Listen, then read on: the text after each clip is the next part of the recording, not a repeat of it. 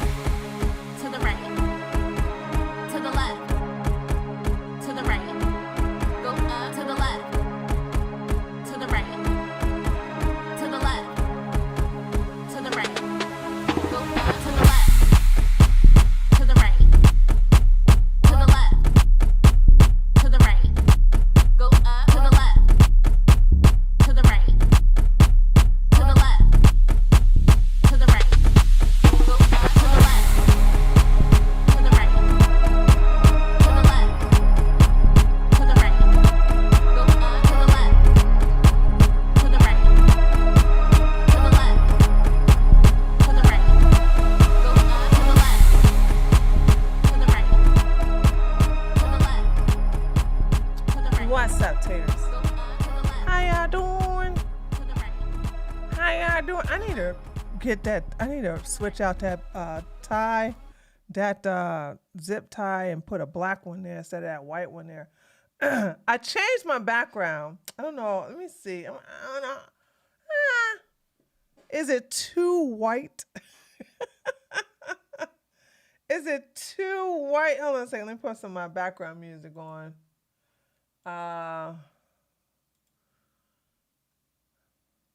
Let's see. Hold on a second. Let me see. Okay. All right.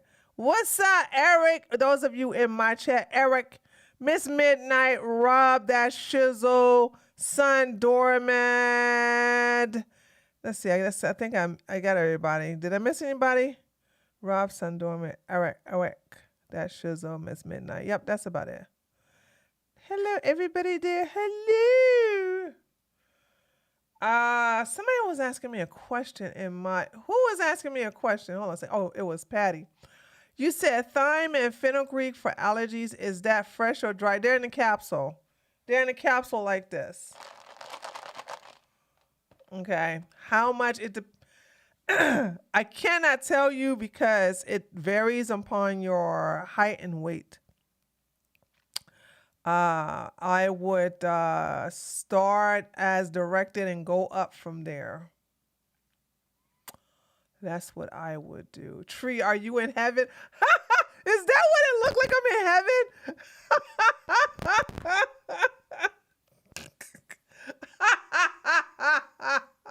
Dad, that is too white, huh? Uh-oh. Is my thing was about to act up. It's a tad bright, Samantha. Okay, I'm gonna go back to my other one. Hold on a second. Hold on. Okay, I just need you guys to be truthful with me. Hold on a second. So hold on a second. Let me change it back. Let me change it back. I wanted something more marble type, but let's see. Hold on a second. Hold on. Bah, bah, bah, bah. Let me go back to what I was at earlier. What I was at. Let's see. Where is it?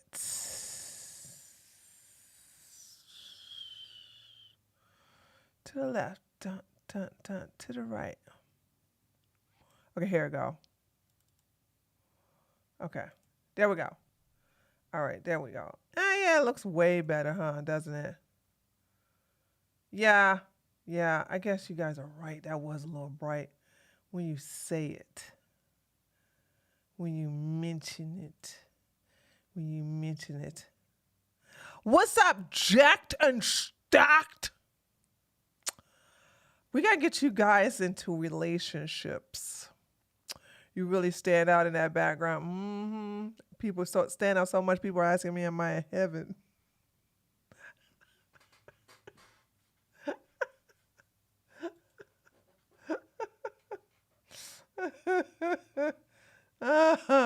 Okay. Okay. Um. All right. Come on. Don't do this to me, soundboard. Hold on a second, guys. I don't hear my background music. Hold on a second. And I may have to fix. Okay, here we go. Oh, there we go. That's not what I want. Hold on a second, guys. Let me. Oh, daggone it! Oh my God, I had it right. Oh my God. Okay, there we go. Okay, hold on. I'm about to go quiet real quick so I can fix my soundboard. Hold on a second.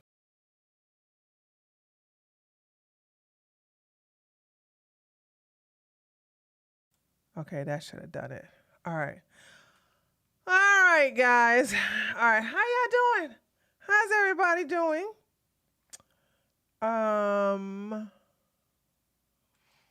Okay, hold on a second. I need to put everybody up. Here we go. Okay, I'm looking at everybody. This background blends with your skin. Well, thank you, Last Seagull. Yeah, I fixed it, TJ. I fixed it. So there's that. So, okay, so listen, we're gonna go over two things today. Y'all know I got a tough group of women that don't play. They don't take no mess, hunty. Um, I can't see how people would live in that much white. I could live in that much white, honey. Now the only time I could not live in that much white is in the bedroom. I don't want an all white bedroom. Ugh. Be washing sheets every day. So I would have an all white living room because no kids. My husband's kids are grown. So and the dog is very trained, so he stays on the floor. So that's one thing. So I could definitely be in an all white living room big time. So let's see. What else? I was gonna say something to you guys. I can't remember at the moment. I can't. I keep forgetting. There ain't no love anymore. My Pharaoh children would have it destroyed. That's what I'm saying. With kids, you can't have no all white living room. But my husband's children are grown and out of the house, and I purposely didn't have any. So it's like, oh yeah, I definitely could keep that living room spotless. You know what I'm saying? It would just be for bragging rights only, you know what I'm saying? But yeah, I would love a white living room. But I would not want an all white home where everything's white, the kitchen's white, the bathroom's white, the living rooms are white, this, that, and the other. Like, what in the world?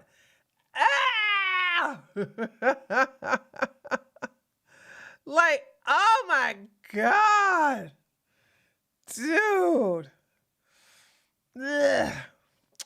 Why did you say you need to get us in a relationship? Because we need to get some of you.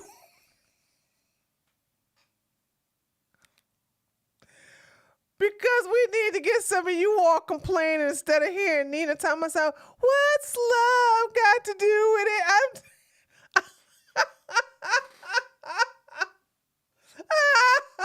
I'm ready to hear you guys go, Tree, what?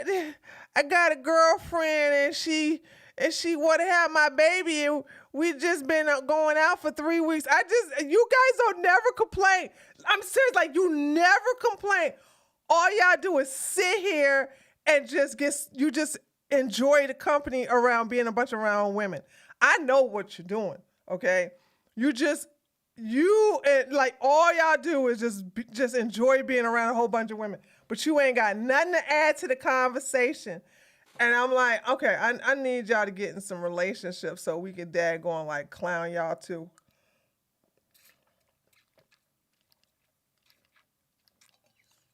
Right now, a lot of our youngins, a lot of our young girls are catching a lot of the heat from me specifically. The only dating service I would allow the chat to get on is the Tree matchmaking machine. That's true. That's true. So there's that. So this is what we're gonna do. I want to react to a video that Shay sent me, and I know this is gonna be totally different. And then we're gonna look at Myron, who's a homosexual. He's a gay man who enjoys other men, hates women, and then a little crusty one known as Fresh CEO, aka Walter. They were on Crowder's show, and from my understanding, I forget the sister who told me about the said the appearance was not that bad. Excuse me. So we're gonna go and watch that too. But I want to do a reaction to this situation with this woman who boyfriend was got into the red pill, and then all of a sudden things went bad. Everybody everybody has a different take than me. And you're going to see why my take is totally different than most people. Damn, that green room would have melt funky once Crowder and Myron went. You know they hooked up, honey, okay? Don't sit up here trying to Crowder try to act like he into women. Boy, please. You ain't even get your wife pregnant the natural way. You know what I'm saying? Like, you cannot sit up here and tell me that you are a heterosexual. You didn't even get your wife pregnant. You guys use IVF. So, yeah. And with IVF, you got to go into a daggone cup. And I'm sure you was relieved with that. What's that, Lily? You were relieved with that. So, don't tell her to act like you a straight man. Not today. Not today, Satan. So y'all know him and Myron was like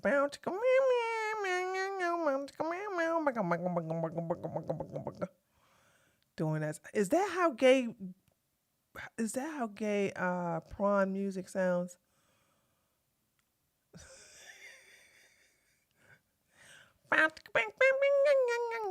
Or is it like club music?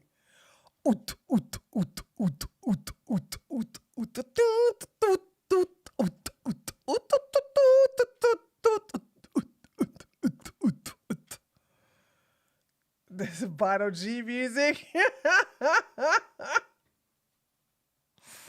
Woo! Usually women are blamed for infertility, but it's common in men. Absolutely, it's common in men. Very common. So I don't know what the people thinking is always the women's fault. Men realize the older you get, the slower your swimmers are. So there's that. Okay. Let's uh let's go to that video now. And okay, hold on. Should we? Yeah, hold on a second. Hold on. Okay. So before we actually break this video down, I want to say something that I understand that women will look at this video and you will reflect on a time where you gave more into a relationship than the man did, and that you were so caught up in him and you begin to see things that weren't there. And women do this a lot. Also, though, I want to say that if somebody is a very bad person, and this is something I want women to think to themselves, you're in love. And love is a bad drug. It's a hard drug.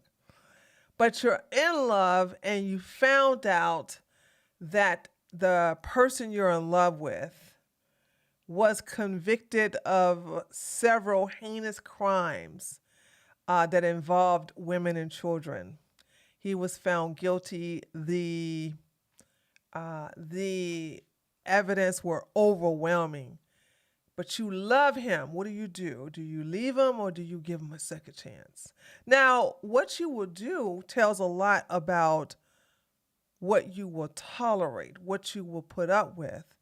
And this is why I'm telling you, when you love yourself more than any human being, okay, then you would see that you made a mistake and you would get out of it. And this is what I always think about when I see situations like this. You know what I'm saying? I can look at this situation and be a little harsh because I'm like, couldn't have been me, because as soon as I see somebody is not what I thought they would be, pew, I'm out.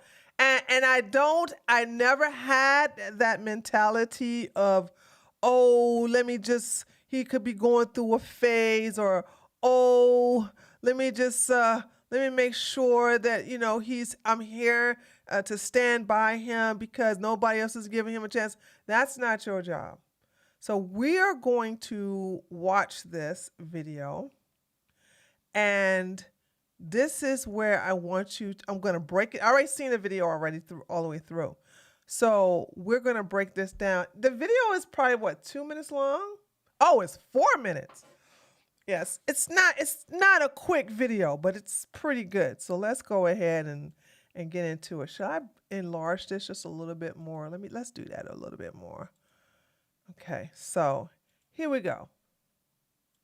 So my boyfriend turned red pill, and at this point we haven't spoke for about a month, and I can't cope with the fact that someone who I saw is so compassionate and thoughtful and intelligent, so caring and open-minded. Lies.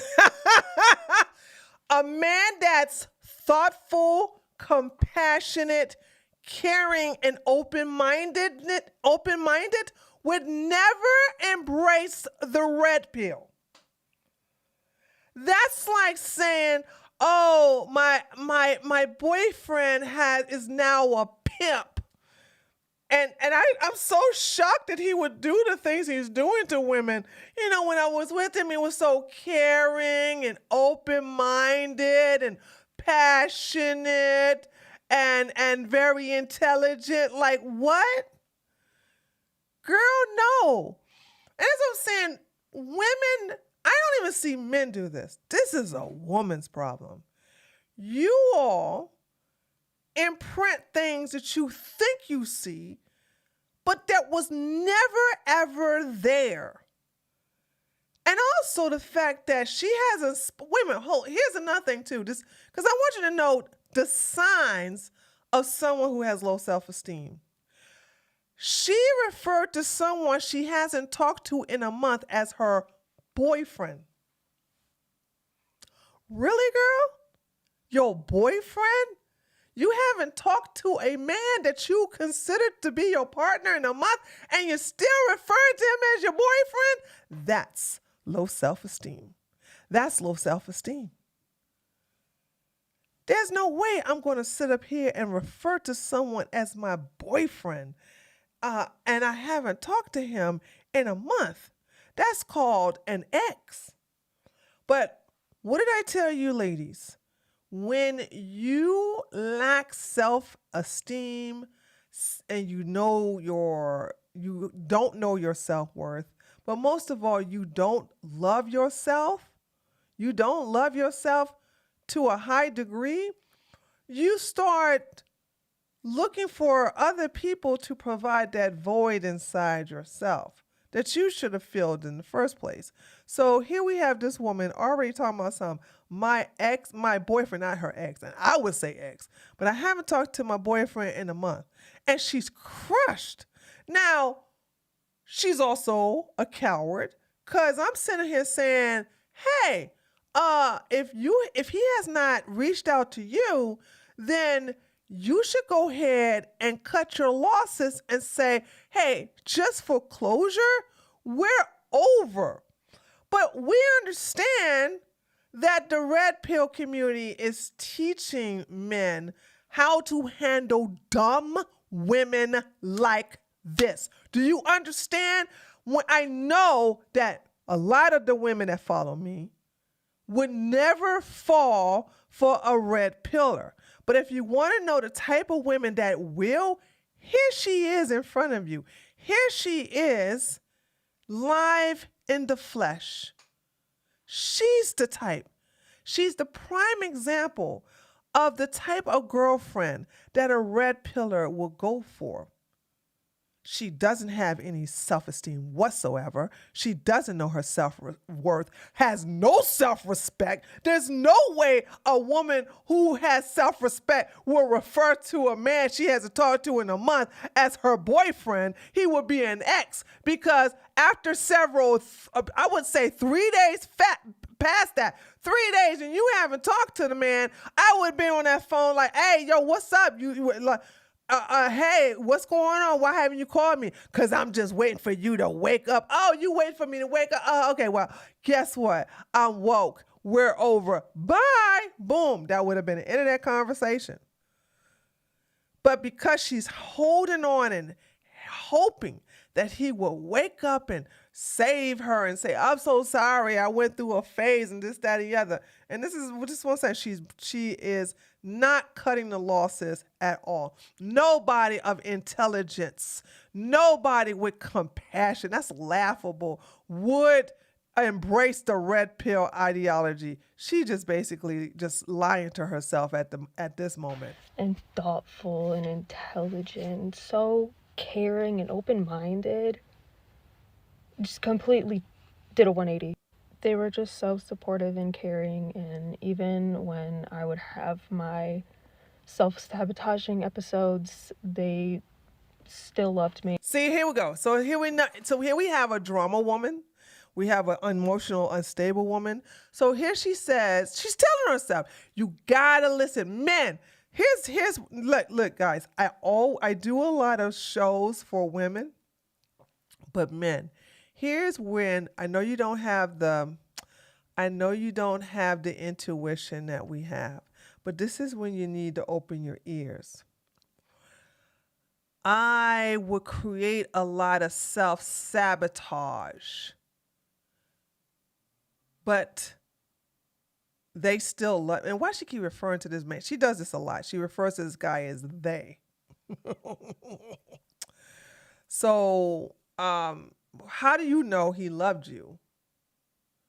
And that's another thing too. Like a lot of times when women don't love themselves, they are easily misled about another man so-called loving him.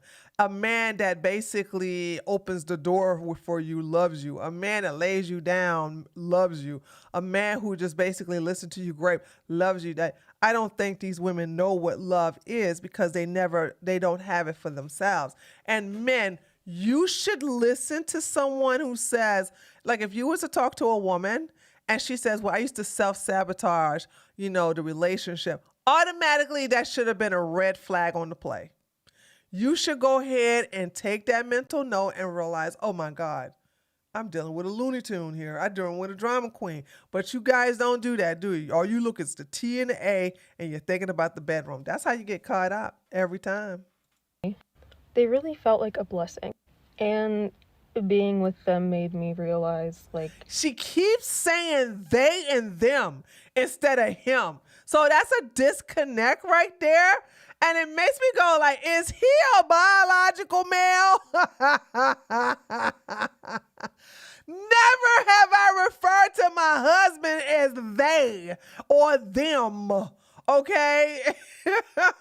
He's a he and a him. All right. So I don't know. Right now, we already know we're dealing with a woman who's, to me, in my opinion, is not mentally well. So that could be another form of cope that she's dealing with by multiplying the dude. But okay. all the things that I needed to work on. But it came to Now, why was that jump cut? Here we go. Let's see. Let's listen to that again. And being with them made me realize. being with them made me realize, like, all the things that I needed to work on. Ladies, now I'm not going to say this to the men. I'm going to say this only to the women. You should never be in a relationship to fix yourself. Do you understand me? You should never get in a relationship when you have things to work on and then rely on that other person to work on those things for you. You're coming to the relationship with baggage. And don't get me wrong, men like that. Some men, well, a lot of men like to be the savior. They like to, save you. Saying, I can save her. I can save her. They're going to sit up here and try to get you to do the right thing. If you talk negative, they'll build you up, blah, blah, blah, blah, blah. Yeah, it gets old after a while. When they realize that you are beyond repairs, they're going to move on. But you should never, ever go into a relationship to supplement what you're missing here, okay? You should have someone compliment you, not supplement you. Supplement means you are deficient, all right? I am deficient in iron, and therefore I have a supplement that's going to build up my iron.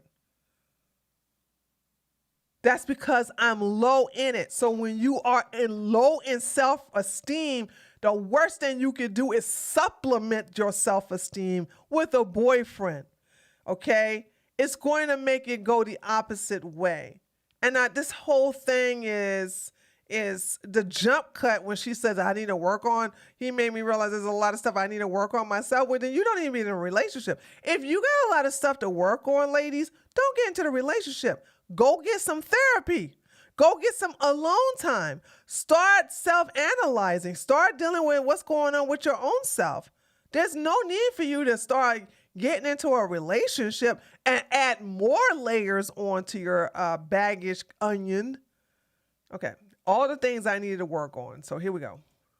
But it came to a point where I started noticing differences in them. Like, I started noticing that they would talk to me like I was like their child. Actually, I'm gonna defend him. When you are broken, you're the ones who's like, he made me realize I had a lot of stuff to work on. You can't even use the man's pronouns correctly. And so you are a child because you're acting like one when you sit up here and you refer to somebody who hasn't called you in a month as your boyfriend. You're a coward. You're a chicken. And I bet you are like a child. By the way, not giving the guy who went to the red pill community a pass. What I'm saying is that, ladies, when do you leave? When do you go, oh, I'm not signing up for this. I'm out of here. Bye. I'm out of here. That's my thing. So now she's all heartbroken, this, that, and the other, haven't talked to the boy in a month, and she's still like, well, you're making a video about it. So yeah, you're a little immature. Like something that they had to have control over. And then it evolved into hypothetical arguments all the time. Like, just about the stupidest stuff about, like, child support and what makes a woman valuable. So that's what I'm saying. As soon, like, that's why I asked that question earlier, ladies. That's why I asked the question earlier. When you find out that a man has served time in federal prison for committing the most heinous crimes ever that involves women and children, the evidence were overwhelming. He did it. You find out that that's what he did. Do you stick around because you're now in love, or do you go bye? Me, pune, I'm out. Now, why did I use that scenario? Because as soon as I find out that my man is embracing the red pill community, okay, I'm like, I'm out. That's zero tolerance for me. But you should know if you are dating a man that will embrace such a mentality. Here is the cheat code to know if you will date a man that will embrace the red pill community. Every last one of these men did not have good fathers to help them, teach them how to be a man. Not one of them. Sneeko, Myron, Walter, Rolo, all these men did not have good fathers, and we see how the Tates turn out. They did not have fathers, good fathers. It's not saying everybody has a father for the most part, biological father, but you did not have a good father that was there to guide you, that was there to teach you what you should be as a man, how you should conduct yourself, how you should be. Now, are there exceptions to the rule? Absolutely. But that's what I'm saying. Like, a lot of people were saying on Twitter, wow, how can somebody like Andrew Tate have such a huge following of men? I said, because there's a huge following of fatherless or not up to date fathers. You can have a father in the home and he doesn't engage with his children at all. He could be mentally checked out and he doesn't teach his sons and loves his daughters and teach them how to be better people. Okay? So that happens a lot. So as soon as she saw, I wouldn't be having this conversation. Nobody's going to sit up here and say, oh, what is your value as a woman? I'm not even having that debate with somebody, you know what I'm saying, who I'm sharing my body with, somebody I'm supposed to share my heart with, somebody I am in a relationship with. We're not having those low-tier conversations. And if she was having low-tier conversations with this man, which I'm sure she was, this should not surprise her. Because a man that's on another mental level, a man that has a high vibrational level, a man of a higher intelligence, and there's no such thing as a man with high intelligence that's part of the red pill community. Not one. You can't name me one. Not one man with high intelligence that is bracing the red pill ideology. That's part of the red pill ideology. There's not one. Not one. So that in itself should let you know that if you are dating a mentally, emotionally, and intellectually inferior man, that he will end up in the hands of red pill content creators. And like what women want in a man, all that. I'm like, I don't know why you're talking to me about this. And it would get so bad because it really just pried at my insecurities, especially when talking about That is impossible if you are secure. That is impossible. Could you imagine? Could you imagine? Hold on. I don't know why you're talking. What women want in a man, all that. I'm like, I don't know why you're talking to me about this. And it would get so bad because it really just pried at my insecurities. Just pride at my insecurities. Baby, again, if you're insecure, stay out of relationships. Stay out of relationships. I don't know why, and I get some stupid questions from insecure women, and because I see your insecurities, automatically from the jump, I say things that will make it obvious that I know that you're insecure. You know what I'm saying? I let you know, oh yeah, I see your insecurities. I'm the wrong person because I'll put a mirror in your face quick. And they don't like it. They never like it. Like, how do you let some red pillar, you know what I'm saying, pull at your insecurities? Girl. I'm saying to myself, like, girl, he picked the right one. That red pill boyfriend of hers, you know what I'm saying? He picked the right one. He picked the sucker and he's licking it every day going time she opened her mouth. Especially when talking about like women whose dads left. So here we got somebody. Now let me just say this too. Hold on. Let's talk about this. I know that everybody don't have the blessings, or they don't have, they didn't have the gift of having a father. Now don't get me wrong. My father was a terrible man to women, okay?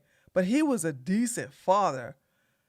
He was strict. He taught me, a lot of stuff about the streets, this and the other, blah, blah, blah. But a lot is how I learned how to deal with men is by watching how he dealt with women. He was an awful husband, awful man in general when it comes to being in relationships.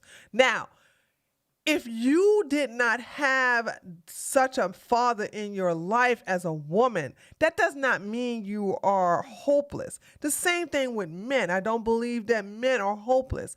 What you have to do is acknowledge that part, that missing piece in your past. And guess what? It's never too late to have a male mentor to guide you now. A lot of people don't realize that. A lot of people think that, oh, I didn't have a father growing up, it's too late for me. No, it's not. You can have big brothers if you're a guy. You can have an elder to be that father figure, to give you some guidance, to give you that wisdom from experience, that life experience, to lead you in the right direction. But don't go no stupid elders, because stupid people that are young grow up to be stupid elders. But you should mirror a man who has achieved what you want to achieve. The same thing with women. You should be able to look up to a male figure, or understand that since that male figure was not in your life when you were growing up, that you have someone that gives you that male guidance, that gives you that parental type of advice. It could be a bigger brother, or it could be an elder too. So it's never too late. But when you realize that you missed out on that growing up, and you don't deal with the abandonment issues, because let's talk about that too. When you don't have a father for whatever reason, I don't even need to know your reason, but there's an abandonment issues there as well. Okay. So you're going to have some insecurities. You're going to have some self-esteem issues. That's also going to come with some low self-worth and respect. And all of this can be rectified. all of this can be dealt with forgiveness, with also forgiving yourself, telling your little child back in that day when when your father left, if he was around at all, that you're there to protect her, you're there to help guide her, and that you will attract, if it's not your husband, if it's not a father figure, a church member, you will attract a male into your life that will give you guidance, that will basically teach you, that will be the father figure that you never had in a biological father. It's never too late. It's only too late when you realize, when you grow up in that victim mentality of, I didn't have a father, so woe is me. Don't play that victim route at all. Left, and I would always just end up crying and asking why. Like, why are you doing this? And as someone who has... That's another thing too, is the whole thing of, I can't, this is something I can't relate to, ladies. Okay. If you can, then I'm glad that you're not allowing someone to treat you, but I can't relate to being in a relationship where a man makes me cry. He purposely says things that's going to make me cry. I don't have a file for that. I can't even relate to that. And I know some women friends who had men like this in their lives that triggered them to be furious or to start crying, breaking down. And you understand that is a control method too, to just strip you of all your esteem and self-worth till you're just wailing like a baby, begging for his approval, looking for some kind of validation from the man that you chose, by the way, that you chose. So I'm just sitting here saying, as soon as somebody's trying to make you cry, or he made you cry, first of all, ladies, don't you ever give somebody that type of power. Do you understand me? Don't you ever give any man that type of power to switch the emotional light off and on. Cry, don't cry. Cry, don't cry. Cry. Ain't no man never had that type of power over me, ever. I can't relate to this. It's like poor emotional control. It took a lot to not just like blow up all the time. And it was so hard to You should have left, idiot. You should have left the relationship. You said, oh, I didn't sign up for this. This man sounds like a narcissist. This is what you call emotional abuse, by the way. I want you to see what this is about. But she's allowing it to happen. She's staying in it. Step back and be like, okay, that's like, he's just going through a weird phase. That's not the person who he is. It just... Why, yes it is! You are coping and seething. Why he You was just always can't that accept way? what you're seeing. Yes, you're coping and seething. The truth it is scalding, and now you are molding and coping. Oh my God. Coping so hard. Oh my goodness, girl. How could you say this? They were always that way. You, with your rose-colored glasses, refuse to see it. You, with your fantasies, refuse to see it. It was always the same thing with guys.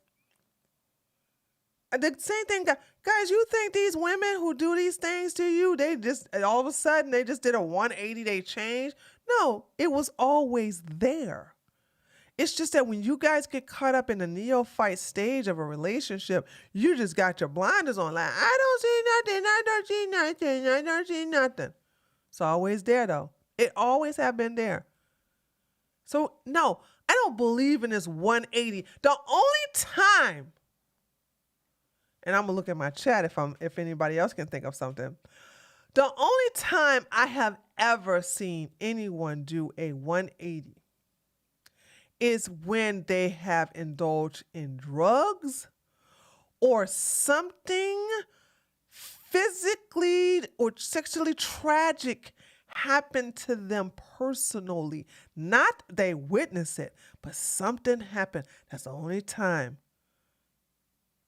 I've seen people do a 180 because of that trauma they had just recently experienced. Okay? Yeah, you do a 180 then. Or drugs. Yeah, you do a 180 too. Other than that, you always been that way. You always been that way. I don't see no other reason for anybody to do a 180. You just saw what you want to you just saw what you wanted to see.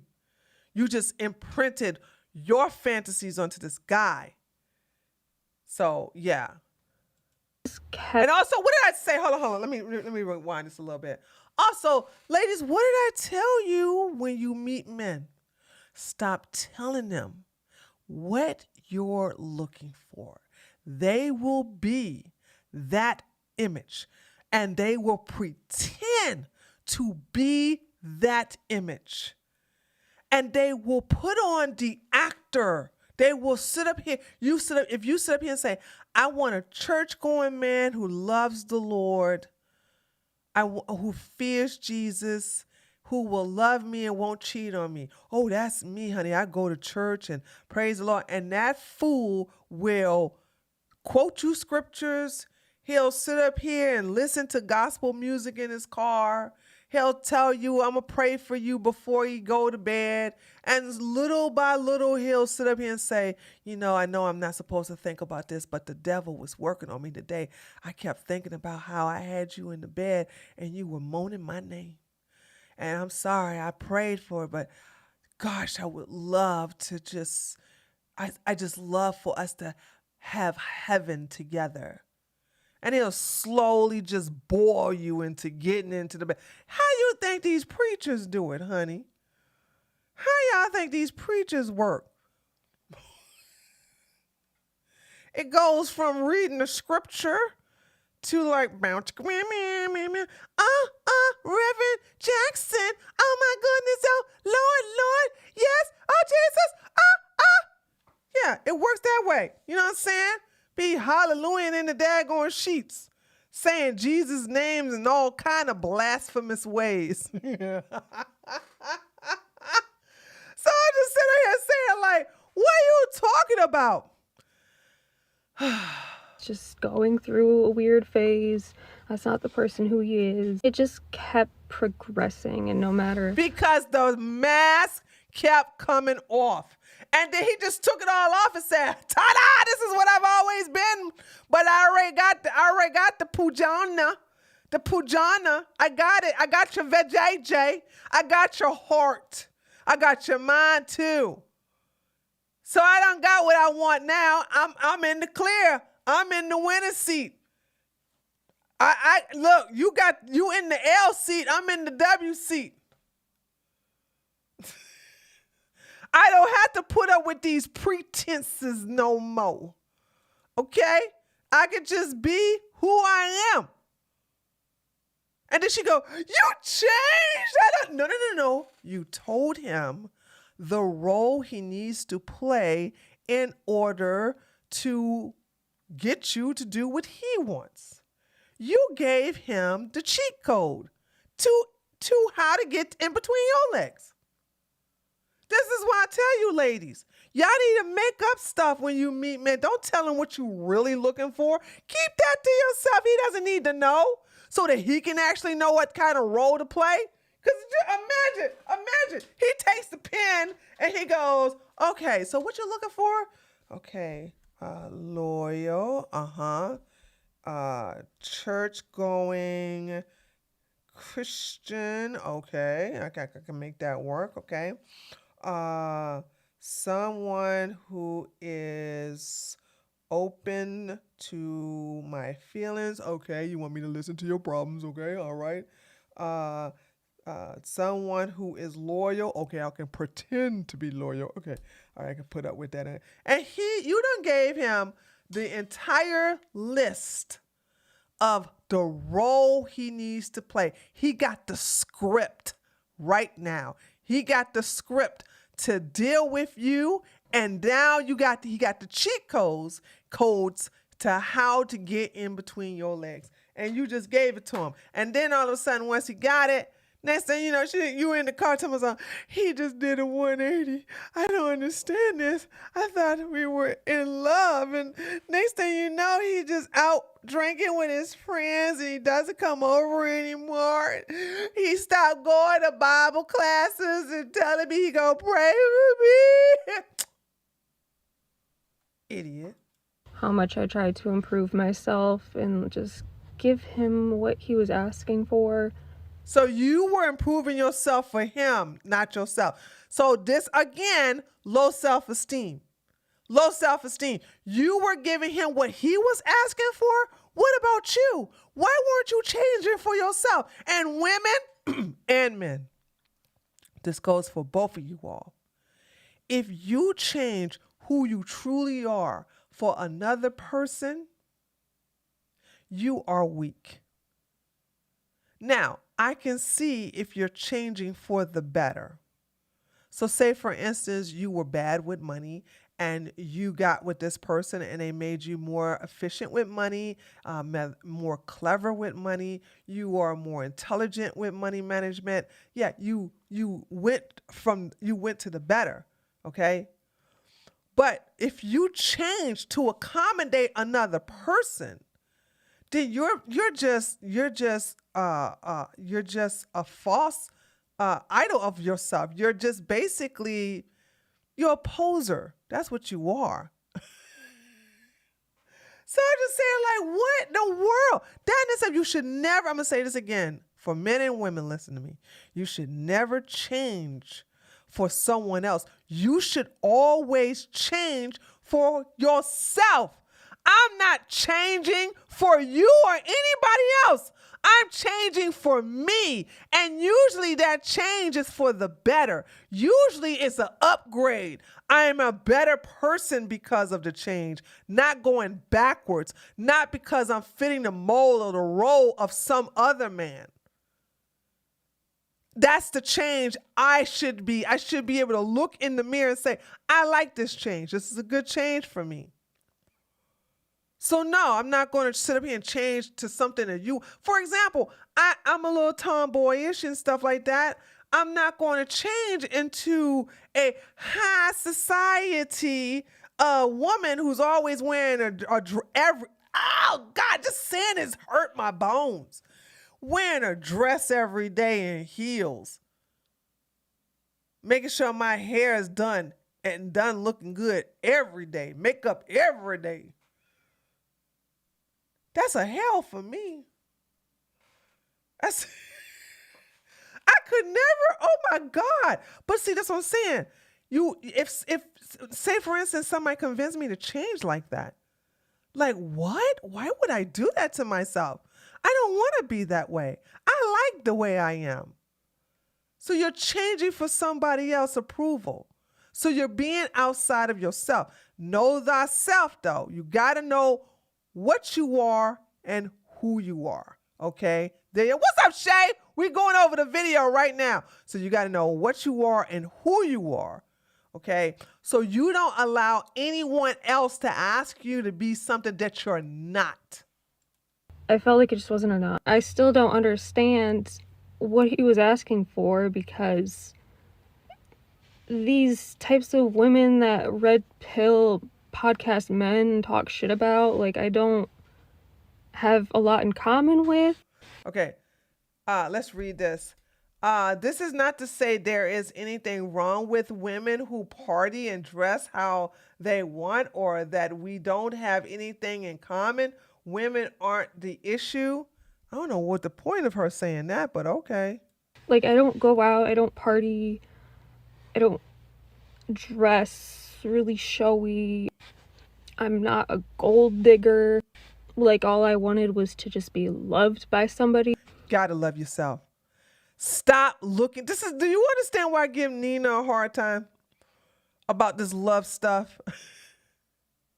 Because you got to sit up here and you're looking for someone to love you. The number one person you should that should love you is you. Honey, I love me so much. Can't none of y'all love me. My husband, my friends, my besties, none of them can love me more than I love me, baby. I loves me. And because I love me, I will attract people on that level. There's no way I'm going to sit up here and look for validations and love in other people. I should have it in myself first. And what did I tell you? When you have that big hole missing in your heart, no one can fill it. No one, no amount of love anyone can give you is going to make you feel love. None. This is the reason why. And you know when I realized this, when Robin Williams passed away, because he took himself out, and I'm saying to myself, Robin, so many people loved you. So many people loved you. How could you do that to yourself? How could you do something so selfish? Because Robin didn't love himself. He had that emptiness. Jokes wouldn't fill it. Accolades couldn't fill it. Awards couldn't fill it. Money couldn't fill it. Women couldn't fill it. Nothing could fill it. No matter what he was given, no matter what it was that was bringing, no matter what he obtained, nothing could fill that in his heart of the lack of love he did not have for himself. The same thing with the Tates. I hate these two idiots, but look at the Tates. You understand that there was all these women, all this money, all these cars, all this luxury, all the fame, and he still is empty. It's still not enough. It's still not enough. And now them clowns about to go to jail. And you know what? I said when he's found guilty, he's going to do a minimum of 10 years. He's going to be broken before 10 years get out. Before 10 years, he's going to be broken because the very thing that he thought could supplement the emptiness that he had in his heart from his ancient daddy, okay, is going to be not there. You're not going to have your Bugattis and your Ferraris and your Lambos. You're not going to have all these beautiful women bringing you coffee and doing all this other stuff you want to do with them. You know what I'm saying? You're not going to be able to come on the internet and tell everybody your newfound philosophy on Twitter. You're not going to be able to do any of these things anymore. And that's going to drive him insane. But anyway, so once again, stop looking for other people to love you if you don't love yourself. I felt like I was being torn apart. Like I did this, but it wasn't enough. I don't know what to do. It just wasn't. You leave. When you don't know what to do, you leave. That's what you do. You leave, you go to therapy. Did this, but it wasn't enough. I don't know what to do. It just wasn't going to work for them because I was too American. And Here we go again. It wasn't going to work for them. She does this throughout the entire video. But she used the words boyfriend. So this is a little mental illness there too. Because I'm too American, I didn't understand. So she's dealing with a passport bro too, I guess. It just wasn't going to work for them because I was too American and I didn't understand. And the women overseas are better. And it just really broke my heart. It broke my heart so bad. And it got to the point where my family witnessed it firsthand, like what they were doing. And there we go again, what they were doing. That's when it ended. And I can't find closure because I'm like, what? You can't find closure because you still call the idiot your boyfriend. Wait a minute. Hold on. She just admitted that it ended, but she said, I can't find closure, but you still refer to this idiot as your boyfriend. So who's the one who's not bringing it to a close?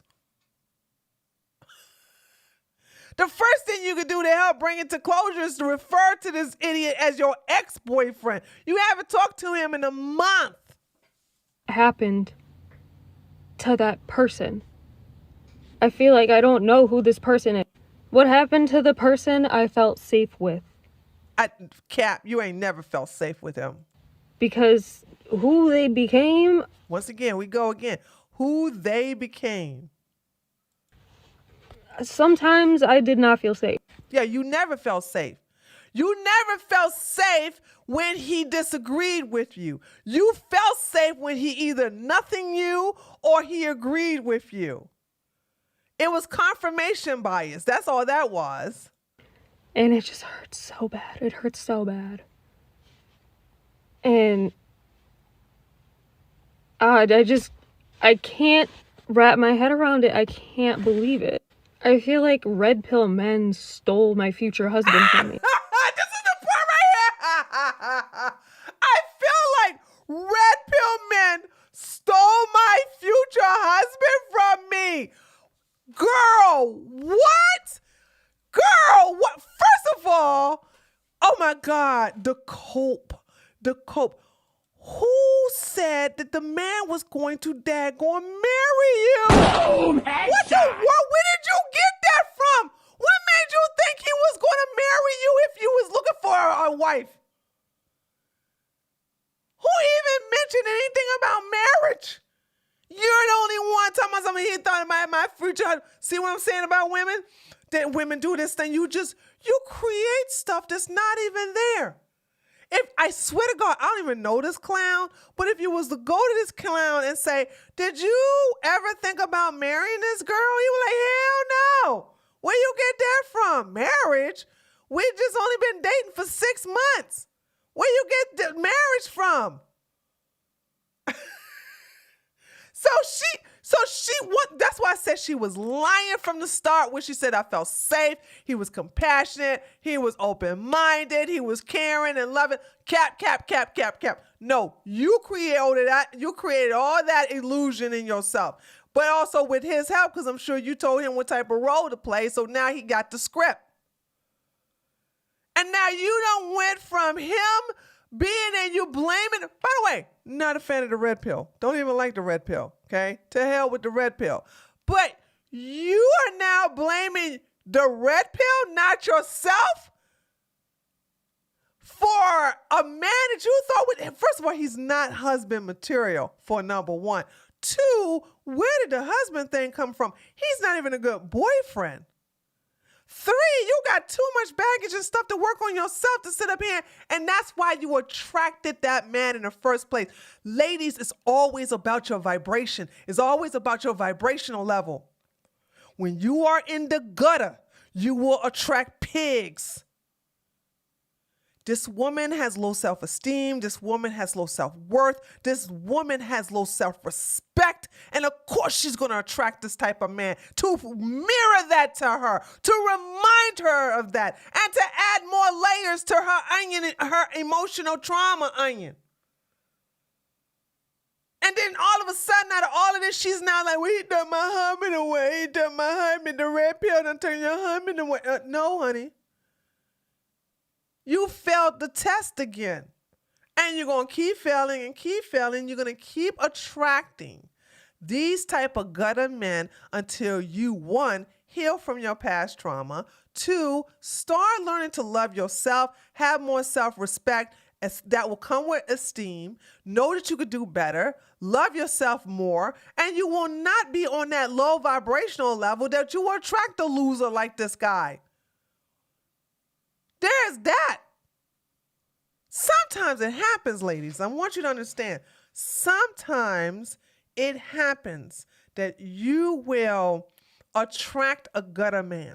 Don't be hard on yourself. I want you to understand this, all right? I want you to understand it happens. When it does happen, you have to step back and go, uh-oh, where am I in my head? Where am I on the self-love scale? 1 being the lowest of the low, 10 being the absolute God tier high. Where am I between the scale of 1 and 10? Where am I falling on there? Why do I feel that way? Because then you understand why you are attracting certain men that way. And you can fix it when you acknowledge it. 1, by taking accountability. 2, by also looking at yourself and seeing where you are in your head. You got to understand this vibrational level, and you being in certain people's radar. Okay. because I really, really thought this was the person. This what's And the even person for what? This daggone it. This was the person for what? And that's when it ended. I did not feel safe. And it just hurts so bad. It hurts so bad. And I can't wrap my head around it. I can't believe it. I feel like red pill men stole my future husband from me because I It makes me really, laugh every time. really thought this was the person. The person for what though? The person for what? And even after talking about this, I'm like physically shaking because it was just so bad. You're physically shaking because you chose an idiot who mirrored back your insecurities, who mirrored back your low self-esteem and low self-worth, but most of all, who mirrored back your lack of respect and lack of self-love. That's what you're shaking for. So there's a lot of things to blame the red pill men for. This ain't one of them. It's all you, honey. It's all you. Like at this point in my life, I don't want anybody. Good. Some of y'all need to be alone for a while. But see, here's the deal. Here is the deal. You should be alone and recovering, not being alone playing the victim, and then letting all your experience transfer to hate. And this is when you become a feminist, or you become someone who just hate human beings, and then you get lost in veganism. That's the thing. You become a bad person when you go and separate yourself, which I support. And then wallow in your self-pity and your self-hatred. You want to blame everybody else, and you become better off. You become worse. You become bad.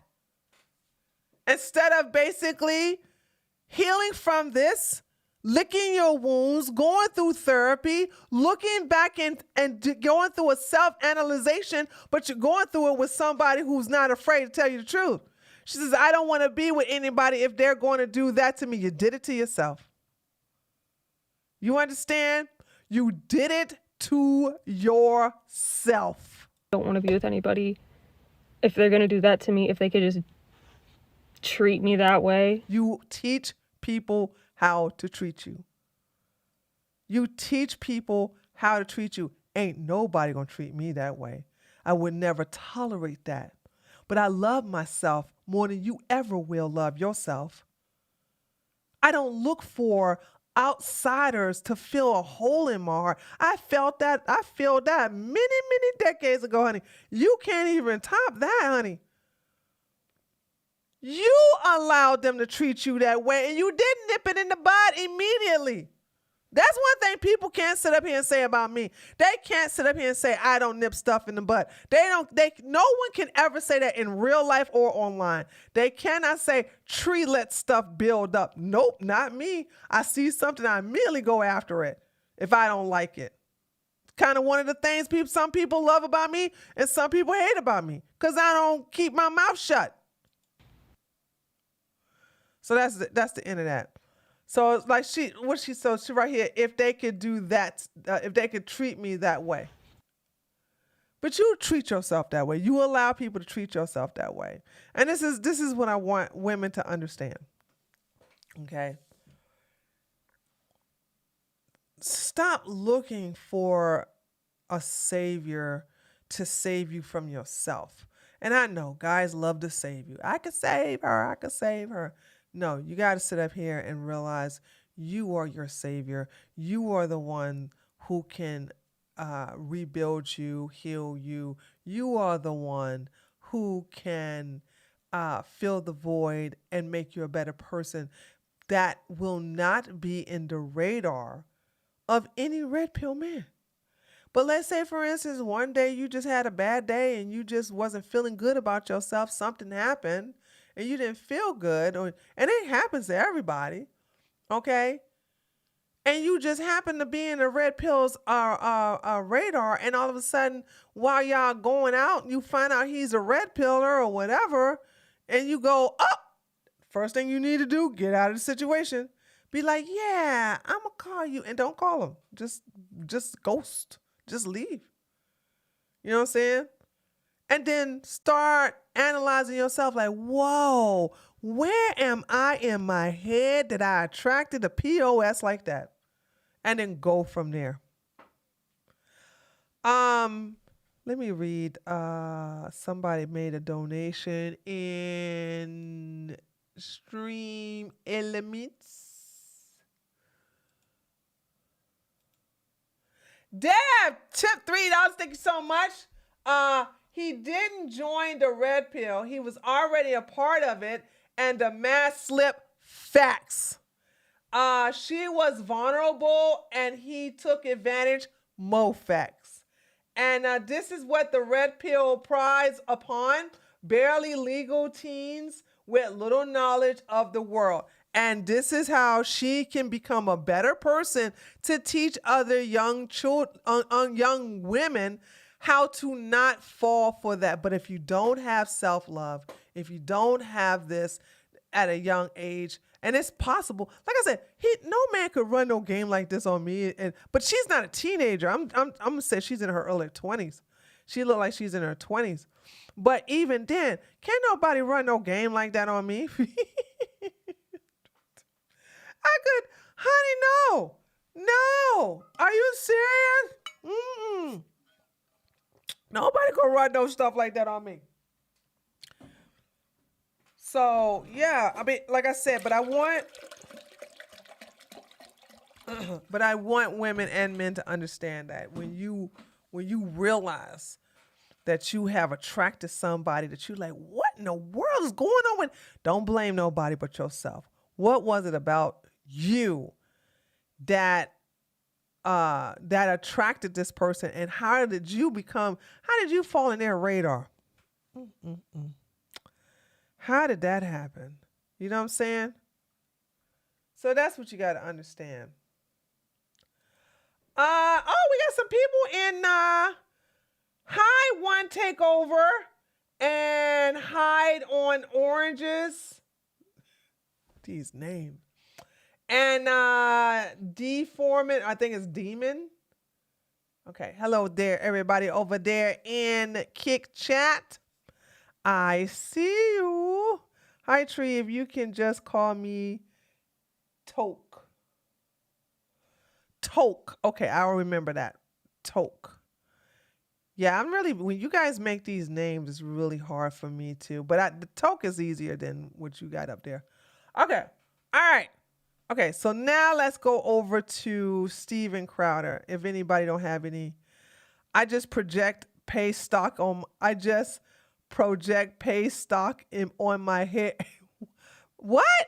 Oh, I just project pay stuck on my head. Let's laugh at some bottom G clips at Tree to lighten up the. Yeah, we're about to go there right now. We're about to go over there now. So, Fresh and Fit. Myron and his Myron, who's a homosexual. First of all, let's. So, I came onto my computer and Lily sent me this and some. Monolith also at me on it, right? And here you have. This was yesterday, but I already knew. By the way, I knew. I do a lot of voyeur stuff. I just don't tell people. But Fresh and Fit moved into their new studio. They're no longer in Myron's apartment. And so it's a bigger studio, it's a commercial place. And they had announced that they were going to be on Steven Crowder's show today, right? Because this reveal was on Monday. So I had already knew on Monday that they were going to be on the show on Wednesday. So when Steven tweeted this yesterday, it wasn't a surprise to me because I already knew this was going to happen. So here we have Steven Crowder says, joining me tomorrow morning in third and fourth chair will be Fresh and Fit. Tune in 10 a.m. Eastern time. You won't want to miss this. And so you know me, right? So he go Monolithic, right? He at me in this, but Lily had already sent me the tweet, and he goes laughing my fucking ass off. The Crowder Red Pill Alliance. I'm not shocked by the Red Pill Alliance. I'm not shocked by this. Oh, Shay Z Channel. Ice cream so good. Yes. $5 Canadian. Can you please do an ice cream young gang for me? Love you, Tree. Gang. Ice cream so good. Tree, you are right. I need to respect myself before I want others to respect me. Michael, you part of my Tater clan. I know you have some respect for yourself. I know you have some respect for yourself, Michael. But yes, you should respect yourself. When you respect yourself, you will never, I promise you will never allow anybody to disrespect you. That would be against your religion, honey. You will never allow that at all. So then I said, this is what I said. I said, I watched Fresh and Fit new studio reveal live stream 2 days ago, and they announced that they were coming on Crowder's today and Tim Pool next week.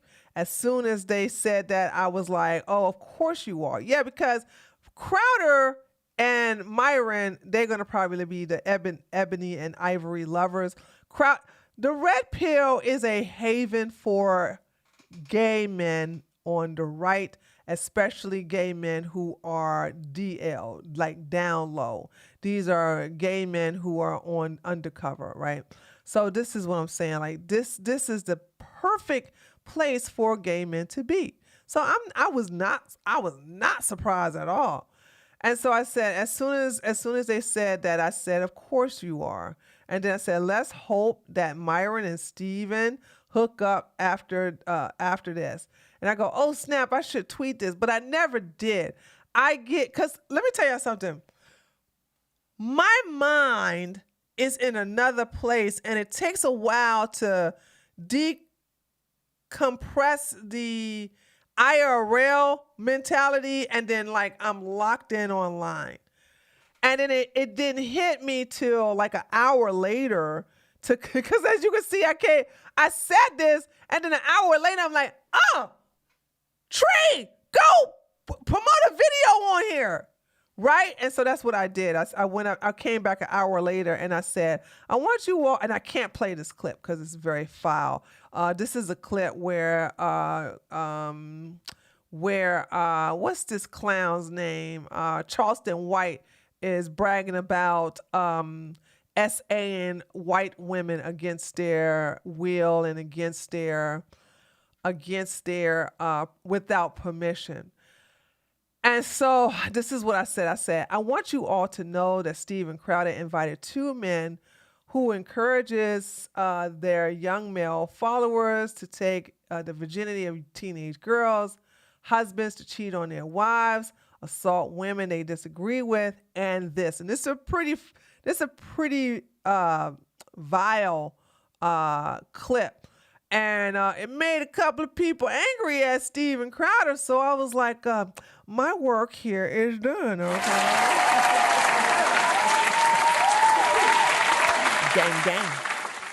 Gang. Okay?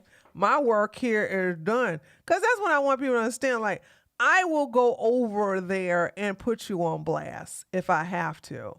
But sometimes I just forget about it. It's like it doesn't hit me to do that. So now let's watch the video of Steven Crowder. Now, who was that was, who here was telling me, giving me the rundown? The only reason I'm watching this, because one of my female soldiers that's from Twitter was giving me the breakdown of it, and the way she described it, I was like, okay, that sounds a little bearable. But oh yeah, Steven Crowder has he has a gay mustache. So these gay men go through these phases where they get the gay stash, right? Because you know, Nick Fuentes did the gay stash too. So now Steven Crowder is doing the gay stash. And the girls in my daggone comment section was putting up a whole bunch of village people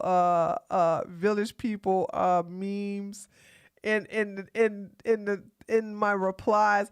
And I have to admit that I had no idea that the village people were that gay. Most of them, except for the Indian, had gay stashes.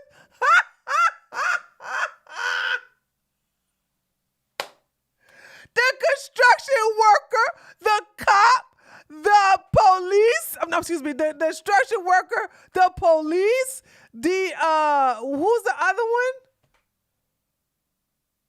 It's 5 of them. Oh, shoot, let's go look at them myself. Hold on. I'm not, oh yeah, and Elijah Schaefer got a gay stash too. It's like they're all saying, hi. Now Bryson Gay's gonna, Bryson, the village people band. Watch Bryson Gray get a daggone, get one. Okay, hold on. Here we go. Okay. Oh, this is old. What? No. Okay, here we go. There we go. Here we go. I don't know what I was looking at earlier. Okay. Oh, can you guys see this? You can't see all of them. There we go. Bam. All right, here we go. What is he supposed to be? The army guy? See, this is how you got gay. Doesn't he look like Mr. Slave from South Park? As a gay, I think the gay stash is really cute. But I always prefer clean-cut, fresh-shaven as I am. I don't like it.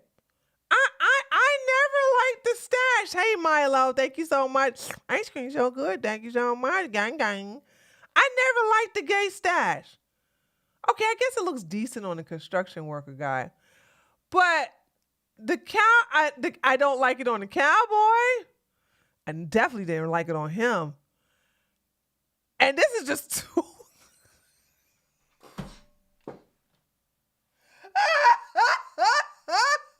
This is just too much right here. The leather daddy, okay? I'm just saying, like, the only one I like is the Indian. I don't know who he's supposed to be. But,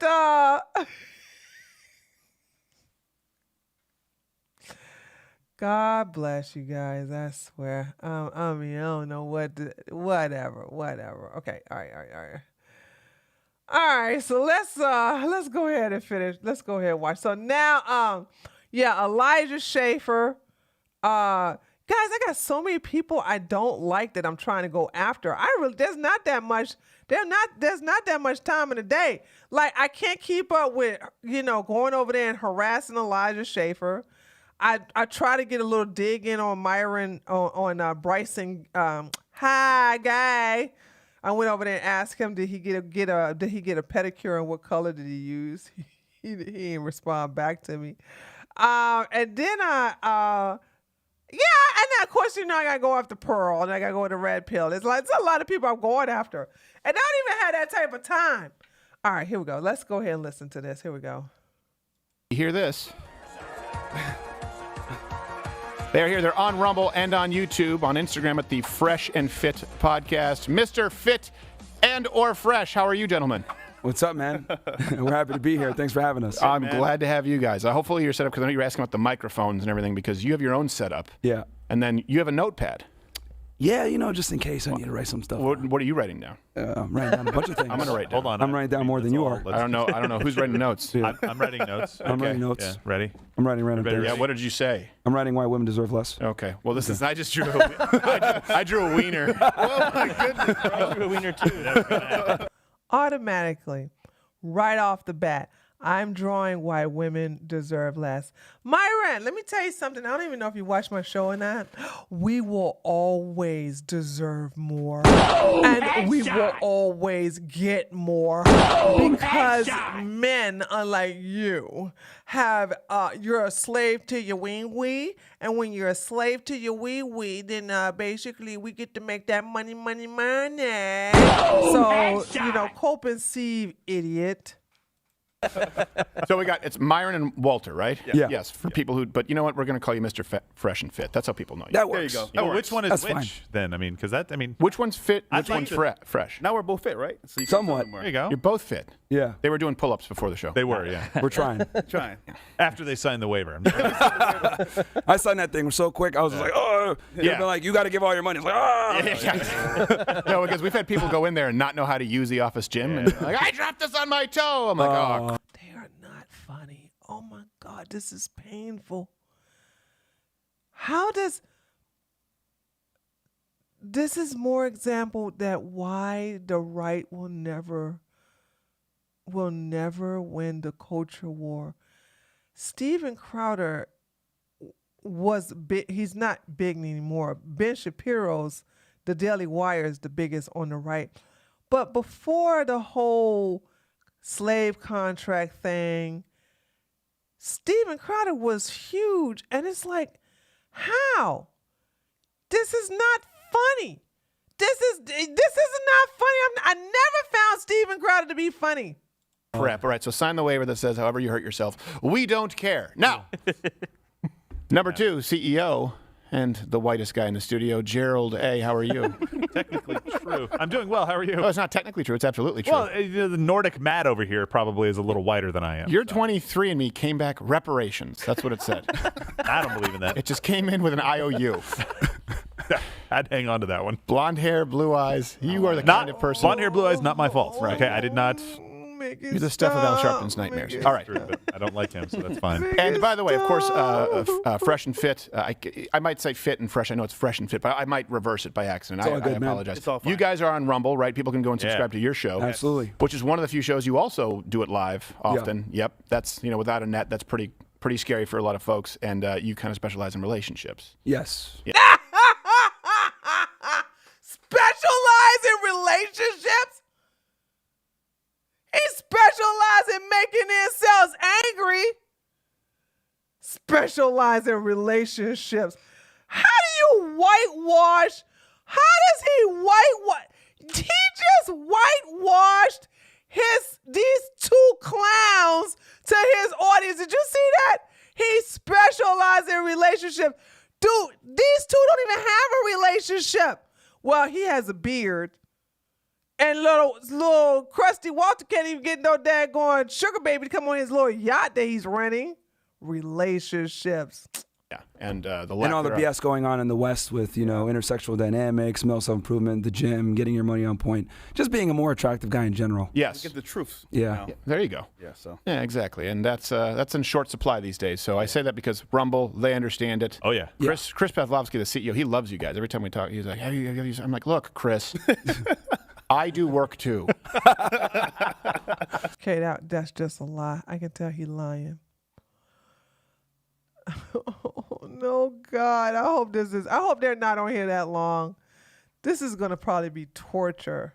So if at any point I say that you see this, if you're watching on YouTube, head on over to Rumble. That's the YouTube dump button. So you guys can say whatever you want. Yep. And then someone just hits that dump button and it'll still broadcast on Rumble. Yeah, we do the same because it's like, oh, we're going to say something crazy. We call it the Shadow Realm. Oh, when they're on YouTube, like, we're going to Shadow Realm. Yeah. You guys got to come on over there. Rumble, man. Shout out to Rumble. That's where you show up and techno music plays and you meet Reptile. That's right. I was about to say, thank you very much. It's very 90s video games of you. All right. So let's lead with this. Before we get to the homeless marauding butt pirates in California, let's get to there's a TikTok video here of an influencer. Now, some people would say, gold-digging harlot. I would never say that, though.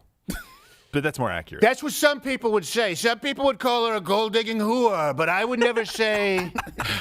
Why is Donald Trump Janice I'm Rossi? just saying, other people would say that, and I say, no, that's not nice. But then they say she is, so maybe.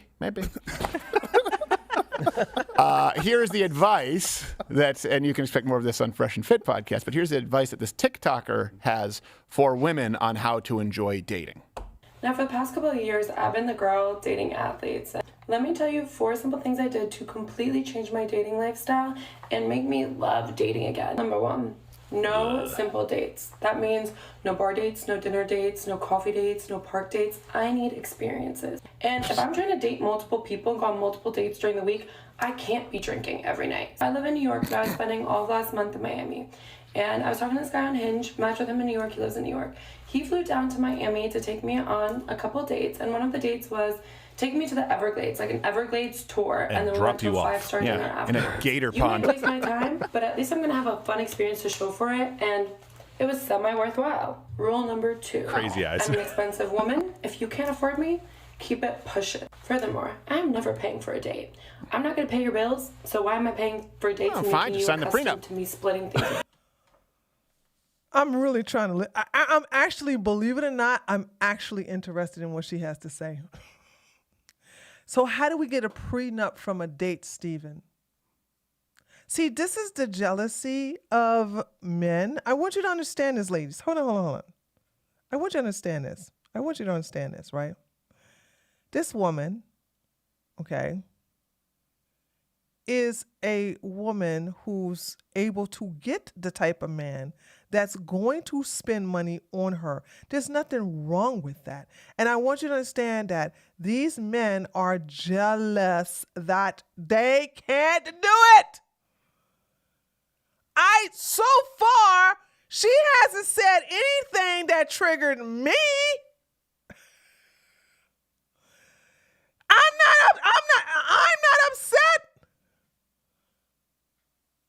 Okay, I'm saying to myself, like, if she is going to get these high society men, the men that are going to come after her, they're going to have to, but the men know this. This is not a blue collar worker type of chick.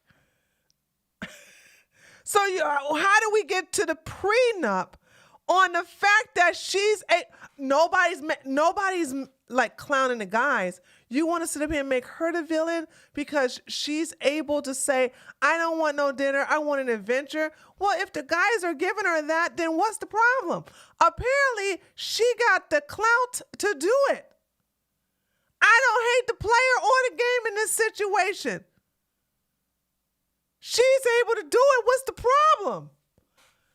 Yeah, they do want to be women so bad. And they're jealous that women can basically name their price, name their conditions. They can set the ground rules. What's the problem? Okay. and then we went dropped to a you off. 5-star dinner Yeah, in a afterwards. gator You might pond. waste my time, but at least I'm gonna have a fun experience to show for it, and it was semi-worthwhile. Rule number 2. Crazy eyes. I'm an expensive woman. If you can't afford me, keep it pushing. Yeah, okay. This is what I'm talking about. You know your worth. She knows her worth. She tells you, hey, I'm an expensive woman. You can call that gold digger you want. It doesn't matter. And I don't hate gold diggers at all. All right? Okay? So I'm sitting here saying, if she said she's expensive, what's the problem? She named her worth and men are paying it. I don't see the problem here. Furthermore, I'm never paying for a date. I'm not gonna But I never paid for a date either. So, but apparently she's getting a bigger adventure, than I ever had in my life. pay your bills, so why am I paying for dates Oh, and fine, making just you sign the accustomed prenup. to me splitting things with you? It ain't gonna happen. People tell you your standards are too high. They aren't. Nice. Okay, girl, go ahead. Hold on, but let's look at it though. Let's look I'm at not it. gonna pay your bills, so why am I paying for dates Oh, and fine, making just you sign the accustomed prenup. to me splitting things with you? It ain't gonna happen. People tell you So, this woman is the type of woman you will see on Sugar Babies. This woman is the kind of woman you're going to see in expensive bars and expensive parties. This is the type of woman you are going to see in the VIP section. This is the type of woman that is introduced and is invited to exclusive clubs. Look at her. She looks expensive. And them flowers are not cheap either. So I guess we got to listen to them get jealous behind this. Listen, ladies, listen to me. I want you ladies to understand this. You hear me? Do not hate on women like this, or you'll never be one of them. Now, I have no intentions on being a woman like this, because I had my own version when I was younger. So I can't hate on something that I had another level of doing similar. So I knew my standards. I told my standards. I laid them out. The ones that can meet my standards met them, and then some. The ones who overachieved stayed around. The one who underachieved and who could not meet my standards were just told to fuck off. I'm just saying, what's the problem?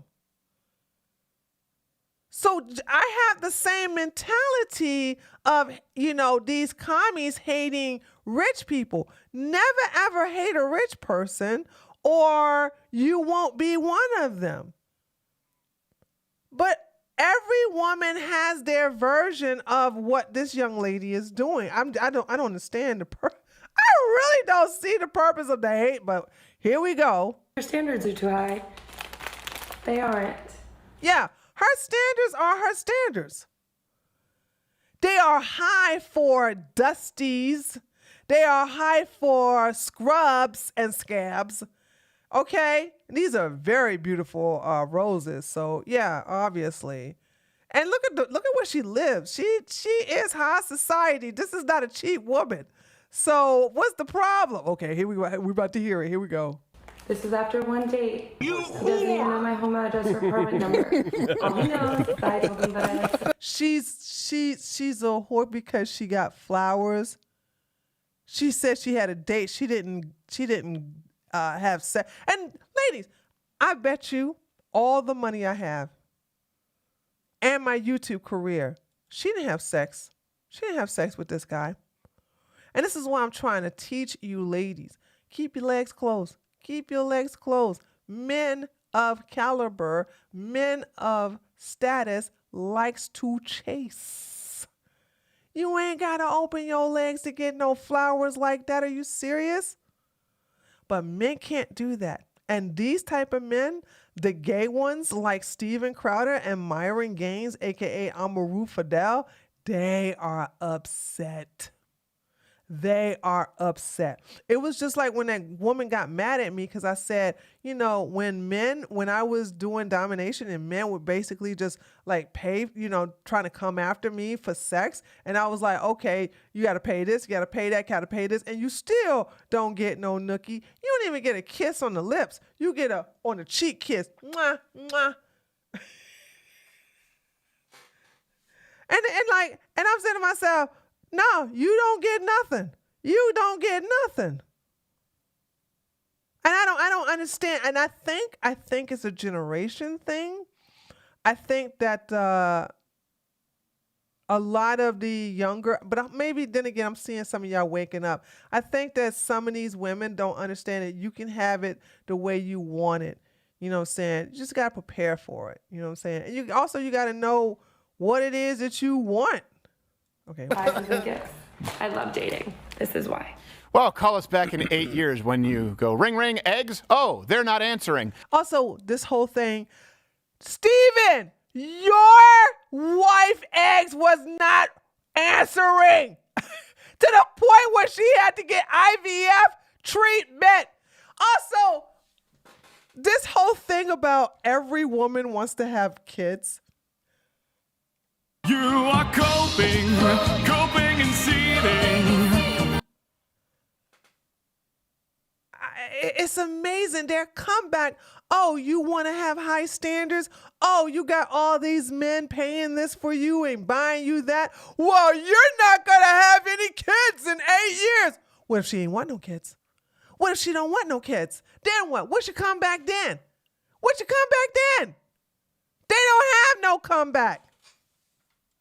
Now, I love it. It's like she's like, I'm an expensive date. It's like, oh, Sherry's berries. Let me take my top off. I mean, Roses? How did that happen? Yeah, this is the advice that you're giving to young women. Look, and this is the thing. I did not see anything wrong with the advice, actually.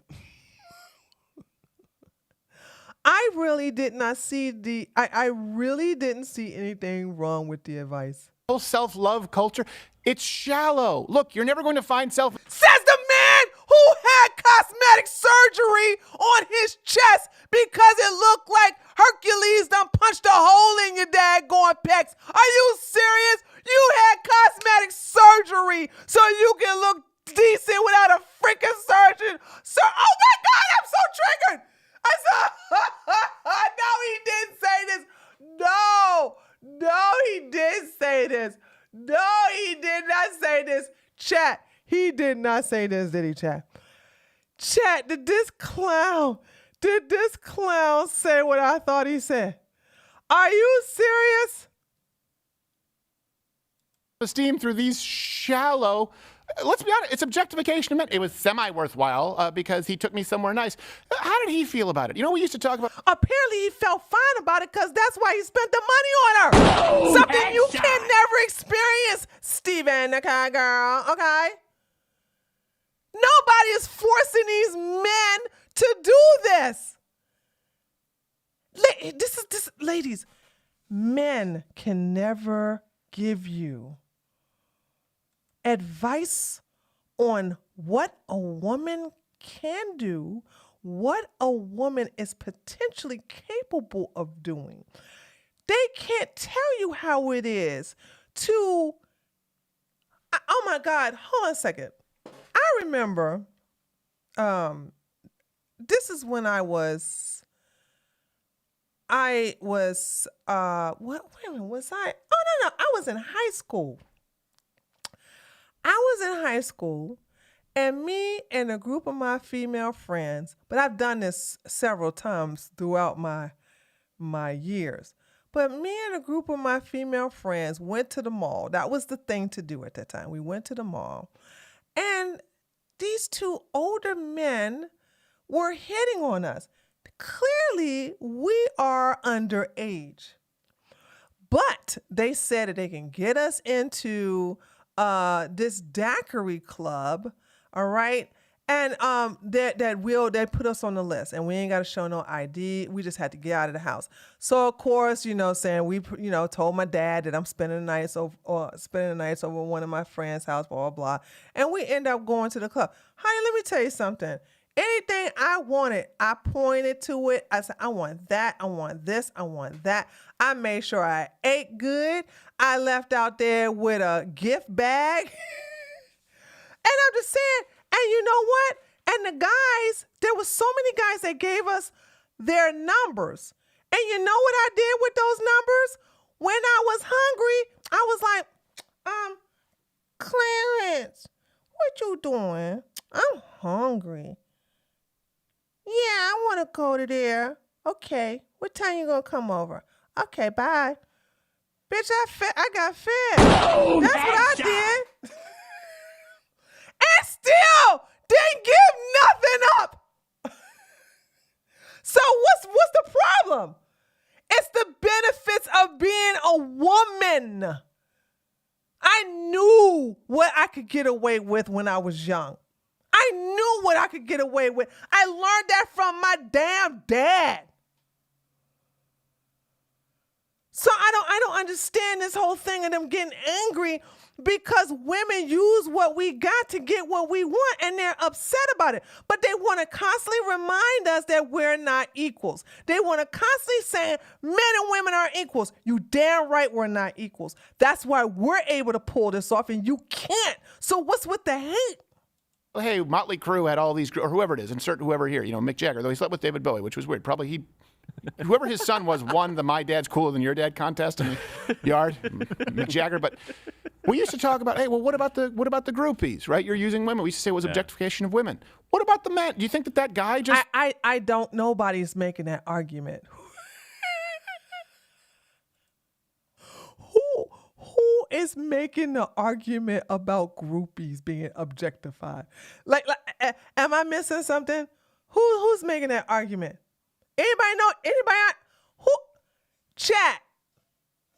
Toka, you making that argument? Where did we just go with the groupies? That's what I said. I like.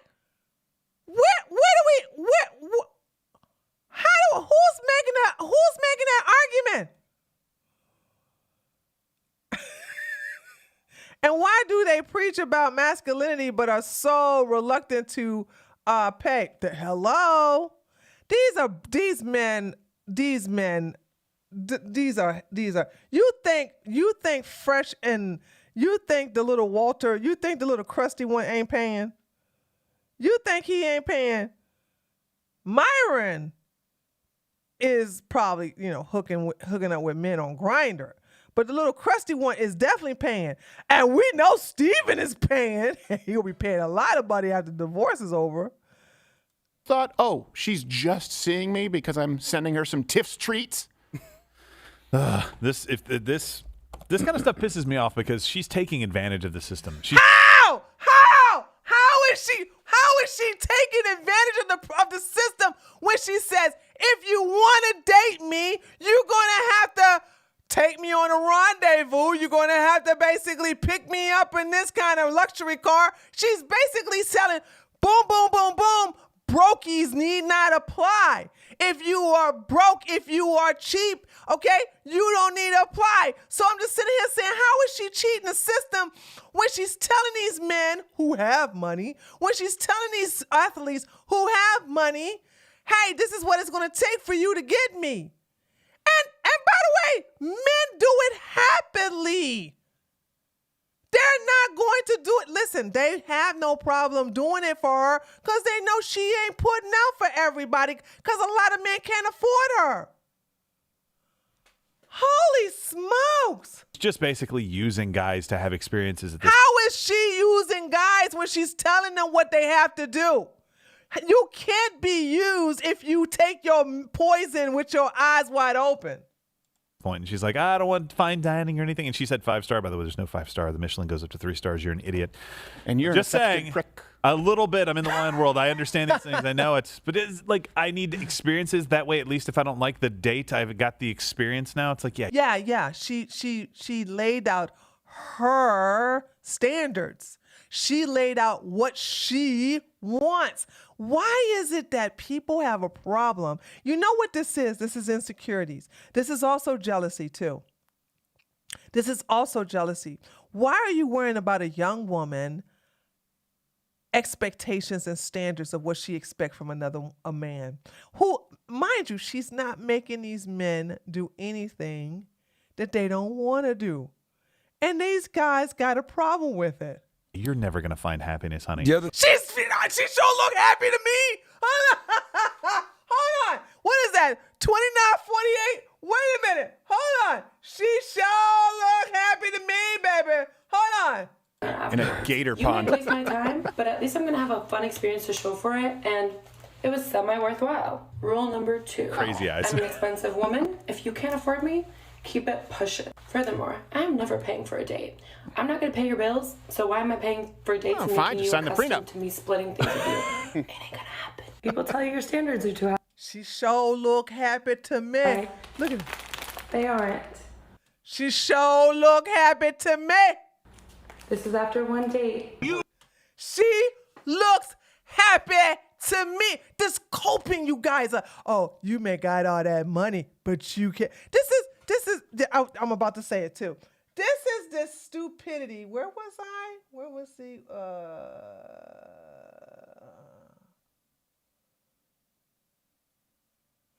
This is. Hold on a second. I know it's, but it's like I need experiences that way. At least if I don't like the date, I've got. Okay, here we go. You know what this reminds me of? This reminds me of poor people coping about their status by saying, yeah, what these old rich people got all that money, but money can't buy them happiness. Y'all hear that shit all the time, right? Y'all hear that all the time. Oh, yeah, well, money can't buy you happiness. Let me tell you something. Money can buy you a lot of happiness. Money has made me very happy. I don't know what they talking about. So this is this coping that these guys are doing to myself. Where you can't be happy. She look happy to me. at the experience now, it's like, yeah, you're never gonna find happiness, honey. The other She's thing with happy. her, which, this is womanese, basically, and I translated some of it for y'all. Oh, did you? Yeah, basically when she says no Okay, here we go. Here we go with the homosexual is going to translate what a woman has that he will never get. Let's listen to this stupidity. simple dates, what she's basically saying is that I don't go out with guys that I like that much, so I need to make sure I get some kind of benefit from going out with you. What?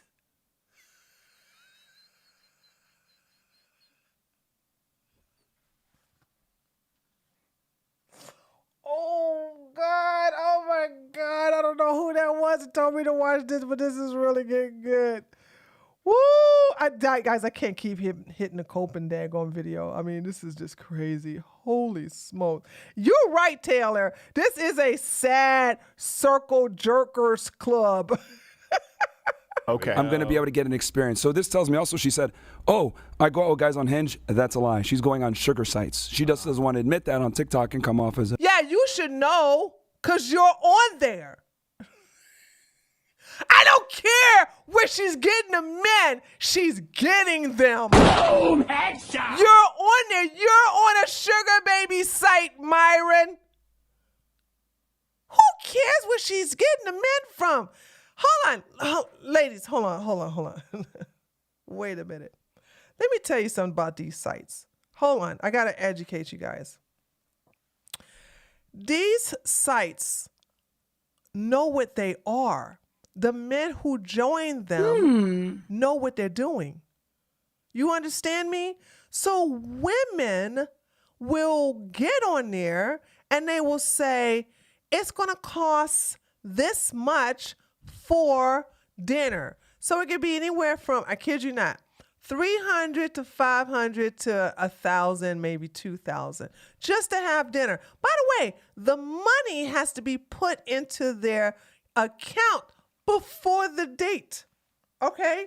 So we understand that these women get on these sites and they go, yeah, if you are a real sugar daddy, then this is what it's going to cost for you to get this sugar baby. So then these men say, okay, it's $500 for a dinner date. Fine, here's the $500. Here's where I want you to meet me. So then they come over there and they meet her. She eats. Then she decides what she wants to do from then on. So guess what? Her decision is based upon how much money he's going to spend to keep her attention then. So he could say something like, yo, you want to go in a helicopter ride? You want to go on this yacht? She'd be like, oh, you want to go shopping? Okay, sure. So he's doing these things to try to win her over, this, that, and the other. The site is what it is. There's no hidden agenda here. So if there's no hidden agenda, why are you mad? Why are you mad? Because they don't have a gay man section like that? You as a homosexual can't get on there? By the way, I don't know if they changed it, but, and if any, I got some boys in here from my gay community here, but I haven't been a part of that community in a while. But when I was, the young boys was able to get them their versions of sugar daddies too. Because I used to have a friend who was a waiter, looked so good. He was just so much problems. He was just so much trouble. He would always get in trouble. But he would have these old daddies, that's what we called them, all right, who just spends all kind of money on him to win him over. Is that still a thing? Because I'm not saying people who have that type of money are older and they have no problem spending it on the young and the beautiful.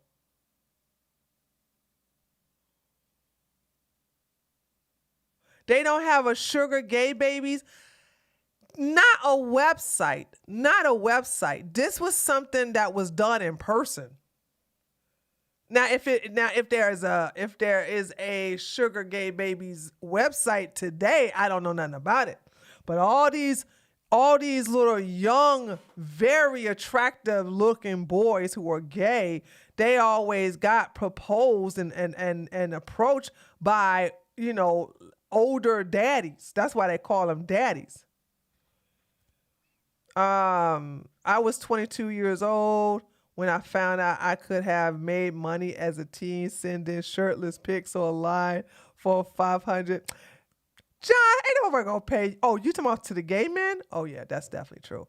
Exactly. Those people didn't mind putting up money for what they want. I don't understand why some men are so precious. I don't either.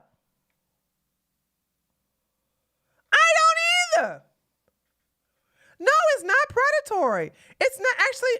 I think you're talking about the gay situation. No. It's hard to explain because I was in that mindset when you are that young and you have these older men pursuing you.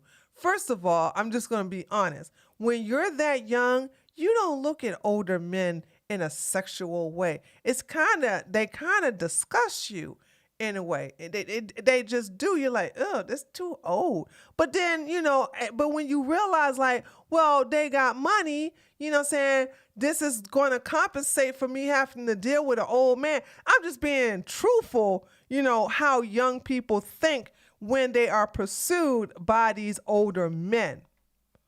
Okay.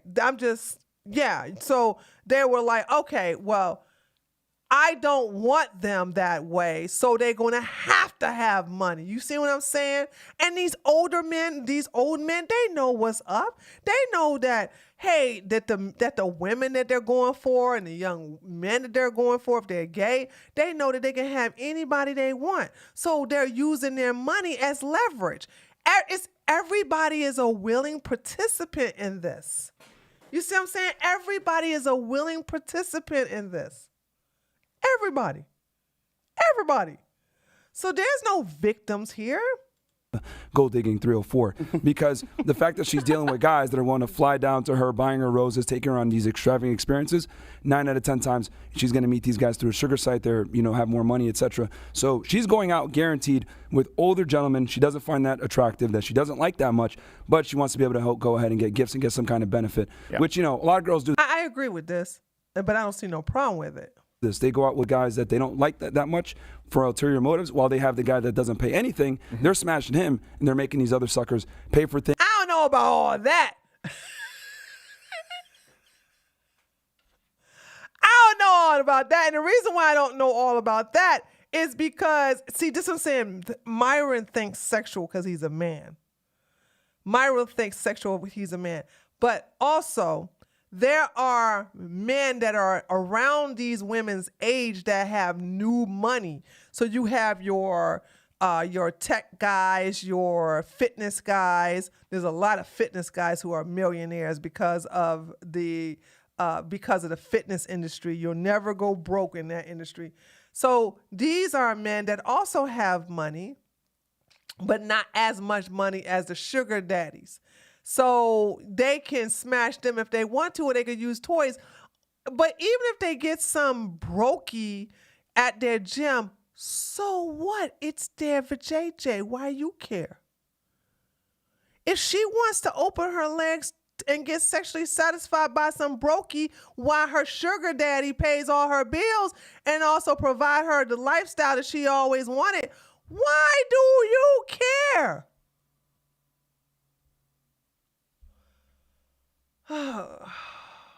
Things making them wait, extracting resources from them, and they're hoping, oh my God, I'm going to get laid at some point. Mm-hmm. But a lot of the times they don't, or they get starved for sex. See, and he wrote all that down very quickly. I still have a woodpecker on mine. Yeah. Oh, one other thing too. She says that she lives in New York, but she was in Miami for a month. Telltale sign, sugar baby, probably doesn't have a job, has a bunch of guys paying her bills, etc. Yeah. So what?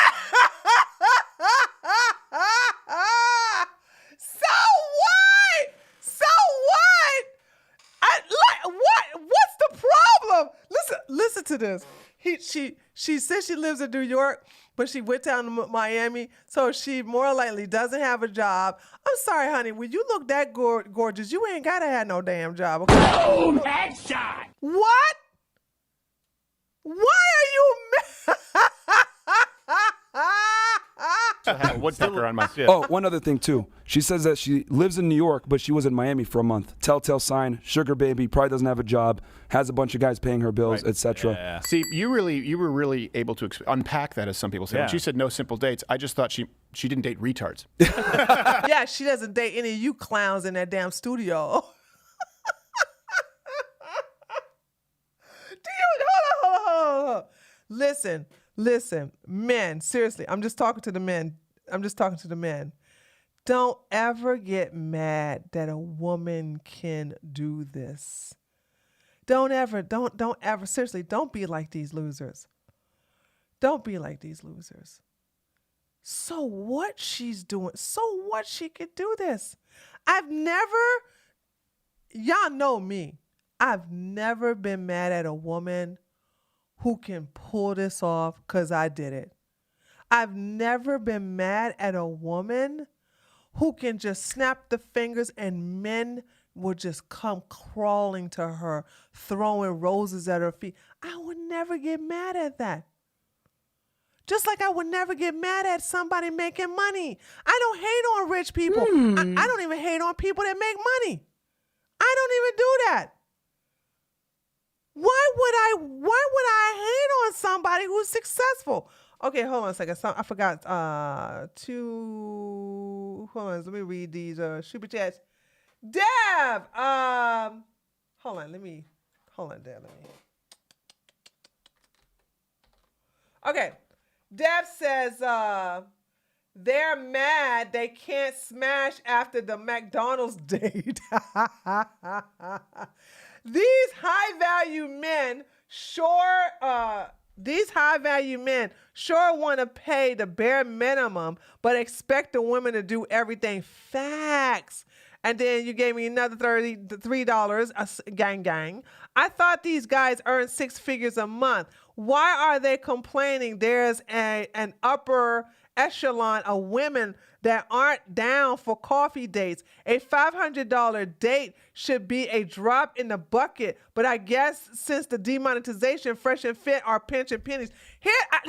That's a very good question. Let me answer that question for you, Dev. So here's the deal. Myron is only bitching because he's gay and he's upset that women he's very angry at women. He has a vendetta against women. So he's very upset that women can get away with this. He doesn't like that. He's very jealous of women, okay? Steven Crowder the same way. Steven Crowder is upset. He's also vindictive because he's going through a divorce and he's going to be losing a lot of money to his ex-wife. And so that's out of damage control. And the little crusty one ain't saying much, but they are going through financial hardship. I went over there to pocket watch them, and yeah, they're not making that type of money no more. I bet you they begging for YouTube to get their monetization back because they are hurting. They are not getting no Rumble rants like they were. They have now gone to Streamlabs, and I expect them to get banned from Streamlabs real quick. As soon as some shit start popping off on their show this Friday, people gonna start reporting this because their show is against Streamlabs terms of service. So soon as they start doing that disrespectful shit to women, they're going to get reported to Streamlabs, and Streamlabs is going to remove that payment processing from them because they know they're not making that money on Rumble rants.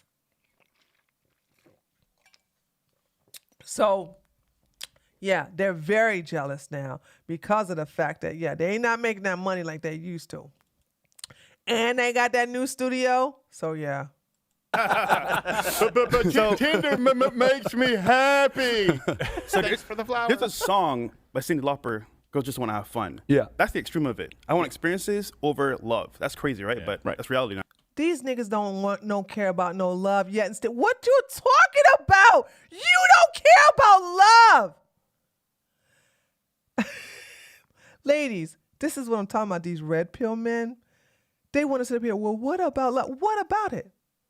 What about love? What they got to do with it? Listen, ladies, love, you don't, oh, God. What I tell you, one of the number one rules we don't do here, we don't participate in struggle love. Didn't I tell y'all that? Didn't I tell you that? We don't do struggle love here. Didn't I tell y'all? Press 1 if you was here when I kept saying we don't do struggle love. Hold on. Tree. Oh shit. Hold on a second. All these red pill men are mad because these women are everything. They'll never be beautiful and wanted. Exactly. They don't. Exactly. They'll never be what these women are, but they need to be okay with the, what's up, the Native Patriot? They need to be okay with the fact that we're not the same. We're not equals. So yeah, y'all see me say we don't do no struggle love. So ladies, listen to me. Excuse me. Get that love stuff out of your head. All right. You should be looking at, 1, your security, your lifestyle. All right. And how you want to live, which is part of your lifestyle. I'm sorry. I don't want to be in love living in a rat roach infested hood. Oh, just thinking about it. You got the roaches going up the wall, the rats everywhere. You in the hood, you hearing gunshots and all that other stuff. And you tell me, I'm so unhappy in where we live, but at least I'm in love. I got my man, we so in love.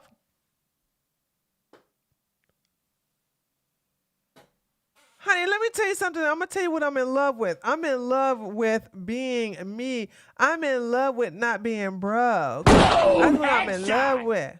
Okay? I'm in love with my lifestyle. Give a damn about some love. Who cares? They don't care about love, and you shouldn't either. Handle love after you got that ring on your finger and then you have exchanged vows. All right? Then start, but even then, you know what I'm saying? Get your best friend to love him and he gonna love you. That's number 1 is not, I'm just being honest. Love is not the first thing that should be on your list, ladies. Never forget that. Never forget that. Love.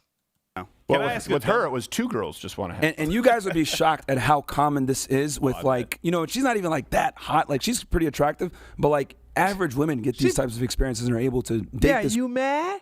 You mad? way where they're able to openly extract resources from men and not give anything in return. Yeah, that's what your purpose is.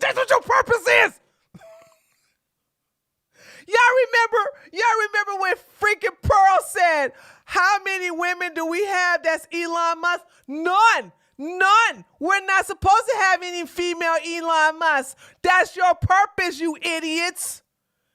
You make all the money.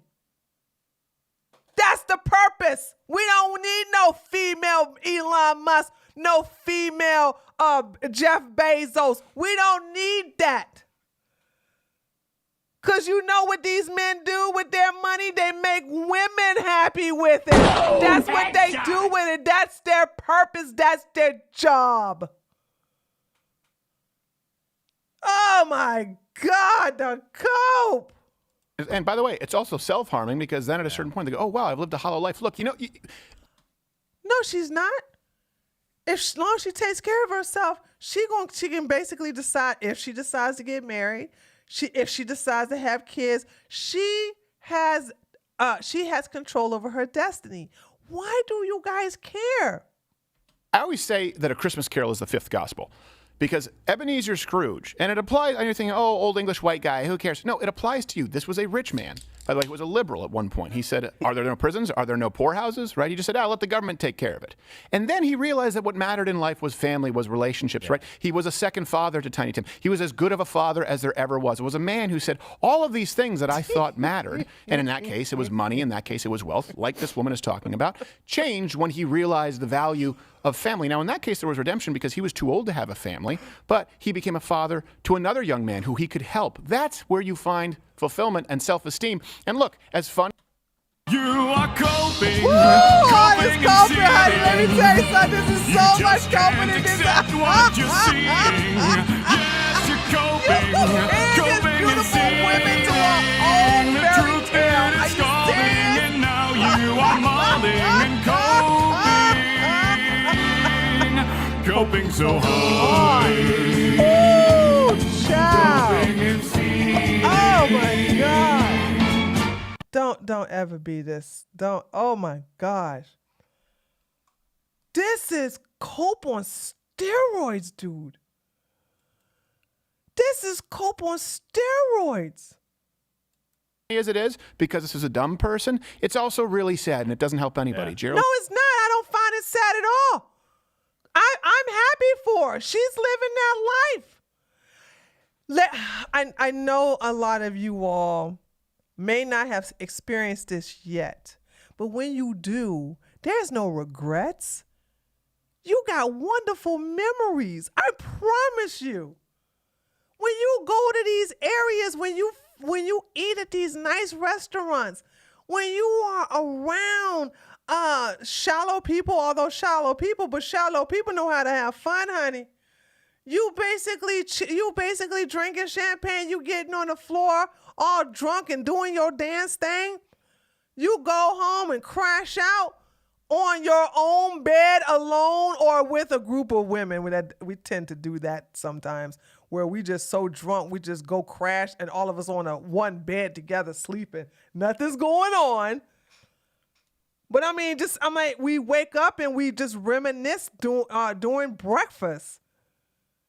I'm saying to myself, like, what is this cope you guys talking about, dude? What the hell? I need to ask the dumb question of what is a 304 woman? Oh. With the old graphing calculators, or calculator in general, if you put like 304 and flip it upside down, it means hoe. So we would, it's our way of kind of staying YouTube somewhat friendly. Well, we don't need to stay YouTube friendly. You know what, I spent, remember how expensive those graphic calculators were? They're like $250. Dude, so expensive. So expensive to spell boobs upside down. The Texas Instruments. Yes, exactly. Texas Instruments. Yeah. Shout out to the great state of Texas. 008. Yes. Woman. By the way, if you roll called off the tech tongue. support to Texas Instruments, you got Vivek Ramaswamy. Really? So we're going to go back to this because we have a whole segment on Western civilization and relationships. But before that, right now, there are actually marauding homeless pirates in San Francisco. Not to be outdone by the people crapping in the streets, because if leftism worked, hey, San Francisco would be the place to be. That brings us to this week's Golden State of Crime. Okay, we can fast forward What all was- this. Dave He's like, what? Let's go back to the Folsom Street Fair. Find me a bearer. It's going to be a lot of or a few. Opted hereby. Actually, how is no. Yeah. It's what it is, man. We were so late. Sorry, man. We refer to it as Canadian time. I was in the service industry. True. We are facing. I had no idea. I don't know if Fresh and or Fit knew that as well. But Did you know they can pretty much make anyone speaker? I did not know that. Yeah, they talking about making Trump the Speaker of the House. It took us.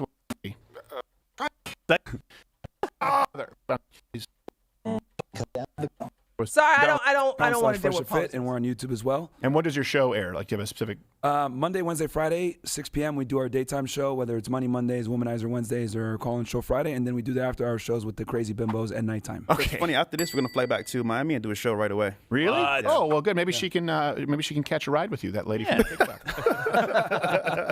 I wasn't really interested in him, but he had a nice plane. it was an experience. Yeah. First of all, these two broke Negras are flying in a regular commercial plane, and they're flying business class while I'm in first class. If they're not on a private jet, they're just beneath me, okay? And by the way, I don't eat the dark meat. That's what she said. They had good treats. They had good treats in the plane. Pistachios. I don't like to shell them. It's too much work. Oh my God, he has money. His money, yeah. More money, please. More money, please. So, Give me the ring. this brings us to the decline of relationships in the West. And these gentlemen speak about this a lot, but it is an issue, I think. Look, I've talked about this before. Yesterday, for example, when everyone was talking about McCarthy, and then we had Haya of Libs of TikTok on, and we realized that Twitter had demonetized words, and there was some censorship going on. That's the kind of thing that I find most important, because speakers come and go, as you see, 2023 to also 2023. McCarthy. The kinds of issues That's not funny. Why they giggling? that affect you every single day and the foundation of society, right? Politics is downstream. I've heard downstream or upstream. It's upstream from culture. And the most important component of our culture is strong relationships and strong families. And that has been kind of circling the drain for a while now. And there are a good number of reasons for that. So I want to break it down for you, let you know kind of what the causes are, and then the symptoms that people are experiencing. Because this should be good. by the way, a lot of the time you'll get some people say, oh, like Fresh and Fit, oh, they must be misogynistic. They must hate women. No.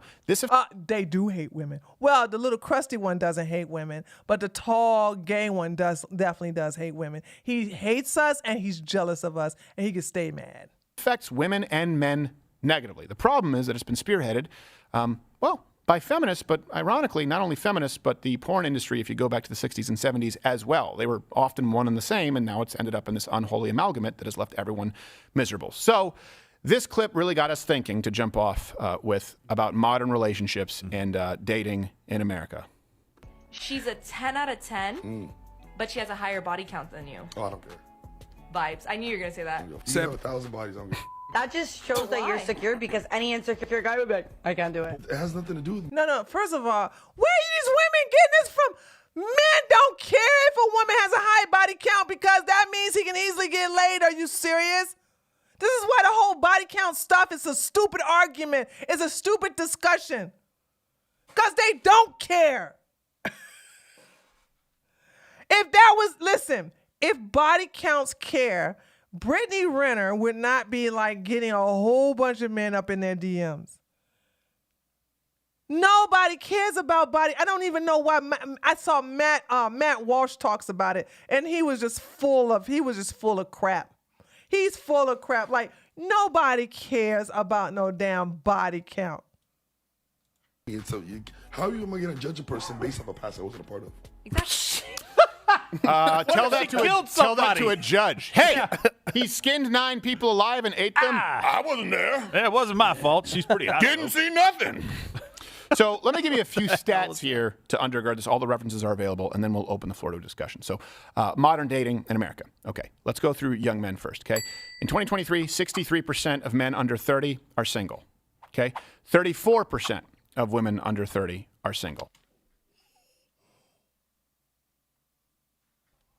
What? Yeah, it wasn't my fault. She's pretty hot. Didn't see nothing.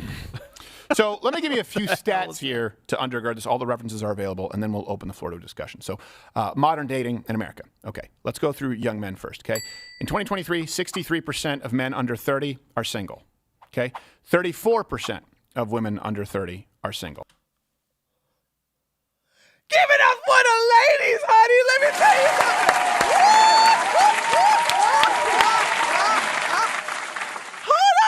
Hold on.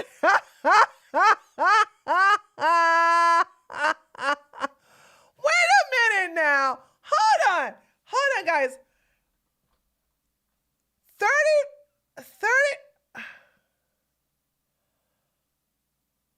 Yeah, not married.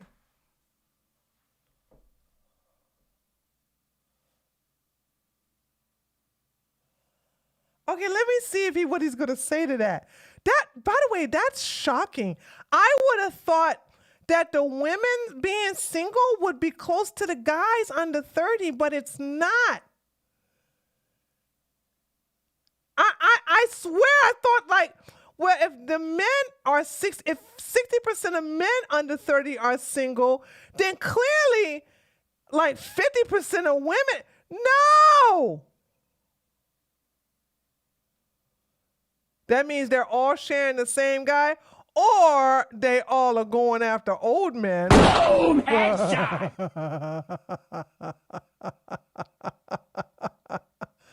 I mean, listen, you got to listen to the stats. You're not listening to the stats.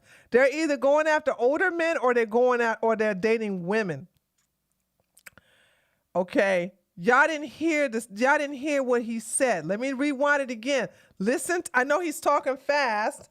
Listen to what he says. in America. Okay, let's go through young men first, okay? In 2023, 63% of men under 30 are single. Okay. In 2023, 63% of men under 30 are single. And based upon what I'm reading here, let me read what this says. When looking at the age of gender together, 63% of men under 30 describes themselves as single, compared with 34% of women in the same age group. Younger men are also more likely than older men to be single. Oh, so I was right. Oh my God, I was right. I was right. I was right. I was right. So I was right. I was right.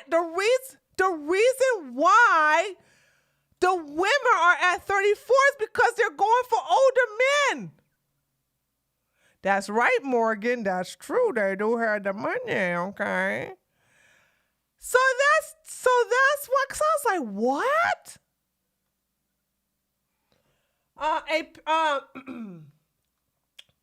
A pattern that not as straightforward among women. Women aged between 8 to 29, for example, are just likely as women at 65 and older to report being single. Yeah, but they're not now, are they? Okay, 34% of women under 30 are single. Now, if you compare that to 1980, that was 24% of men were single, 41% of women were single. So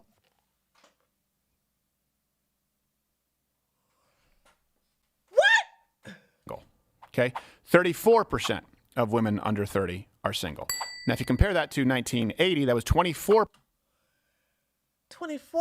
of men were single, 40% of women were single. In 1980. % of men were single, 41% of women were single. So that number has switched. First off, it's gotten higher in both categories, but it's also switched here. No, it dropped with the women. What are you talking about? It dropped from 41% to 34% for women, and it dropped and it rose from, what he said, 20% for men to 63% for men. What are you talking about? It damn near quadrupled for men, and it dropped for women. Where you said there were more women who were single back in the 80s than today. Now, today, only 50% of men are even actively seeking a relationship. Right? Women find 80% of men below average. In other words, there are more men now who are single than women. That's a huge switch. There are more people overall who are single. Half of men say, I have no desire to change from being single. And then 80% of women are saying, well, most men aren't worth me ending my life of singlehood. That's boring. That is such a lie.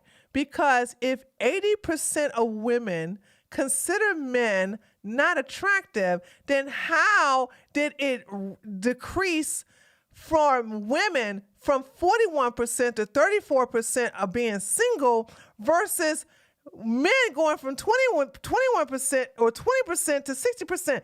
We just caught Stephen in a lie. You understand? If 80%, which is I don't agree with this. I think he's taking that 80% from the stupid Cupid ad.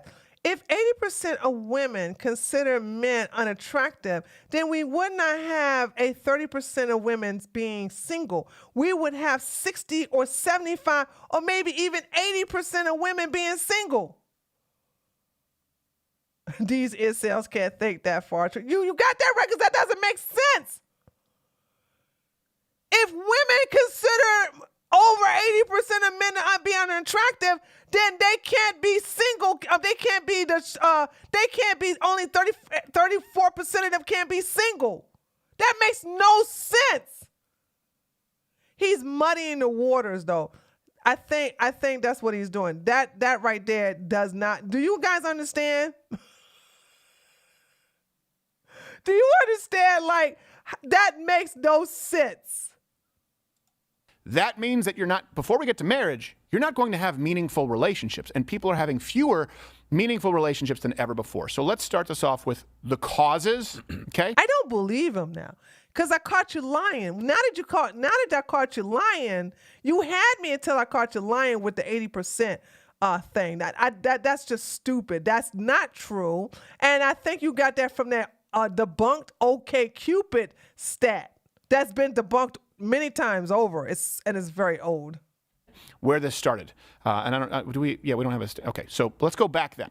Okay, no fault divorce is number one. That's one of the. Oh Lord, here we go. Okay, so Crowder's going to try to low-key sneak his own thing, trying to get around the gag order. That's what it sounds like. But also, I want to tell you something I learned about no-fault divorce, all right? Ladies, and I want you to listen to this in reference to the no-fault divorce. A lot of times, women will go through emotional abusive relationships.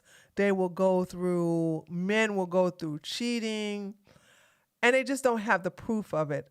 They just understand that if they file for this as far as a divorce is concerned, they could be denied. All right. So with the no-fault divorce, clearly when it comes to, we'll look at Steven Crowder's situation with Hillary Crowder. Okay. So with Hillary Crowder and Steven Crowder, clearly there's a lot of emotional abuse. Steven punched a wall over Hillary's head in order to physically intimidate her. So instead of basically filing abuse, she decides to file for no fault divorce, but enter evidence of abuse, so that the divorce is not only guaranteed, but it will be in her favor. It's kind of like lowballing your plea. So let's say, for instance, you go and you file a civil suit for $500, but you suffered $6,000 in damages because you weren't able to go to work. And then you aim low, but when the court is over with, you get more than what you go for. Because when you do it that way, you're more likely to be more effective. I know this is a late question, but which OkCupid stat was debunked? The 80% going after 20% of men. That statistics was debunked. So Steven just stood up here and said that the reason why there's 34% of single women is because 80% of the women consider men unattractive, which is not true. Because if that was true, then we would have more single women than we do men. That's what would have been. But that was the thing that has been debunked. You can Google it if you want, and it says the OK 80-20. Just put OkCupid 80-20 study debunked, and it'll show you several peer review studies to show that is not true. Causes here. A lot of people don't know about no-fault divorce, how it changed. A lot of people don't know where it came from. So Hugh Hefner and Dr. Kinsey, the guy who said that everyone should be able to have sex with everybody, his Playboy Foundation, they were the first to actually underwrite legislation on no-fault divorce. Okay, and they were supported by a lot of feminists. Now, the reason for this, just to be clear, is before no-fault divorce, there was a fault. It was either cheating, abuse, or abandonment, meaning that if someone cheated or if someone physically abused someone, they had to pay, right? It's not as though there were no consequences. And if there wasn't cheating or abuse, then it constituted abandonment. All were considered a breaking of the contract. That then switched in '69 in California. The first no-fault state, actually Ronald Reagan, he said it was one of the biggest mistakes that he's ever made, no-fault divorce, where it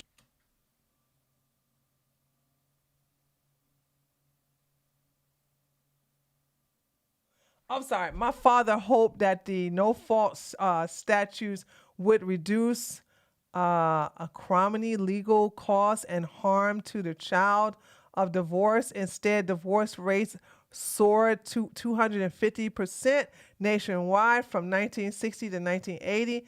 Dad later said that signing that bill was one of the worst mistakes of it. Oh, so we're getting secondhand information here, right? We don't actually have Ronald Reagan saying that.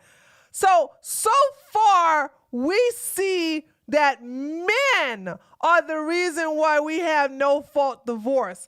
Hugh Hefner, some other guy, and Ronald Reagan. So we got 3 men that push no-fault divorce, but it's the women's fault? And I don't believe this whole thing that Ronald Reagan regret that. This is just said you can leave and break the contract for any reason, and there's no one at fault. So just to be clear, before that, it didn't mean that you could just cheat at will as a man or a woman, but let's be honest, they were more concerned about men, and leave scot-free. No, if you cheated, you broke that contract. Now, we need to be clear about this. Yeah, but you had to prove cheating. That's the thing. You had to prove cheating. If back then in the late 60s, you did not have technology that you have today, then how are you going to prove cheating? Unless he gave you a STD. That's the only way. Or you got the testimony from the woman, or you got video footage or pictures. You know what I'm saying? If you didn't have any of that, you couldn't get a divorce. I personally don't see nothing wrong with no-fault divorce. So, you know, if that's what people want to do, I don't care. You know what I'm saying? My thing is that I think people, and you guys know this is how I feel. This is why I want women to live their lives when you're young.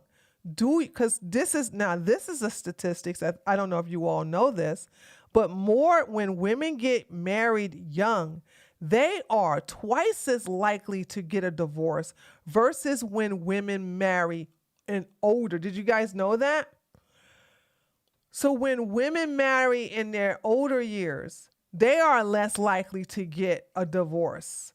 They have a very low divorce rate versus when women get married in their late teens or their early 20s. Okay, these are the type of women that are making the divorce rate sky high. And so I want you ladies to understand something. This is why I don't want you listening to these stupid ass men. Live your life, baby. Live your life. I regret nothing. I regret nothing. I love how I planned my life. I did what I wanted to do. I lived how I wanted to live. I traveled. I enjoyed my sisterhood. I did my thing. And when I was like, you know what? I'm ready to go ahead and settle down. And that's when I started to date with the intentions of marriage. Ain't no regret here. I don't give a shit. So, what are you talking about? Live your life. If you want to have children at a young age, I just want you to do it married. That's what I want. So that's what I want. Okay. But it's like, but I also want women, if that's not in your bones, if that's not in your heart, then don't do it. You see what I'm saying? Jeez Louise. Mackenzie says, no fault was meant to help couples stay together. You separate but can't divorce for 1 year. It encourages people to try to work it out. Oh, I did not know that. Okay. Yeah, so I'm like, listen, let me tell you something. 2 things I don't regret. I don't regret not getting married in my early 20s, and I damn sure don't regret not having kids. Those are the 2 things I don't regret. So I don't understand this projection that, oh, you don't have no kids. When you ladies over here having all your fun, when you get old, you be like, what about my ex? What if she don't want to have kids? Also, let's be clear. Women can have kids even if they're in their 50s, because all they got to do is take their eggs, get it fertilized, and put it in another woman called a surrogate. So shut up the whole thing about the damn eggs. Y'all act like we're in 2023. Women ain't got to carry their babies anymore. What's wrong with you guys? Holy smokes. Too, the reason that Hugh Hefner and people on the extreme left, the pornography industry, were pro no-fault divorce is because they actually wanted men to live consequence-free and be able to cheat and not have to pay out half. And then it morphed into, you know what, the primary earner pays out half. So number 1 is no-fault divorce. Number 2 is feminism, okay? 1970s, there were 3 feminist books that were written by 3 prominent feminists. But there were 3 books that really kind of just ruled the bestseller list. One was Kate Millett's Sexual Politics. One was Germaine Greer's The Female Eunuch. And then the other one was Firestone's The Dialectic of Sex. Now, these books railed against the nuclear family, and they told young women that, hey, you'll be free if you are more How sex. did these books have anything to do with no-fault divorce? You see how he conflated that real quick? Because I'm trying to feel like I hear nothing but men push the legislation of no-fault divorce so that men who caught cheating don't have to pay a lot of money. And now we're on the feminist books that are pushing against nuclear family. How many women was reading these stupid books? Holy smokes. Okay. Actually predatorial. We now have Crowd's birth control. data Isn't it isn't great? showing everything Go he forth is. and know being a whore better man. So Hold on. Crowder data isn't showing everything. Here's where he got it from. Hold on a second. Uh-oh, guys. That shizzle said Crowder isn't showing everything. So hold on a second.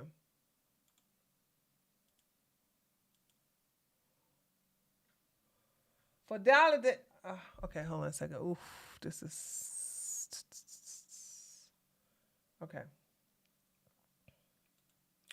Let me darken this up so I can read it better. Hold on a second. All right. For Valentine's Day, 5 facts about single Americans. Roughly 6 in 10 young men report being single. Okay. Here go the graph that he was using. Okay. The majority of single adults are not interested in being struck or even grazed by Cupid's arrow. Oh! Well, if they don't want to, what you crying about it for? The percentage of single Americans who are looking for relationships and casual dates is lower than in 2019, especially among men. Some 42% of single Americans say they're looking for a committed romantic relationship and or casual dates, down from 49% in 2019, but similar to the proportion found in the Center's February 2022 survey. The type of relationship single Americans are looking for varies by gender. Among singles who are on the dating market, about half, 51%, say they are open to either a committed relationship or casual dating. Looking at those who are only open to one of these options, daters are more likely to be exclusively looking for committed relationships over casual dates. Okay. Nearly half of single and looking adults have turned to online dating in the past year. Yeah, I'm going to say that's going to be mostly men. Some 45% of single Americans who are searching relationships. Okay, what is it? Men, though. It's got to be. Where's the breaking up with the men? Hold on a second. Younger single and looking adults are more likely than roughly half, 53% of adults who are 50%. Yeah, they're not breaking it up with men. This is, yeah. You cannot, this right here is bullshit if you don't tell me the gender. And I don't see the gender here. Yeah. Nah. That's just, nah. You don't even tell me the gender of because more men, I'm not saying that's a bad thing or whatever. I'm just saying more men are looking online at these online dates. All right, got me in super chat. Monolithic Ethos will be on Timcast Friday. What questions should I ask Fresh and Fit? And who's going to be on Timcast? You?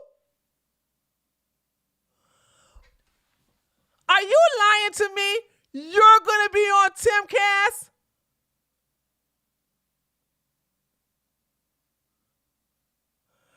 Took, thank you so much for subscribing. Gang, gang, gang, gang.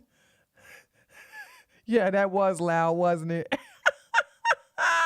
I need to lower that down. That's right. Ice cream so good. Thank you for being a subscriber. They will be in Miami. Hold on, guys. Hold on a second. We'll be at Timcast Friday. That just because, hold on, Mono, just because they're going to be in Miami doesn't mean you're going to be in Miami. Wait a minute. Are you literally saying you're going to be on the show with Timcast? I mean, with Tim.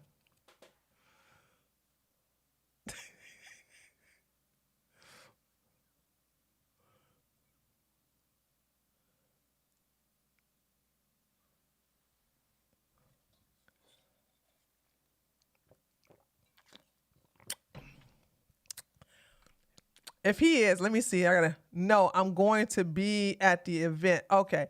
Well, it doesn't matter what question I ask you. They're not going to allow you to ask it.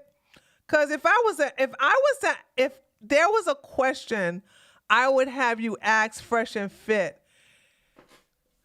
If there was a question, it will be, why is it that they don't have a success rate with their audience in finding no, I wouldn't give you that question, no, because you wouldn't know how to handle the follow-up. Never mind. I guess my next question would be, why is it when they looked at Suscast that over the majority of men were single? Never mind. I don't even have a question. Because see, I have questions that I would ask, but you don't know how to deal with the follow-up because I have questions that they will have a follow-up with it, and you don't know how to deal with the follow-up. So it's not one of these questions where I can tell you to ask them and because they're going to turn around and go, well, these women are, and then because my question would be like, well, where's the proof in that? Because he's going to always blame it on women. You know what I'm saying? Here's one, and you don't need no follow-up. Here's one. If you can get away with asking this, I don't think you can. But I would ask them, why would they allow somebody like Charleston White to come onto their platform and make it acceptable for grape? That's what I would say. Because I showed you the video of Charleston White bragging about running a train on white women, saying, I would be like, why did you guys not give any pushback to that type of narrative? And he ain't got to worry about that. Just holds them accountable, because here you have, not only did Charleston White promote a whole bunch of black men violating white women, he bragged about doing it, graping, without their consent. So here you had, and neither one of those knuckleheads gave him any pushback. The Asian one was another video. This was Charleston White was on Fresh and Fit podcast. Charleston White was on Fresh and Fit podcast, and he blatantly said this, and I showed the clip of him saying this on Fresh and Fit podcast, and Myron, who's a homosexual, by the way, and the little crusty one, Fresh CEO, who's Walter, did not push back. They just giggled about it and said, choo choo. That's what they did. So they were okay with him being not only racist, but actually being a criminal and promoting that type of culture. So there's that. that video where you talking about him bragging about grape with women who are Asian, that was a video I uploaded on my Twitter account of him saying that. But that he didn't say that on Fresh and Fit. By the way, thank you so much for the $5, gang gang. And John, $2. Ice cream so good. And of course, Toke with the subscriber. Thank you so much for subscribing, Toke. Gang gang. That's what happened. Women thought that it was going to be their liberation, and now you see plenty of videos like this on TikTok or on Instagram where these self-professed liberal women, they have this cognitive dissonance. And how do you know she's a liberal? Why does it have to be a liberal? What if a conservative did that? Don't know how to figure it out. This clip is sad, but hilarious. It's not sad. Oh, there it is. Oh, you talking about this clip right here. Oh, okay, hold on. He's talking about another clip. You want to know one of the saddest realizations I recently You had? guys know this one. Yeah. Was that as a liberal woman, it is really hard to find a This man. is an old clip. You had... Wait a minute. You are conflating the video of the girl with that has the high standards with this chick. By the way, this video is 2 years old. I remember this video, but go ahead. Who was willing to play the more traditional masculine role in the relationship. I did a response video to this video. So he had to get one of these old videos to promote his I'm gonna tell you what this woman is gonna say. She's a liberal woman. Never mind, y'all seen the video. She wants a liberal man with conservative values. It was the most stupidest thing. She wants a liberal man who's not a Republican, who's not a registered Republican, but that has traditional values. So, okay, that's what this woman's going to sit up here and say. She said all the men that got this are registered Republicans. I think that's what she's going to say. Age, who is not a conservative. Yep. A man who wants to pay on the first date, who wants to open your door, who has that want and desire to take care of you and to provide, who is not a conservative. And obviously, as a liberal woman, I do want to be respected for my independence. And I do want to have my own autonomy in the relationship. Independence, but I don't go Dutch. Or conform to the traditional. Well, I don't understand. Hold on. First of all, I don't like this woman. And what she's saying is stupid. But why do y'all care about, ladies, and that's another thing. If you got a man crying about paying for a dinner date, he is broke as hell. Run away. Pay for your half of the meal, but leave him in the daggone. This is why y'all need to stop telling these men where you live. Meet them at the restaurant so you can basically get out of there, okay? If you let him pick you up, then it's going to be awkward bringing you home, if he bring you home. Female homemaker, childbearing role. And most of the men that I've dated who do have that more natural provider masculinity about them are normally conservative. So I don't really know what to do because I don't want to compromise my morals and values just to find a man. But am I asking to have my cake and eat it too? Yes. Well, thank God we're not in the fat pride territory, so it's allegorical. Incredible. But I want to toss to the people who are, and we'll take your chats afterward.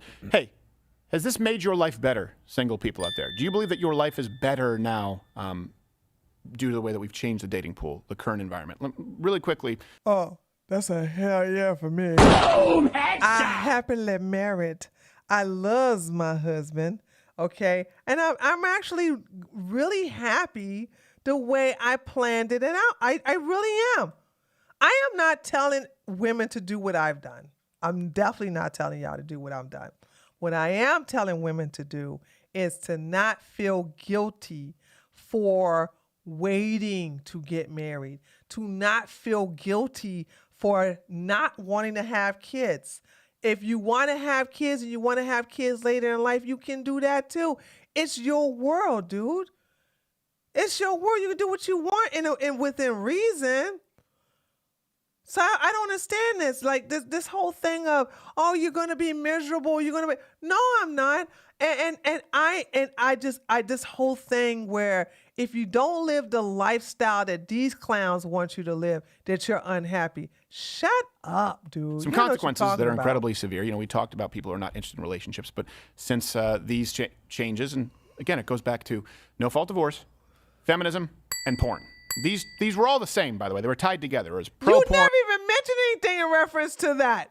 pro-sex, and no-fault divorce. Okay, now the divorce rate in the country, the 50% divorce rate is kind of a myth, though it has gone up. Women initiate 69%. Yeah, because you men are cowards. That's why. And I talked about this Tuesday. Men will stay in a burning house and wait for the firemen to come get you. But women, we're more smarter than you men. Soon as we smell smoke, we go where the smoke is. If we can't build up the fire, we get the most important things to us and we get the hell out. Men are like, I'm going to wait till the firemen to come get in here. Don't, ladies, another thing too. Listen, go to my Twitter. I talked about this past Tuesday. Where men will never leave a relationship even if they're happy. They will do things to sabotage the relationship because they don't have the backbone to leave it. So what that we initiated? We're not cowards. We'd rather go through the hardship. We'd rather go through the alienation. We'd rather go through the headache of getting away from someone than staying in a relationship. There's a guy who basically talked about how he was slowly hating his girlfriend, how he was slowly doing things hoping that she would break up with him, but she won't because he's too much of a pussy to break up with her himself.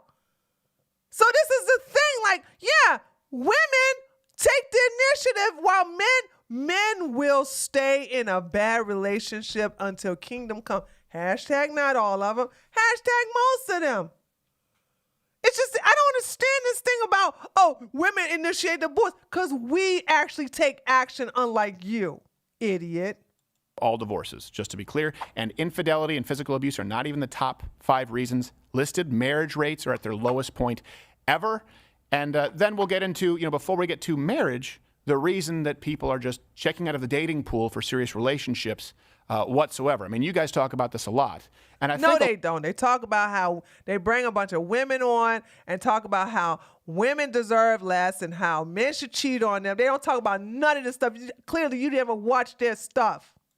a lot of people think, well, why is this happening? It's not that confusing when you actually look at the environment. Yeah. Bridal companies are actually like going out of business now too. Really? Yeah. Yeah, we did an episode on it. Well, I can actually see that because that's another thing too, ladies.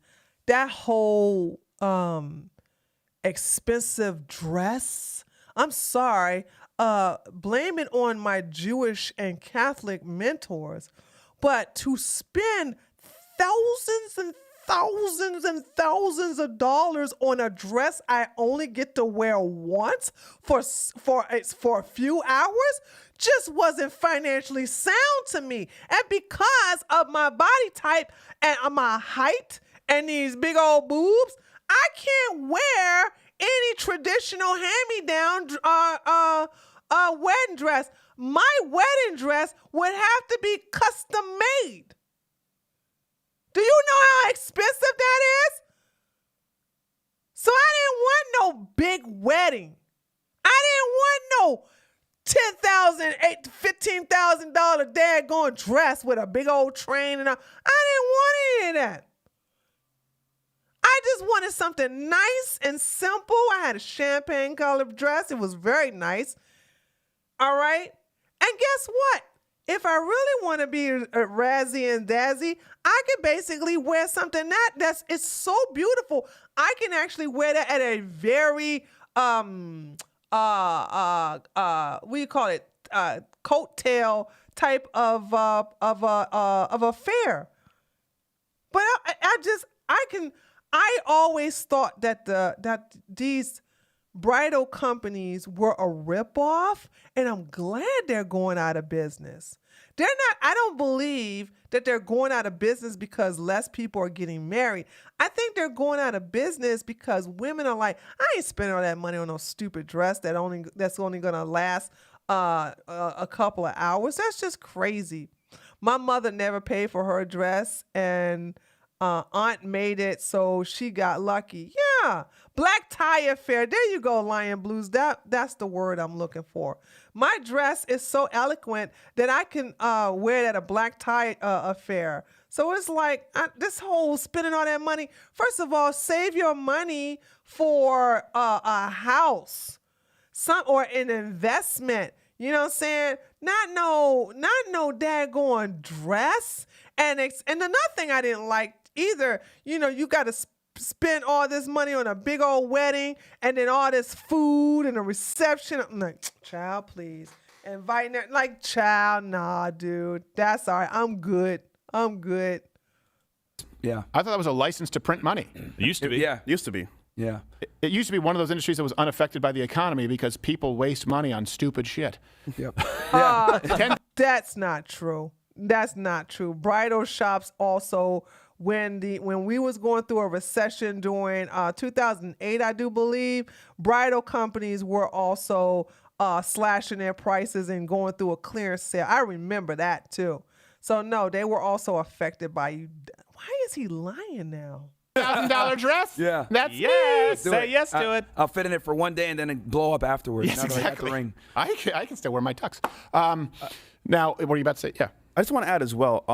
The question is, how do you destroy a country that's great? Yeah. And it's destroying the family first. And I think what I want to add here as well, social media played a huge role in this because, once again, TikTok is spreading a propaganda where they push women to be independent, be that woman, as you see early on in those TikTok videos, and then men are becoming less like men. So it's kind of like this whole culture of being in social media world and what's happening destroys the whole family completely. Yeah. And you hit the Yeah, but you guys don't have no family. You're not even in the position. Krusty here has no way of getting married and having a kid. And we know Myron is too much of a homosexual to reproduce. So what are you talking about? You guys don't even practice what you preach. on the head with a lot of the problems. Like I pretty much was writing down, I was like, feminism leads to birth control, which then leads to sex without consequence, which then leads to divorce. Then that destroys the family. And Wrong! How did you even come from that? How did you get from feminism, birth control, leads to divorce? How did you get birth control mixed in with divorce? This is what I'm saying. Nobody holds them accountable for this. A lot of people who are in marriages are not even on birth control, you idiot. Holy smokes, man. And I bet you Curtis not even going to call him out for this. This was just a blatant lie. top of that, to compound the issue, you add in social media, just like Fresh was saying, women have more options than ever before. Right. So when women have a lot of options and they feel that there's a bunch of suitors that can take care of them, or they believe so, even though because women make this terrible mistake of thinking sexual attraction and men wanting me is the same as men that are going to take me serious for a relationship. Right. No. Women don't think that. I'm so tired of your gay ass thinking that you know what women think. Women don't think that. They don't think that.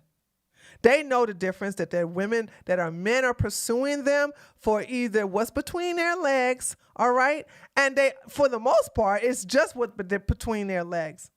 And they understand that, hey, if they're doing OF, OnlyFans, or they're on Instagram, they know that they can use what they got to basically get paid. Nobody's looking for love on no Instagram or no daggone OnlyFans. Where you get this from? They conflate the two very often. I can't say how many times we brought girls on the show. We've interviewed almost 3,000 girls now. And it's amazing to me, even women that are professionals that have PhDs or master degrees versus women that are, retards that are strippers. They all have this crazy mindset where I have a bunch of guys in my DMs. Yeah. So I have a bunch of options. So I'm going to go ahead and play the field and do what I need to do, which is I don't think you have the facilities for that, big man.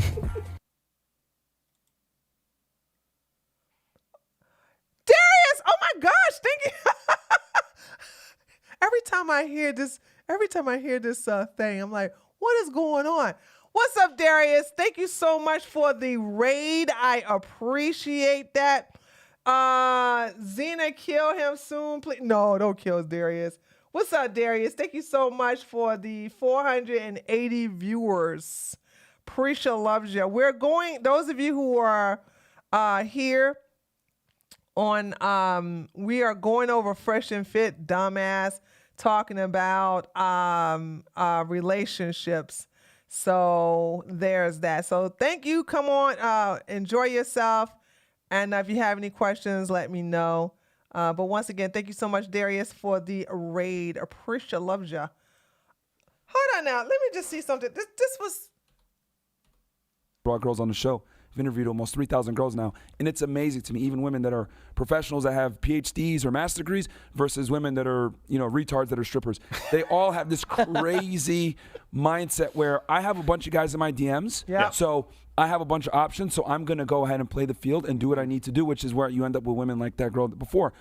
Yeah, so what? Yeah, that's called options. Did you just hear what he just said? He says you got a lot of women who get a lot of men in the DMs, and so these women think they got options. Well, if you got a lot of men in your DMs, you do have a lot of options. I don't understand how you not realizing this. If a woman, guys, you understand this? If a woman is getting 50 to 60, not even let's be that high. Let's even lower it down. If she's getting 20 DMs a day from different men on Instagram, does that sound like she doesn't have options? Obviously she does. So what's the problem? I don't understand this. What's the problem? Obviously she got options. Myron is just upset that he can't have it like that. He don't have 20 gay men up in his DMs like that. Where she has guys that are going to go ahead and give her these experiences, these dates, these situations that she might not necessarily be able to afford herself, maybe sugar daddy. Yeah. Then she has the Chads and the Tyrones, etc., that are blowing her back out. So women are able to kind of play the field and get what they need and extract different commodities from men. Well, you'll never blow the retarded strippers back. Yeah, but what's the problem?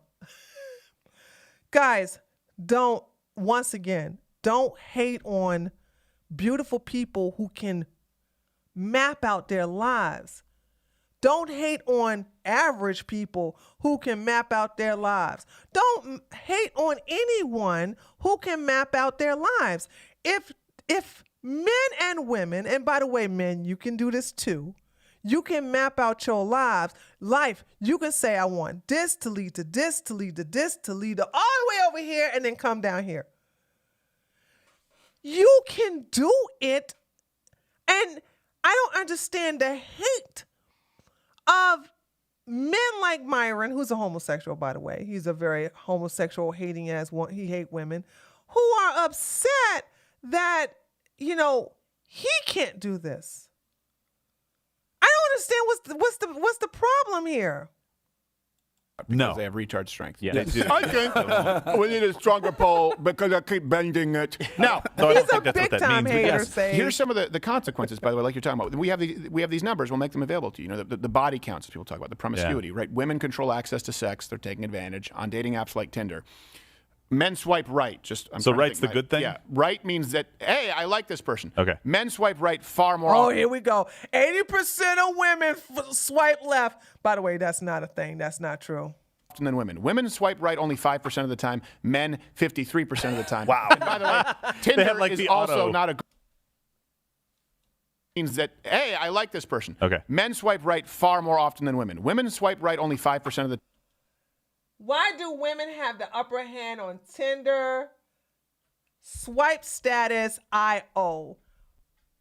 Women swipe right 5% of the time. Median user daily swipe by gender. First of all, I don't believe this at all. But second of all, let's say we'll argue from the point that these are true. All right? Let's argue that is true, right? I want you guys to understand that dating apps are predominantly male, has more men than women. This is for all dating apps. So if you have more men on these dating apps, you're going to have more choices for women. So let's switch it around. Let's say there are way more women on the dating apps than it is for men. Well, then guess what? Men will be swiping right less frequently than ever. But when you don't have that many women on these dating apps, yeah, they're going to swipe right, which is approval, at a higher rate because there's not that many women that they're going to choose from, and they're going to end up being recycled all over again, where you just have way more choices for women. Remember, men and women are not equal. Men and women are not equal. So why are you mad? I don't care about this, by the way. Like I said, most women don't use dating apps. I never used them. Time. Men, 53% of the time. Wow. And by the way, Tinder like is the also auto. not a good place to find meaningful relationships. Yeah. And to Yeah, sort of Tinder is a hookup. Hold on. Am I wrong? Tinder is a hookup site, correct? I'm open up all my chats. Right, chat? Tinder is a hookup site, correct? Okay, yes, it is. So why are we caring about what people on a hookup app does? Like why they want to swipe left or right? Why is that newsworthy? Why is that newsworthy? Really? Like I'm trying to feel like why do we care about this? But okay. put a face to it. An altered face to it. Social media influencer, and this, I guess she's a fitness model, Brittany Renner. Oh, man. Oh, God. Are we really? She's not a fitness model. Oh, my God. Are we going to talk about Brittany Renner's body count? By the way, can I say 35 is not a high number for somebody like Brittany Renner? I was really shocked that she only had 35 men. So he's going to talk about ex-porn star Brittany Renner, Miss Loosey Goosey Brittany Renner. But how old is Brittany? Hold on, I just want y'all to know, I was really shocked about 35. I don't know why people making that a big deal about her body count. Hold on a second. How old is Brittany Renner?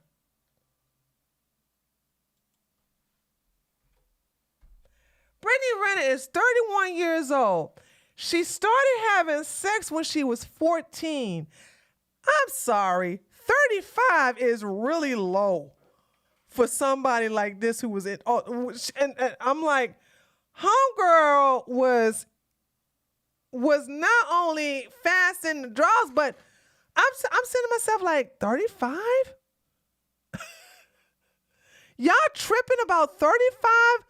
As far as a body count, 35, I swear to God, I was like shocked that it was that low. Mind you, I said that low for somebody like Brittany Renner. If you know her like we know her. So I really didn't understand like the big flex, but here we go. He gonna make a big deal out of 35 body count.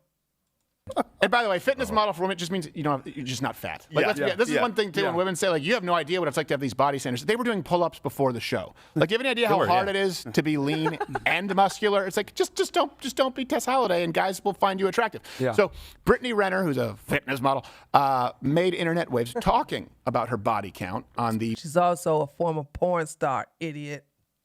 You won't say that. This is what I'm saying. Steven Crowder is so disingenuous, dude. That's why I never liked him and never liked this POS. Bus Confessions podcast. Oh, that's a good sign. So you said your count is 35? Mm-hmm. Okay. How do you feel about that number? It's kind of like annoying because at least half of my list I only had with one time. Oh, okay. So, but I still have to wear those. Yeah, you know what I mean? It still happened, you know. But I think that's the only thing that's annoying is the that music is annoying. That's my number, and I can't even have on a regular basis. It's usually quarterly. Like that's kind of been my schedule, unless like I'm taxes? in a relationship or talking to someone. You know, that pre-commitment phase, which has not been anything recently. Yeah, it sucks. So over half my, probably about half my list, one time. So. How bad are you in bed? Now, getting rid of. Well, that's a lot. That's a lot of moral ones. idea. The moral concept. Not to defend Brittany here, but I'm sitting here. First of all, the woman got issues. Okay, clearly there's some say for her to be so beautiful. It's like she's having some issues there. If you want to know what's confusing me, is she's saying it's really annoying that I only had it one time. Who is Brittany listening to? She like, you want to know what's annoying? Is that half of my list is men I only had sex one time. So what? So what? Oh my goodness, dude. Consequences like that. At a certain point, it's you. So many of the people that I slept with Yeah. didn't come back for seconds. Yeah, if they're not leaving with a smile on their face, You're doing it's not something that wrong. complicated for men. Yeah. I want to mention too. Yeah, go ahead. Do women ever tell their real body count? Just being I don't frank think here. so, right? We never really we have an know. equation. It's actually multiplied by 7, add another 10, then divide by 1. Wait, who are these women? Roadies for Van Halen? What was that line in Clerks when he's at? It really bothers these insecure men that they'll never know a woman's body count. But you know what? It goes both ways, you dumb idiot. We will never know your body count and you will never know ours. But the thing about it is that none of that should matter. What should matter is what, chats? STDs. You should make sure that nobody has the package, okay, or the clap, all right, okay, or any little bugs down there. That's what's more important. You want to make sure that nobody has the STDs. Who cares about the body count? These people, they'll never know the body count. Yeah, you're damn right. Women will never know men's body count, and men will never know women's body count. Guess what? That's how it is. But to sit up here and go crazy about somebody's body count and then doing some stupid stuff like, well, whatever number because that's what they say. Y'all do understand that's what they're saying. They're saying that whatever the number is, you should multiply it by 2. So, you know what I'm saying? So if you say you only had 2 men, then they're going to tell you to multiply it by 2 is going to be 4. So, yeah, okay. Okay, if that's what you have to do, then just lie. But I swear to God, never in my life have I ever had a man, including my husband, never asked me about no damn body count. Because it doesn't matter.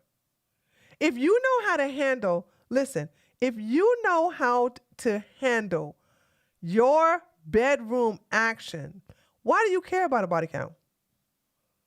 Why do you care about a body count? If you're really handling this, if you know how to handle your body action, ooh, Lord, this is bad. Yes. And I will say this too, because we actually spoke with her on Academics podcast. Yeah, she made you look like a clown. Yes. And I predicted this. I told her, yo, you're going to have a very difficult time finding a guy because you're out there on social media. You've banged a bunch of athletes and celebrities. Guys aren't going to take you seriously. Yeah. And since you're famous and you make a certain amount of money, you've basically ostracized a majority of men from taking you seriously. You're probably going to end up single. And the thing. Okay. I'm about to get racist. All right, y'all ready? Y'all ready? Y'all ready? Y'all ready? Okay. Brittany Renner said she will never date outside her race, that she will only date black men, and that's why the bitch is fucked up to today, okay? So here's the deal. When you have reduced yourself to the Negroid race, and most of the men that you fuck with ain't shit black men, then that is the reason why she is alone. But let's be clear, Brittany Renner got some issues. Brittany Renner has a lot of shit that she has to goddamn heal from. She has been sexually assaulted. She has experienced some harsh things done to her sexually, and she has not gone to therapy for that. So she feels that the way a man can prove that he loves her is by having sex with her. Until she basically get that taken care of and basically be open to any man showing her love, she gonna be fucked up anyway. You can't use her as a litmus test for every woman. Are you serious? Brittany Renner has a lot of baggage, all right? She has a lot of fucking baggage. And guess what? She's getting more baggage piled onto her when she reduced herself to the fucking goddamn Pookie, Ray Ray, and Tyrone generation. All Britney surround herself with, it ain't shit niggas. That's all she does. That's all she will ever do. She don't never surround herself with upstanding black men. It ain't nothing but these thugs, these old bitch ass niggas that all they want to do is roll up in their guts. And look at what she did on a fucking podcast with Charleston, Mr. Rapey White. Okay, Mr. We ran trains on white women and without permission. She gave this nigga a goddamn lap dance and got this nigga goddamn begging for her to get off of him. She's fucked up. But you gonna use her as an example? Nah, not today. Not on my watch. You won't. She's starting to realize that now. Yeah. Yeah, no, you're absolutely right. And I don't think we need to run another clip of her because we get the point. She likes sleeping with guys. They don't like sleeping with her. Now, she's fucked up though, but they like sleeping with her. Don't even hold on. Please understand, men do not leave Britney and go, damn, that was some bad pussy. I sure regret doing that. No. She was a notch on their belt. Once they got it, they move on. That's how that shit works over there in the ghetto. In the ghetto side of the music industry. She slept with 3 in one day, though. I think that's an important. She's a porn star, you idiot! They will never admit that she's a porn star. Well, she was a porn star. This is the thing. They're not going to admit that she was a porn star. They're leaving that out to myself. She's a fitness model. She ain't a fucking fitness model. I do believe she stopped doing porn, right? Hold on, chat. Let me chat, did Britney stop doing porn?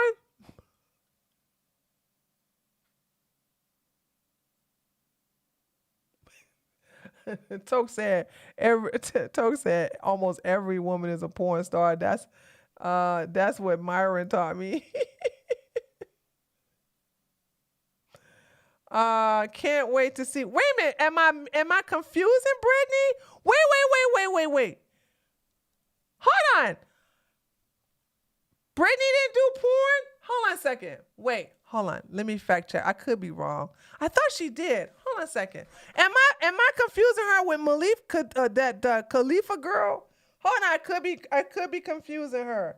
Did Britney Renner do porn?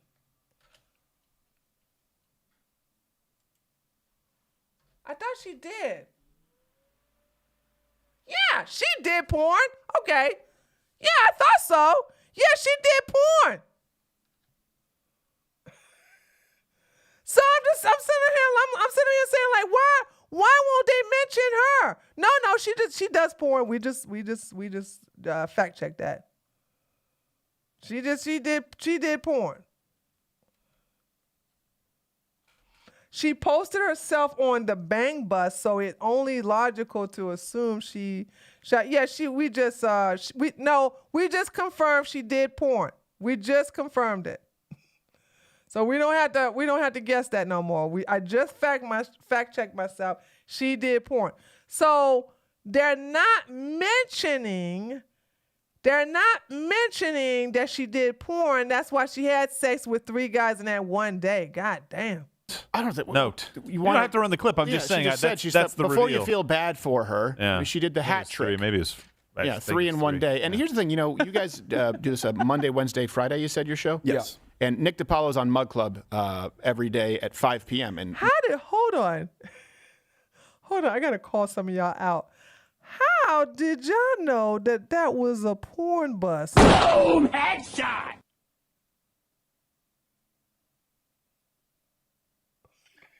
Hold on! I thought that was a regular bus. Wait. I thought that was a regular bus. How did y'all know that was a porn bus?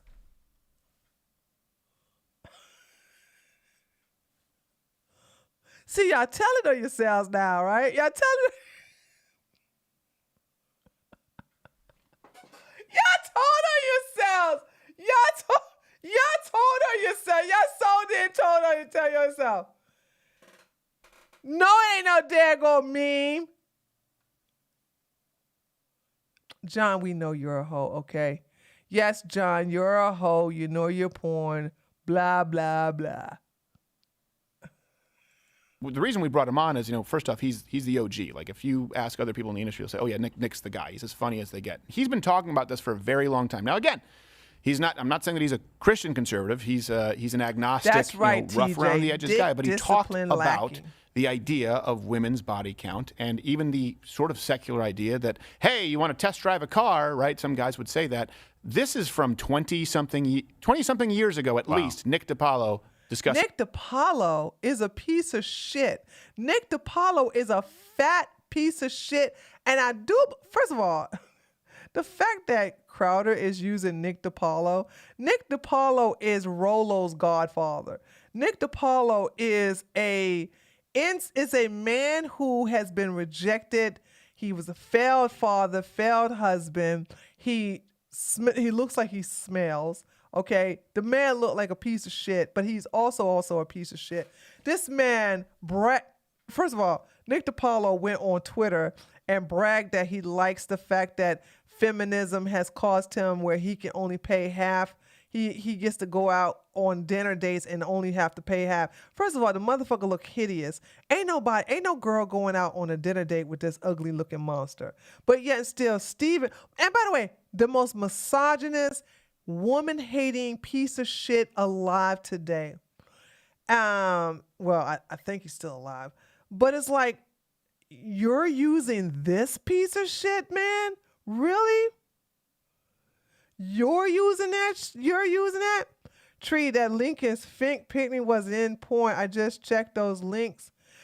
I can't do it online because I don't want to get in trouble with YouTube.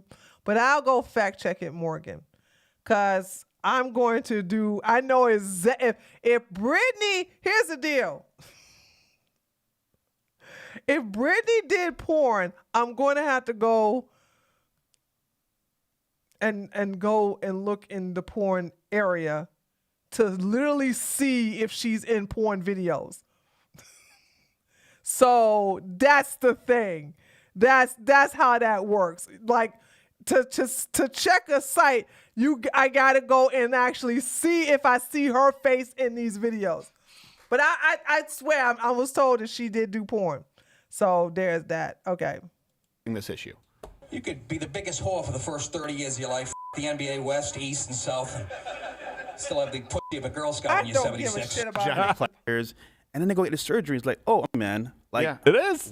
Well, we know girls that are in the Miami lifestyle, and literally they'll be pretty much with basketball players, football players, and then they go get the surgery. It's like, oh, I'm a new body now. I'm like, no, you're not. You're still the same person. And it's interesting that he said this 20 years ago before the explosion of social media. It's even worse now because a regular girl will get DMs from athletes, celebs, guys that are top tier, and they have access to them now because of the internet. And so in Instagram. Yeah. So what's the point of saying this?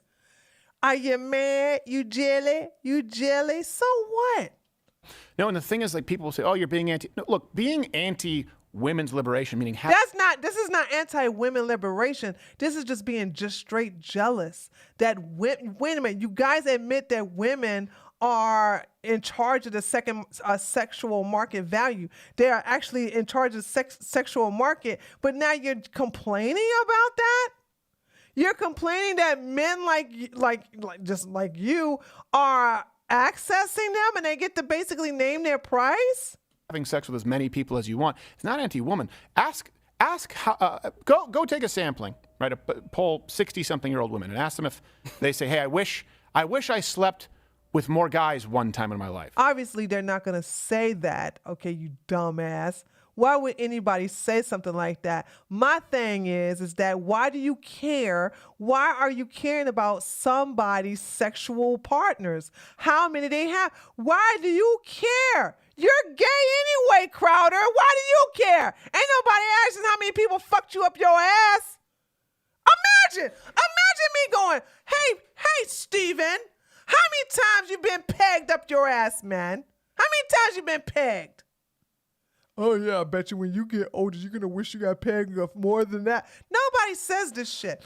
I'm gonna tell you something. People who don't really have good sex or have sex at all worry about other people's sexual activities. Just like broke people worry about people with money. This is just so stupid.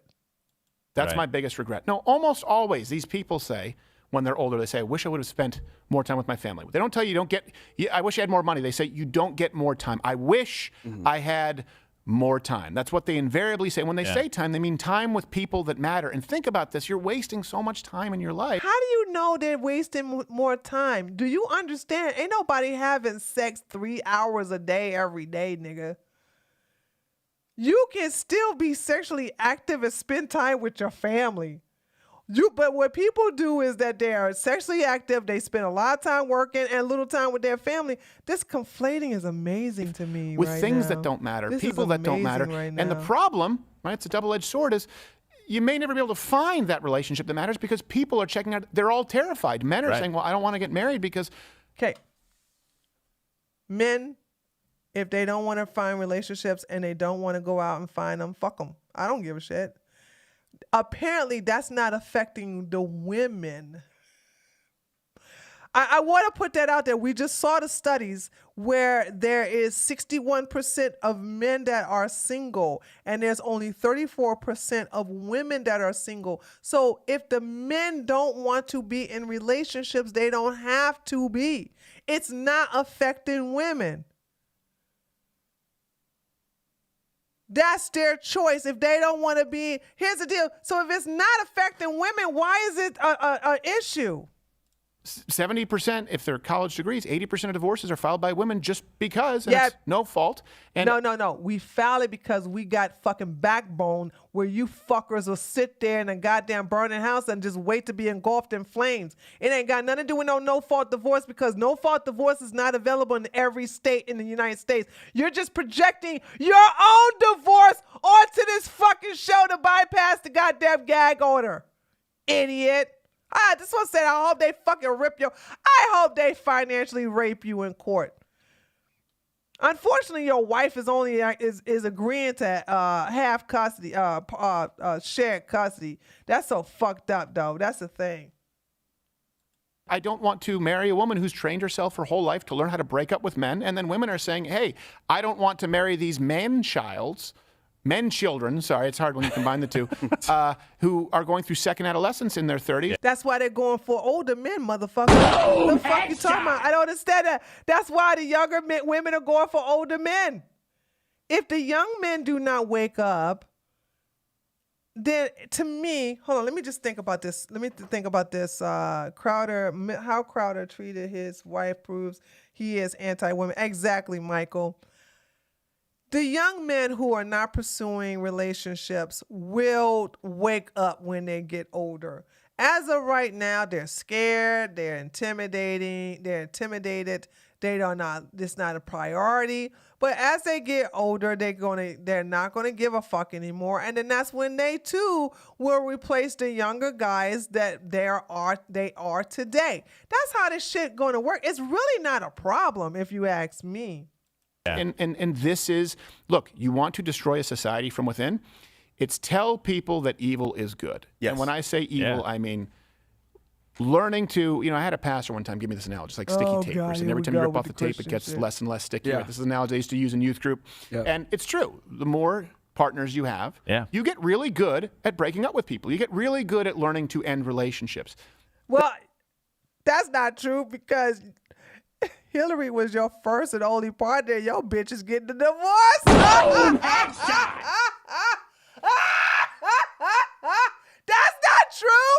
You and Hillary and you were virgins when you guys met. You done said she was your first and only girlfriend, and now y'all got married, and now you get a divorce, nigga. So you just contradict your own fucking goddamn statement. Isn't that shit? The more used you are to get used to it.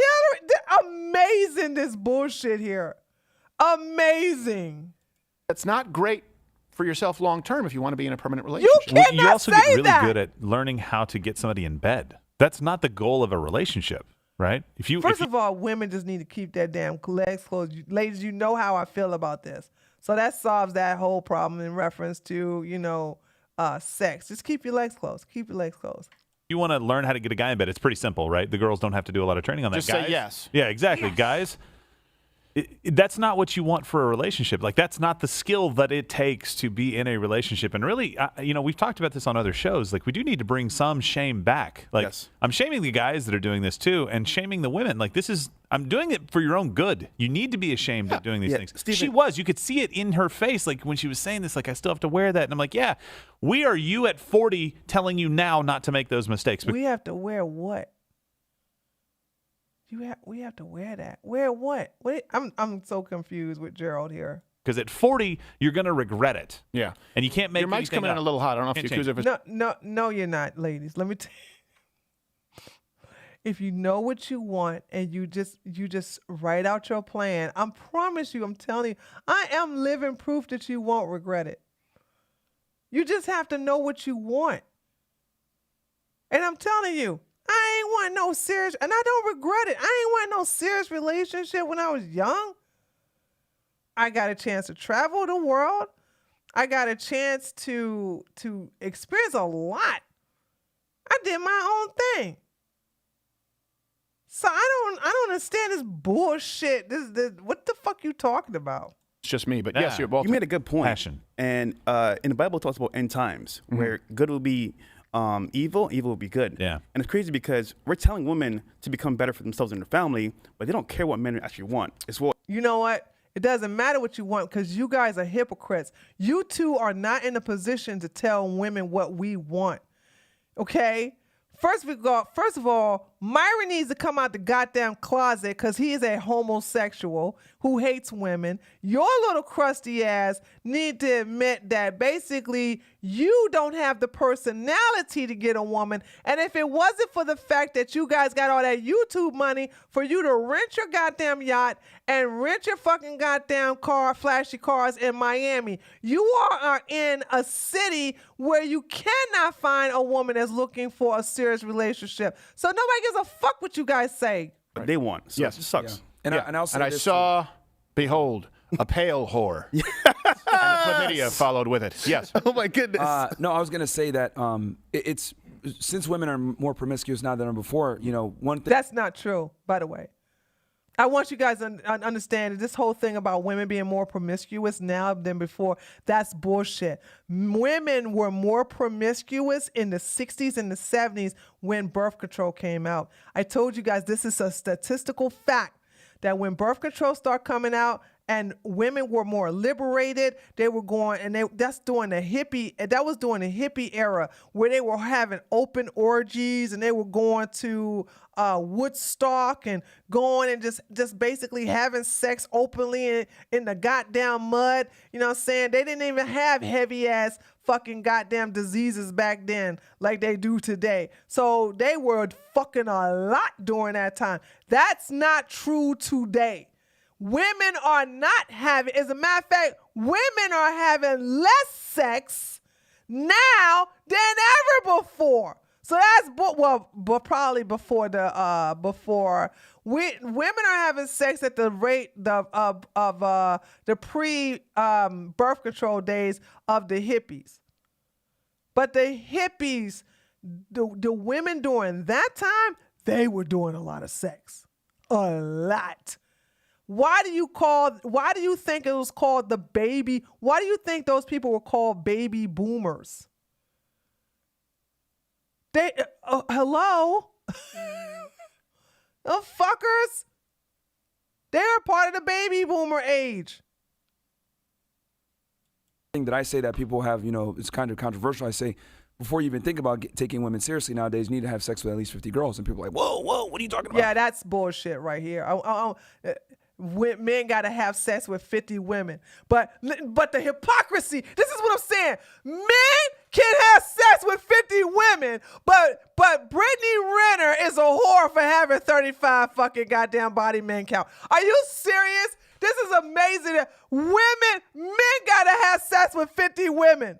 But oh my God, Brittany's a whore for having 35 goddamn men in her body count.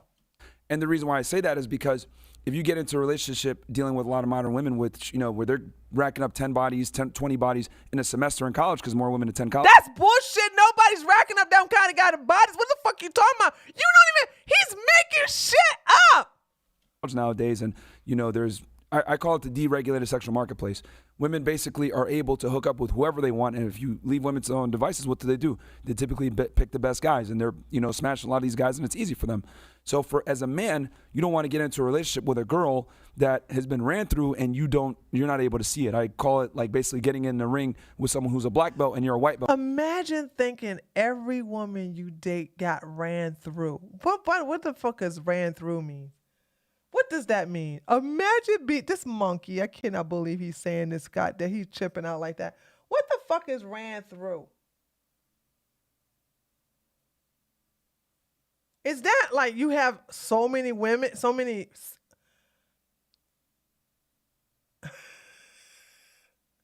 You have so many fucking, that's ran through, really? Yeah, he's making shit up. He's making shit up. This whole thing. First of all, I went to school to go. I'm sorry, guys. Hold on. I've been to college, and a friend of mine was one of the biggest whores on the campus. She didn't go through no 10 men every fucking goddamn semester. That's stupid. That doesn't happen. 10 men every semester? So you're saying she's going through 60 men? Hold on. How many semesters is it? Is it 2 or 3? God, I forgot. Ran through as a high body guy. That just doesn't happen. How many semesters is it? Is it 2 or 3? I can't remember. Fall semester, winter semester. I think it's 2. I think it's 2 semesters, right? Two semesters a year. Okay, great. So you're saying that a woman is having sex with between 20 to 30 men a fucking school year? That's dumb. That doesn't happen. That doesn't happen. Well, if most of them won't go to, that's a good point, TJ. But let's assume they don't go to summer school. Let's assume they don't go to summer school. So that's two semesters. Ain't no woman going through that many men on those fucking school campus. That's just not true. Because you're not necessarily experienced enough to be able to, how do I say this? Combat and or identify certain characteristics that would disqualify her from a serious long-term relationship. And guys have to learn this skill now. It used to be. How does having sex with 50 women teach you to disqualify another woman? See, this is the kind of questions I will be asking him. Like, how does having more sex with other women teach you to disqualify another woman? You mean tell me you got to have sex with 50 women to know whether a woman is? That's just stupid. This is just a lie, dude. But they won't learn the skill through sleeping with a bunch of. Thank you. Oh my God.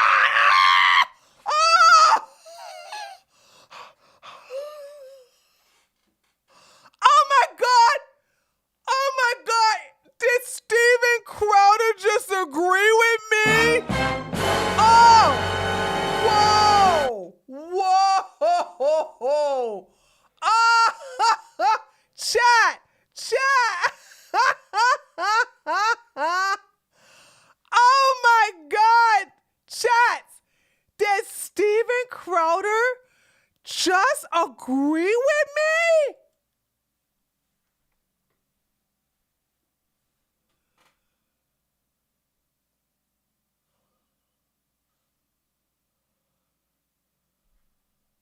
Okay, hold on. combat and or identify certain characteristics that would disqualify her from a serious long-term relationship. And guys have to learn this skill now. It used to be, you know, back. But they won't learn the skill through sleeping with a bunch of women, though. You need to learn the skill through screening for values and actually like finding someone. And I get that there's a lot of dishonesty, right? And there's a lot of deception. But I don't know if a guy's necessarily going to learn like, I slept with 50 women, therefore I know that you banged 14. It's not a hard 50. But it's not a hard 50. It could be like 35, 40, whatever it may be. But what I am saying is, nigga, it could be goddamn 10. You cannot tell one woman from 10 different women you would fucking slept with. That's retard take. You're saying that you can tell a woman is of value by sleeping with 10 other women? That's dumb. If you gotta sleep with a woman to determine whether she's good for you or not, you're an idiot. I would even go on to say, hold on. I would even go on to say that if the women sleep with you quick, fast, and hurry, there your answer is right there. So you don't even need to sleep with 10 women. The women that tells you to fuck off is the women who have higher standards. This is so dumb. That guys need to get out there and deal with a lot of girls. And I know this kind of clashes with, you know, traditional conservative values a lot of times. That's why I keep telling y'all red pill is not traditional conservatives. Like, hey, you know, you should be trying to be monogamous, find a woman. Even though I think that is a great template maybe 50 years ago, in today's day and age with the way how women are and how promiscuous they are and how a lot of women sell. Yeah, sleeping with 50 men is not being promiscuous for a man though, right? This is the double standards. Women, do not allow this double standard shit. Don't even sit up here. So you want to sit up here and say women are the promiscuous one, but you wanted to make a norm. First of all, let's be clear. Your fucking audience can't even get more than 2 women, okay? If they can get that high. So getting 50 women is just not possible. Let's be clear. They're not even approaching women for over 50% of the time. Well, no, what is it? 60% of the time. So I don't understand where you're getting this crazy standard from. And a dream where they sell purity. Men deal success, women deal purity. I think you need to be able to identify women that are promiscuous, and a way to do that is by sleeping with them. And I'll say this, the reason why it's sleeping with them versus just courting them and dating them is because that's a woman's main commodity. Like, once you sleep with her, you've pretty much conquered that woman, not to sound crazy, but you're able to identify the games. Yeah. Well, no, but then it could also become, this is where we would disagree, but I think it becomes a vicious cycle, because then not wanting women to have a high body count and you have a body count of 50, right? It makes it, that's kind of what feminism was predicated on. They go, well, men are doing this, so we shouldn't. The truth is, it's not good for anyone, but I understand what you're trying to say. This is the reality of the world we live in. Hopefully there is. You such a pussy, Steven. You're such a pussy. You know damn well you don't sign up for this shit. And because you don't want to make your new soon-to-be gay boyfriend angry, you don't want to tell him that's a retarded-ass idea. Because you're right. If a man can do it, a woman can do it. That's how I preach that. I preach that, hey, ladies, if your husband cheat, you can cheat. He basically the leader, so he's teaching you can cheat. Go ahead and cheat if you want to. Because he done set the fucking standards. So to sit up here and imagine thinking, and I will agree with, and actually Myron proved my point. Myron said, once a man have sex with you, he basically conquered you. I wouldn't say the word conquer. Once the man has sex with you, the game is over pretty much, depending upon, well, not over, hold on, that's the wrong word too. Once the man has sex with you, your leverage is gone. Your leverage over him is done. It's over. So the question is, when you have sex, do you want to have sex as his wife? Because then you're married. You got the ring, you got the marriage, you know what I'm saying? You can make your family if you want to. That's what you want. Or you want to have sex during your engagement. And that's what I did. Mackenzie! Ice cream so good. Gang, gang, gang, gang. She just gave $5 with the cute little pear. What is the pear doing? Oh, mic drop. Thank you so much. Get the investment you want first. Exactly, Morgan. Excuse me. You know what I'm saying? If you're going to lose leverage with a fucking W, baby. This is so dumb. Oh God. That's right, TJ. Keep your damn legs closed. Flip the difference. You were in guys law enforcement, right? So Yeah. you were in law enforcement. Yeah. Do you ever get trained on how to spot a fake ID? It may not have been part of what you were doing, right? No, it wasn't. And not only that, he was not in law enforcement. He was in the what was he part of? Security in the federal government, Homeland Security. No, yeah, like fraudulent documents, yeah. Yeah, so anybody that's trained on how to spot a fake ID studies the original. You don't study the fakes because that can change. You study the original so that you can understand and see when something is off. So I would disagree with you wholeheartedly on this, saying, look, if you want to find a pure woman, study what that is. Go and find what that is so that you know what to look for, not necessarily what not to look for, because I think you're going to be fooled. Like you said, women now will sell purity. I never really put it into those words, but that makes sense, right? That makes sense. Like I haven't been somebody who's going out and sleeping around. You need to be able to identify the lie, not because you've been down in the mud with them, but because you have stayed out of it. Here's you can only see your forehead. That's all. Ah, damn! I'm so sorry, guys. I'm so sorry. Oh God, that was so powerful what Gerald said. Hold on a second. They're racking up 10 bodies, 20 bodies in a semester in college because more women attend college nowadays. And, like fraudulent documents, yeah. Yeah, so anybody that's trained on how to spot a fake ID studies the original. You don't study the fakes because that can change. You study the original so that you can understand and see when something is off. So I would disagree with you wholeheartedly on this, saying, look, if you want to find a pure woman, study what that is. Go and find what that is so that you know what to look for, not necessarily what not to look for, because I think you're going to be fooled. Like you said, women now will sell purity. I never really put it into those words, but that makes sense, right? That makes sense. Like I haven't been somebody who's going out and sleeping around. You need to be able to identify the lie, not because you've been down in the mud with them, but because you have stayed out of it. Here's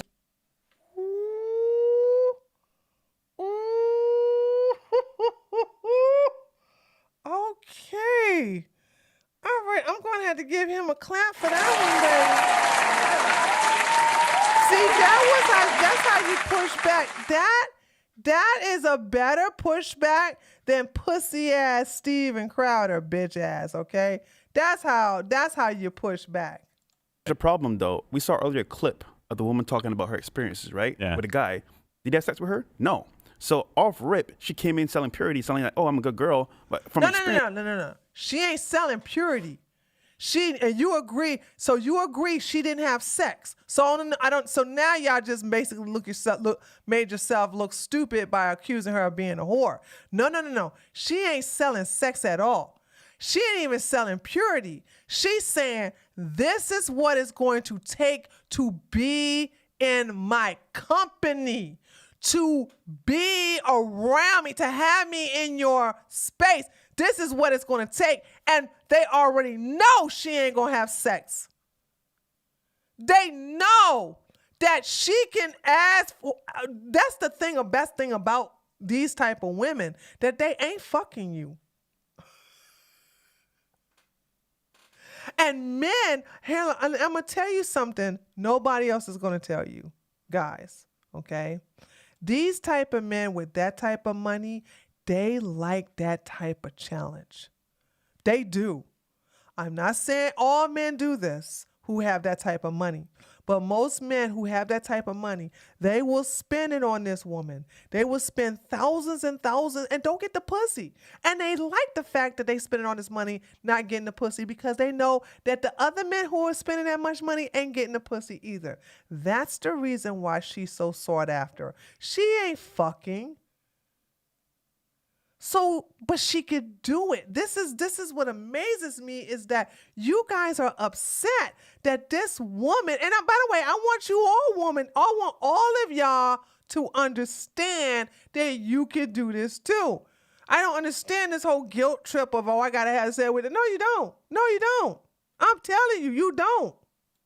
if you knew who she was as a person, you'd be like, hold on a second here. You're coming to Miami. I got to pay for stuff. I got to take on experiences. That should have been the first sign. But again, but they do it though voluntarily. I don't understand why y'all upset. These men know what's going on. They know what's up. So why y'all acting like that they're the victims here? Guys don't know because they don't have the They experience. don't know. So you need the experience on some level. Yeah, and again, like I said, is this the best way to deal with things? No. No. But I'm a big proponent on guys, fighting fire with fire and dealing with women in 2023 the same way they deal with us. Women, I hate to say this, in the dating game nowadays, they treat men as expendable commodities. That's why they're able to do the things that they do and just move on, etc. Well, your bitch ass is. Boom, headshot! I'm just saying. Hold on. Until a woman finds a quality man, and remember, guys, hold on. Chat, remember this chick? I don't know who the fuck she was, but she was angry that I was talking about these evil men who, when I was young, they were pursuing me for sex and I was fucking them over financially because these were bad men. And I even had a couple of women was feeling sorry for the bad men. I'm like, I'm sorry. Here it is. I'm young, okay, 19 years old, and you got these men who are purposely pursuing me only for sex. They only want me for sex. So I know I'm not going to have sex with these guys, but I am going to fleece them. It's a game. They sit up here and say, I got this young teenager, so let me see how much money I can spend on her because I'm about to get in them panties.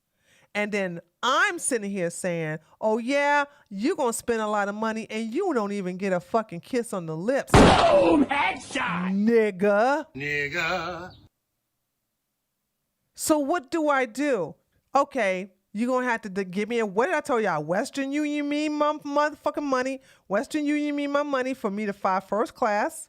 I'm going to need an Uber or a taxi cab.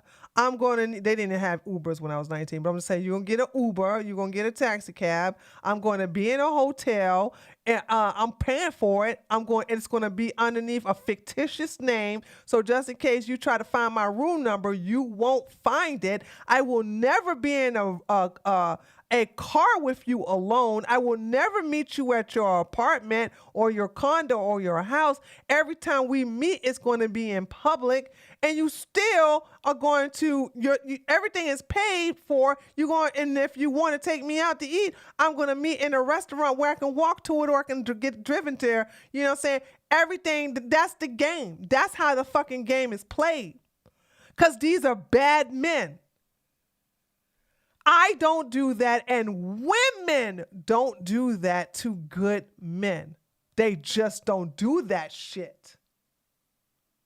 And so when I was telling people this fucking story, it was like, well, these guys are bad. I'm like, these men are pursuing me just for sex.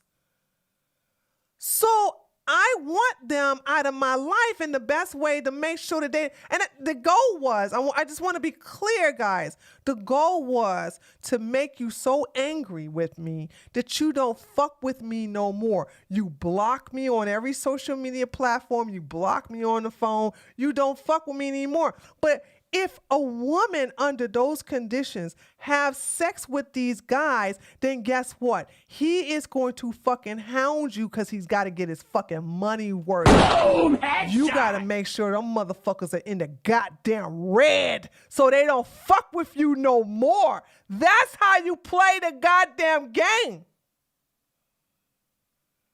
These are not nice men who are looking for a family and going to church on Sunday. You know, these are not these goddamn type of men.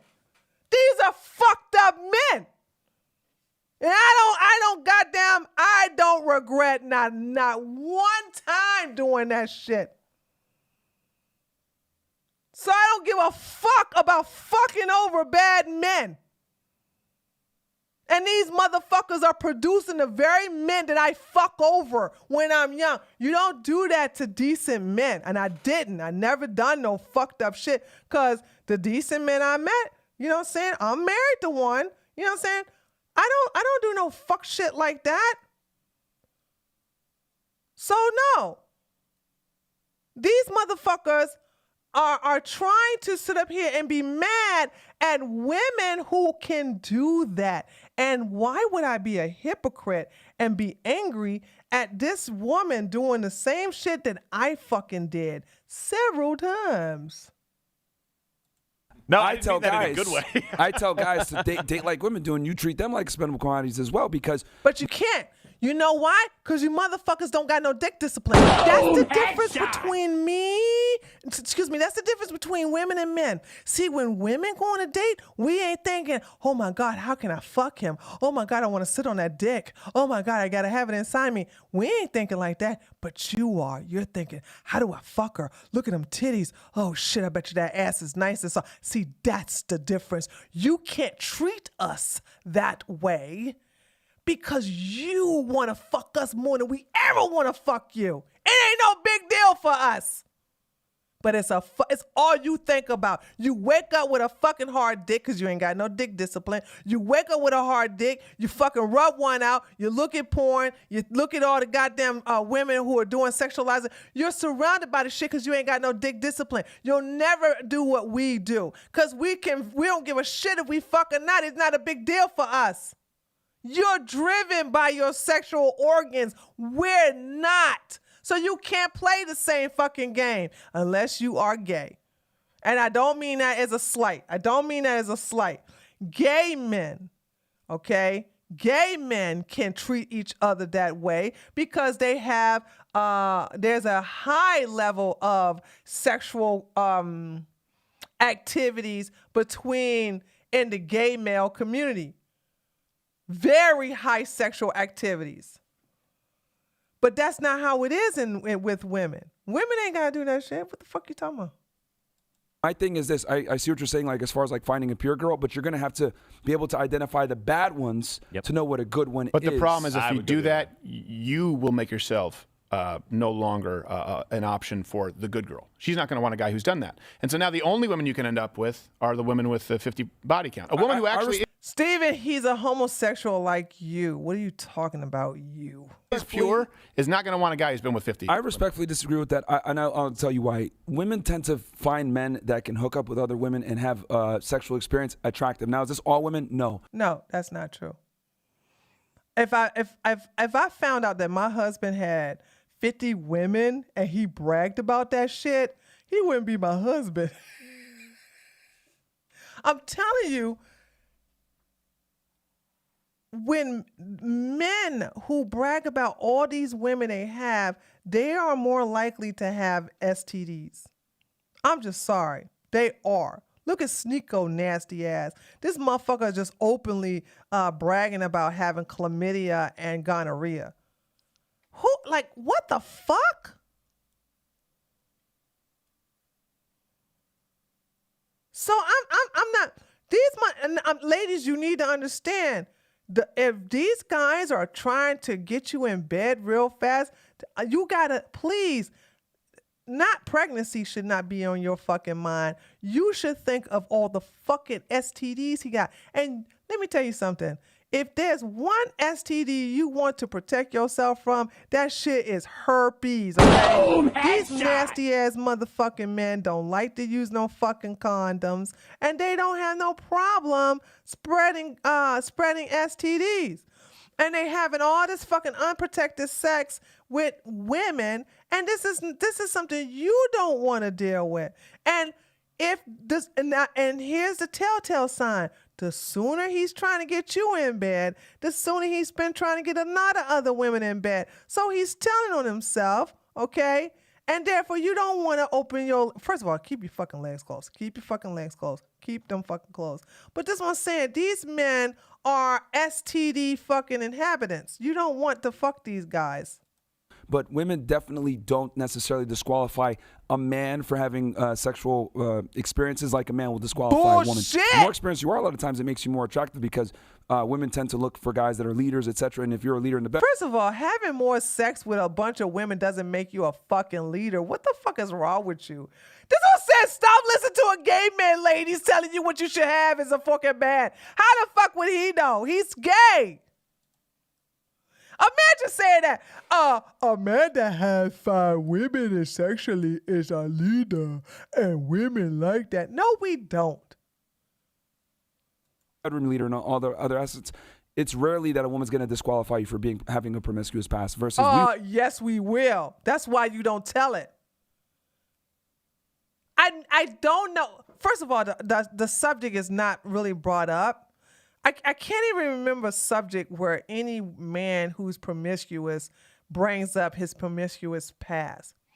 However, on the you guys heard me tell you this story. On a college campus, there were whore men. There are whore women, there are whore men. And the whore men, I stayed clear away from them. Not because I thought about STDs. I thought it was just like nasty that a man who had a couple of women in my dorm, the dorm across from me, the dorm on the other side of the campus, and in addition to fucking the lunch lady and some women on some off-campus things and some other. First of all, I thought, well, your dick is not special. It's nothing. There's something about you. It's like, ew, you had something a lot of my friends had. I had a problem with that. And listen, I just did not want to fuck men that my friends fucked, because when they end up fucking the same man, they fucking start comparing notes. I did not like that shit. They're like, did he do this to you? Oh my God, did he turn you up to? And they fucking got them comparing notes and shit like that. And I'm like,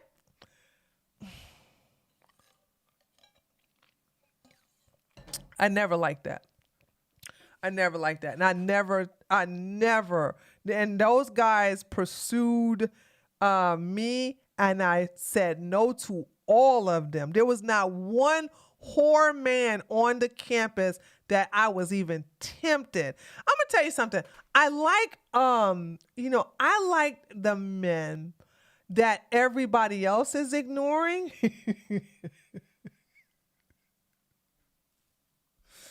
You know what I'm saying? I like them. I like, you know what I'm saying? But then again, here's the deal. When you get the ones that have been ignored, all of a sudden the women are interested in them. So you kind of like, it's a catch-22 in a way. Would definitely disqualify a woman for a promiscuous past. So maybe the broader point is, shouldn't we be pushing people, like maybe the biblical prescription was the right way to go, and don't abandon it just because it's hard. It's difficult. I get it. I was single up until, like 5 years ago. We thought he was going to die alone. I know. For sure. We thought he was going to die alone. He was missing a tooth. No, I was. I used to call him Toothy. Yeah. You didn't call me Toothy more than once. I didn't know he had a tooth, but it was shot out by a BB gun when I first met him. I was like, hey, you ever think about? He's like, oh, this was shot out by my cousin's BB gun. I'm like, oh, so you know about it? He's like, yeah, I just can't afford to fix it right now. And I want to be very clear too that I think the nuclear family is the backbone of any thriving society. I think that's how the United States became the world superpower, was on the back of nuclear families. I think a man should be with a woman and we should have children. But unfortunately, with the way things are now, where we have this deregulated sexual marketplace where women control everything, I want to put men in a doesn't control everything, you dumb monkey. Position where they're able to properly ascertain that woman's value to give her that commitment, because guys take on such a huge risk. Don't sleep with her. Don't sleep. And I agree with you that they are. The minute my wife, who's now my wife, at the time the girl that I was dating, we talked about sex early and said, hey, I'm waiting, that immediately turns people on or off. It turns people off that are like, hey, I'm just interested in sex. Holy shit. Gerald, I really hate that you fucking work for Crowder, because you and me are agreeing. I agree, except for you calling that girl a whore, but fuck you for that. But yes, I'm like, he got his shit together. And it turns somebody on, not in and don't sleep with her, don't sleep. And I agree with you that they are. The minute my wife, who's now my wife, at the time the girl that I was dating, we talked about sex early and said, hey, I'm waiting, that immediately turns people on or off. It turns people off that are like, hey, I'm just interested in sex. And it turns somebody on, not in a sex way, but it turns like, ooh, okay, so this guy has some morals. This guy has a little bit of what I'm looking for. There's some character there. There's something more than just, hey, I'm trying to get in your pants there. I agree with you. Like, I think the problem that we're facing is that society, you're correct, is crazy. Right? I don't think you play into their hand, though. I think you have to go a completely different direction. Well, there's also my primary issue is once we get past the entry point. Right. Here's the problem to you and your wife, and I know that. And by the way, you were both very straightforward about your quote unquote body I did counts. want to have sex with her before. Yeah, of course you did. Of course you did. You're a man. I mean, it was like it was for a while. It was like we had to move the furniture like a Great Dane's tail. No, come on. But it's difficult. Here's the problem, though. The reality is, at this point in time, not that she ever would, but now that you're married, and the church has failed men in a lot of ways here, where that woman's talking about, hey, I expect this. Is okay. How about a prenup? Your wife, if she wanted to, if she were that person, could leave you tomorrow. How did we get the prenup? Do you see how Steven is projecting his fucking marriage, his current divorce into this conversation? First, he inserted the no-fault divorce into this conversation. Now we get prenup. We're talking about premarital sex. How the fuck you go from premarital sex to prenup? How do we go from, hey, you should not have sex before you get married. You shouldn't be having sex with all these women, but hey, don't forget a prenup. How is that relevant? That's right, Morgan. Morgan said go to therapy, sir. Yes, for real. He is straight bad. Oh my God. No, the church didn't even fail men. This is not even a church fault. This is not even a church fault. It's people like Steven who failed men. He's not going to be a good father to his kids. And take all your stuff, even though you both waited. And that's a separate problem. So there's so many barriers to entry now for young men where they're going, hold on a second, first off, body count. And then let's assume that we all find common ground and you each find a person who is actually loyal, a person who actually does value their body and values their partner. There still is a contract right now that doesn't make sense. And men are saying, even if all of that happens, I would rather, and here's another report, 1/3 of men between ages 18 to 24, no sexual activity at all in the previous year. A lot of them aren't even interested in it at all. That's why you have Western men becoming what? That's fine. If 18 through 24-year-old men are not having sex, that's fine. That's their choice. I would like to see how where he's going with this. They call passport bros, and this is according to Urban Dictionary, where they say men who have chosen to seek out foreign women, typically from other countries, for relationships. Why? Because there's a different standard, there's a different view of marriage, there's an actual view. Steven don't know anything about this genre. The passport bros are going to impoverished areas to manipulate women that are poor in order to have sex with them. By the way, saw a video of this didn't do in Colombia. He got roofied and the two chicas stole all his motherfucking money. Boom! Headshot! So, like, Steven is really using a passport bros as an alternative? Them motherfuckers are not women, and which I'm so glad it's been happening for a while. The women are understanding that these men are coming over there for just that. So they're fucking them up, or basically, especially in the Asian areas, they're making these men spend all the money, and then all of a sudden they ghost them and say, you know, they don't even fucking goddamn, they didn't even get any sex in the end of it. So even then y'all going to other countries and y'all taking L's. Passport bros. I can't even believe this nigga is talking about this. A contractual view of marriage. They believe, according to this source, that Western women have been influenced by cultural and societal pressures to behave in a certain way. This motherfucker is legitimately using the passport bros as an argument. Men who take advantage of poor women in these third world countries. Authentic, fulfilling, and no, listen, Steven is a piece of shit.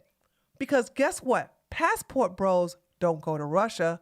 Passport bros don't go to Germany or Poland or France or Italy. You know where they go? They go to Cuba. They go to Thailand. They go to Guam. They go, not Guam.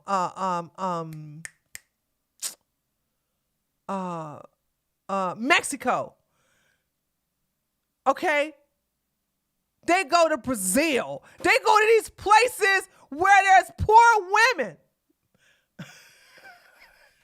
They ain't going to no other country, a first world country.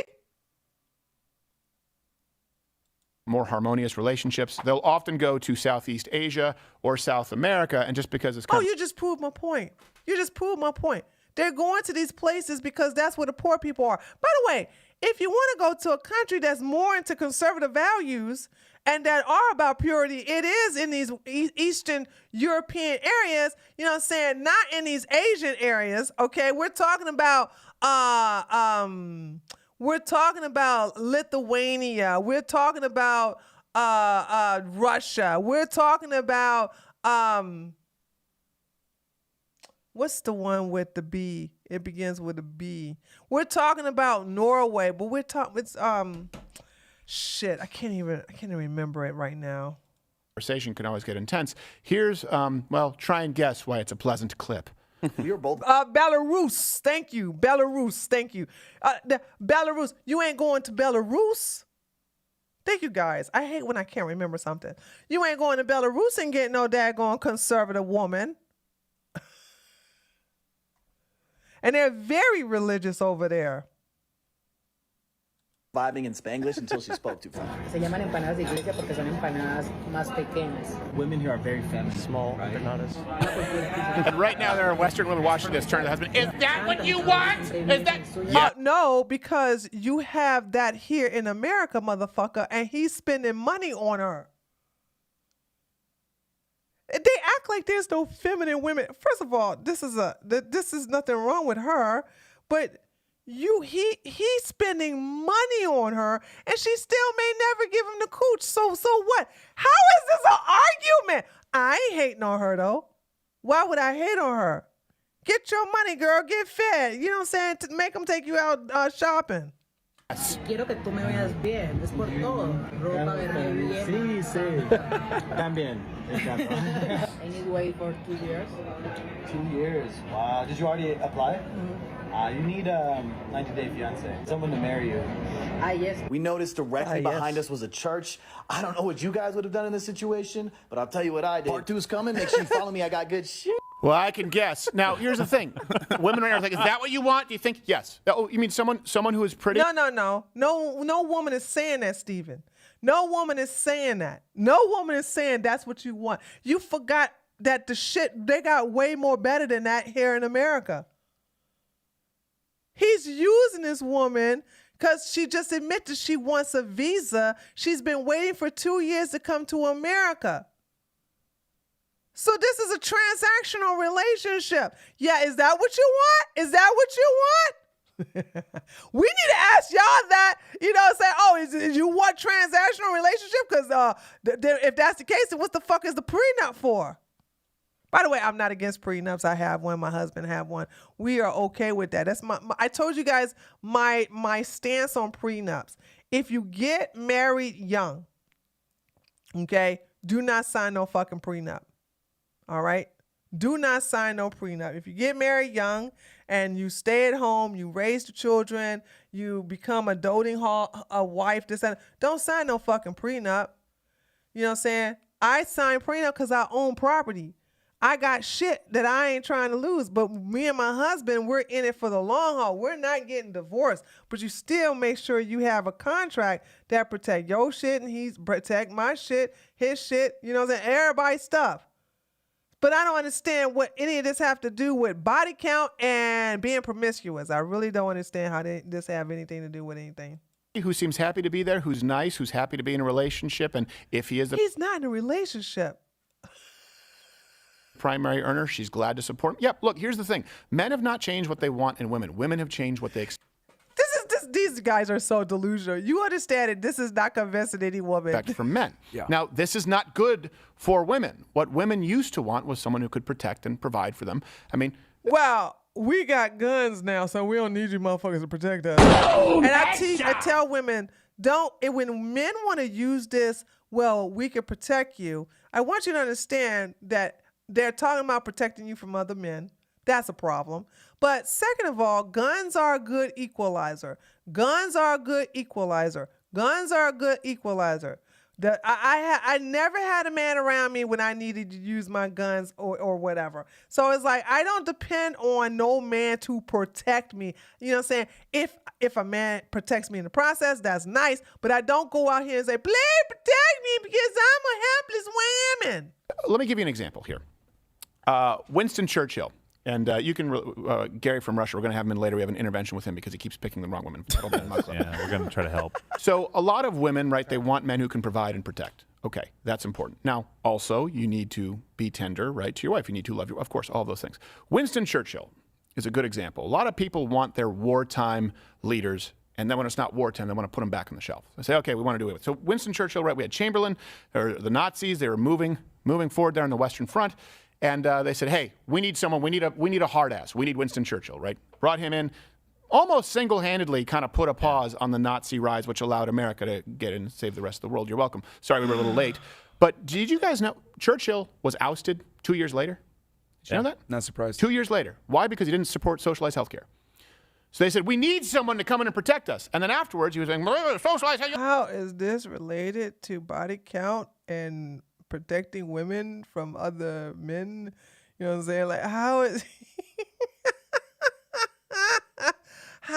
this related to like passport bros? Like what? Okay, maybe he's gonna bring it home soon. We'll become a bunch of lazy socialist pussies, and they were like, okay, now we don't want you anymore because we don't need you. It's not wartime, it's peace. So now we want all the free stuff. And he said, but there could be wartime. It could come again. Doesn't matter. They got rid of them.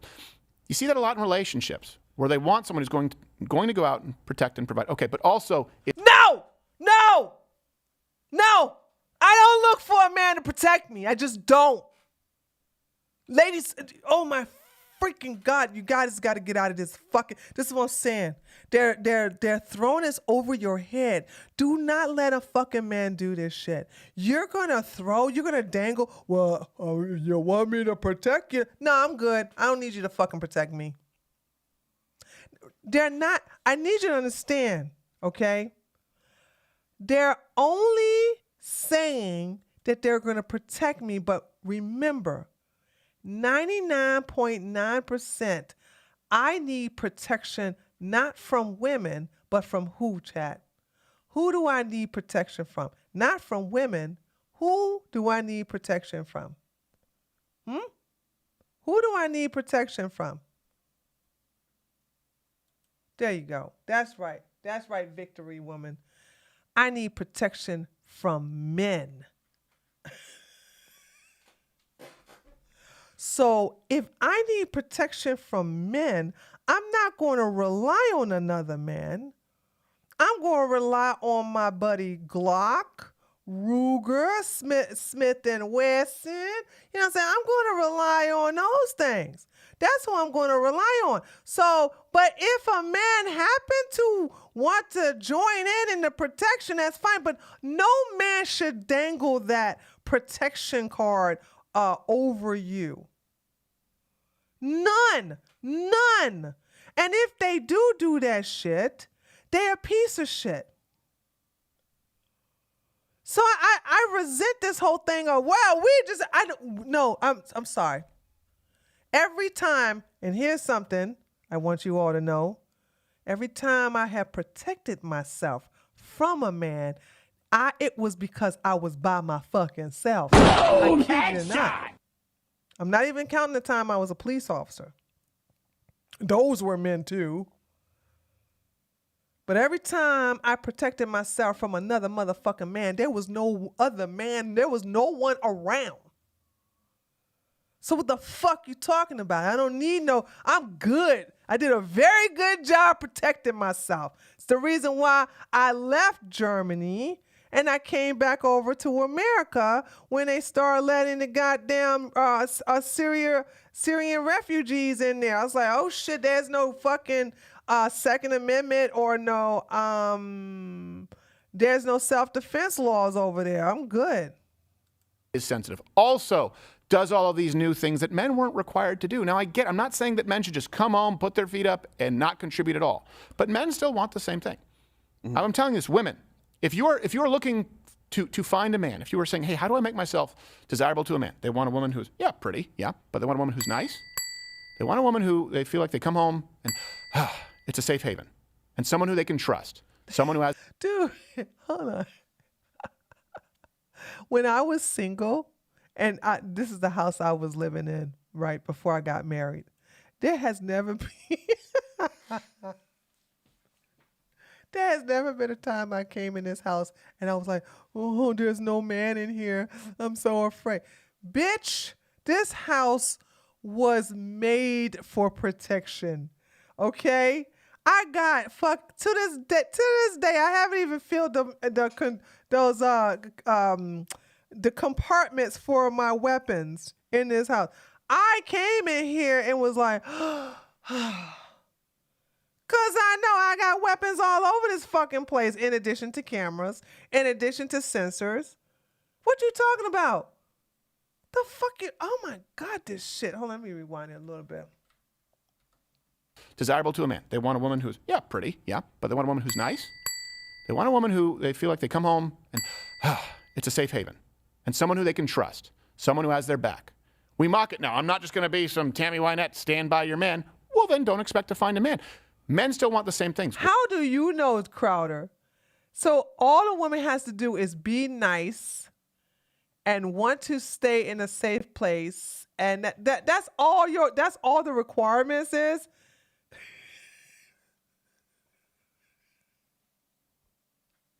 This is why you just don't tell nobody. You know what I'm saying? You just don't tell nobody what you're looking for. They're either what you want or not. I mean, this is a short-ass list of what you want a woman to be. Women want a man who can provide, protect, also be sensitive. Also listen to the problems about Karen. Look. No. I disagree with this one right here. And I need to tell women this, okay? Listen to me. Hold on. This whole sensitive bullshit. I got some money. Ice cream so good. Gang, gang, gang, gang. $10. Gang, gang. TJ, hey, Treat, I've had my gun permit for about a year now, and I'm looking for recommendations for a starter gun. You ain't got a gun yet. You had a gun permit for a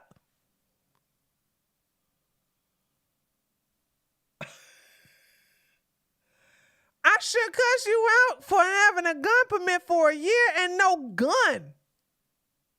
Money's been tight.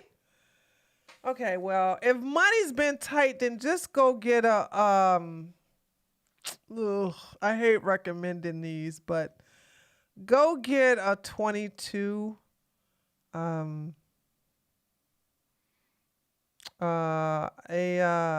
Smith & Wesson, anything. Is a good 22 to start a starter gun. I don't like 22s because they're just, I mean, I'm a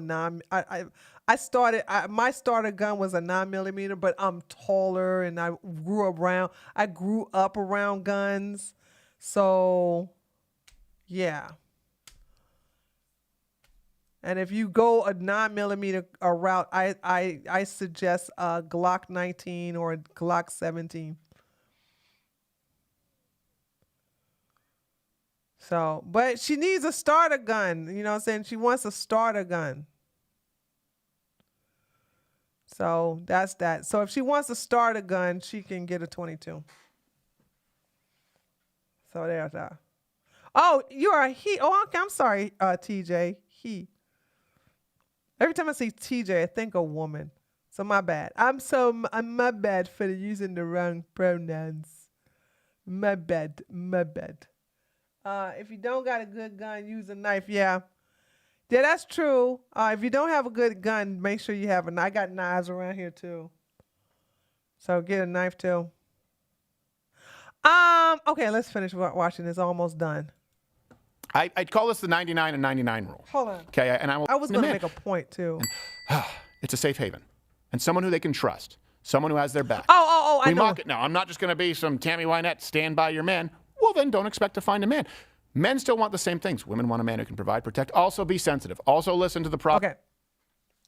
This is what I was going to say. Ladies, I need the ladies to pay attention to me. Do not expect your man to be sensitive, okay? I do not rely on my husband to be sensitive. I never relied on any man to be sensitive. Unless it's my gay male friends. But any man I'm in a relationship with, I tend to attract men that are pretty stoic or out. I hate to use the word alpha, but yeah. And so these are not going to be your crying men, your men who are going to, these men are going to be like, woo, woo, woo.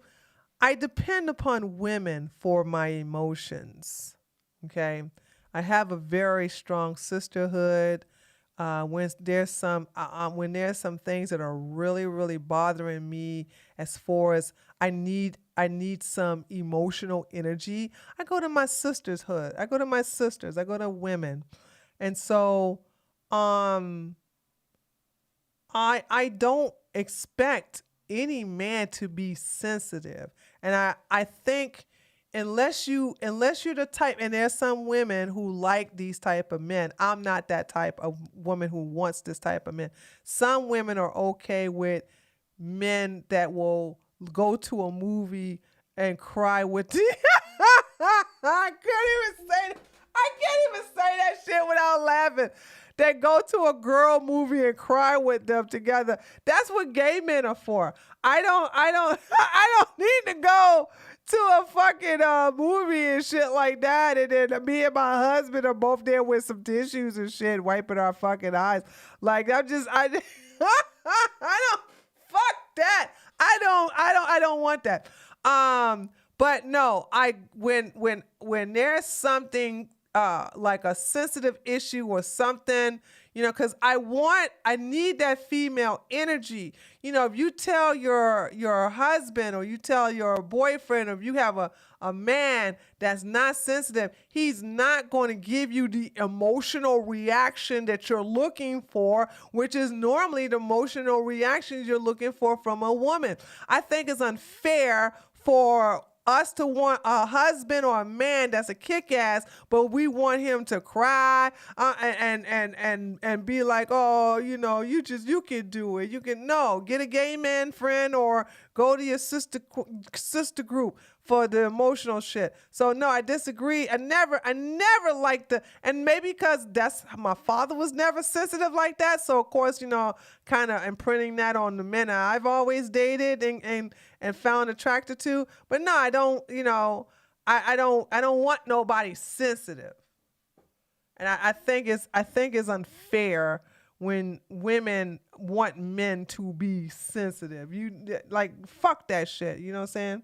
You don't want a man that has a face mask. Robe, get out to exactly.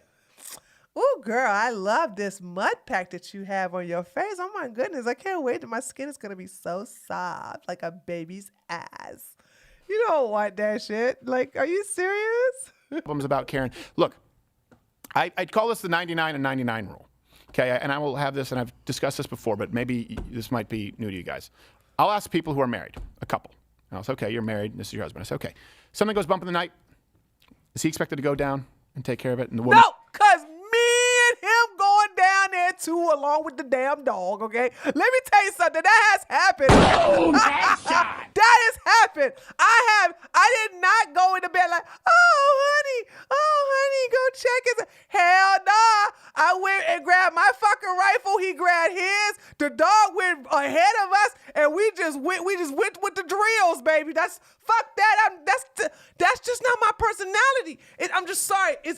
It could be a woman's personality to go hide in the closet or to fucking goddamn cower underneath the goddamn covers. That's not my personality. Hell no. We hear something, it's a goddamn competition. All right, we want to see who's gonna be the first one to get to the goddamn perp trying to break into the fucking house. That's not how. This whole shit about being a damsel in distress. Fuck that, dude. No, that's just not me. That's never been me. So what's going to happen when he's not there, ladies? You know what I'm saying? This is what you got to understand. What's going to happen when he's not there? You just going to go hide? Nah, dude. Oh, shit. Oh, my God. I hate when I do this. how about a prenup? your wife if she wants. So they said, we need someone to come in and protect us. And then afterwards, he was saying, socialize, you'll become a bunch of lazy socialist pussies. And they were like, okay, now we don't want you anymore because the door. No, he is. Okay. Does he work? Does he provide for you? I'm not asking if he's rich. Does he work? Does he provide for you? Okay. I've now crossed a threshold, but I'm the door. No, he is. Okay. I'll ask people who are married, a couple. And I'll say, okay, you're married. And this is your husband. I say, okay. Something goes bump in the night. Is he expected to go down and take care of it? No, we go together. But he is ahead of me, though. Boom, if you want, because he's the leader, he will go ahead of me, okay? If you really want to know. The woman invariably says yes. And if you're at home right now, answer these questions. Does he go down? No, we Or both go down. Do you go down and say, hey, hubby, lock the door? No. No, we both go down, nigga. We both go down there. We both are armed down there. The dog has already beat us to the fucking goddamn noise. He is. Okay. Does he work? Yes, we Does he both provide work. for you? I'm not asking if he's rich. Does he work? Does he provide for you? Yeah. Okay.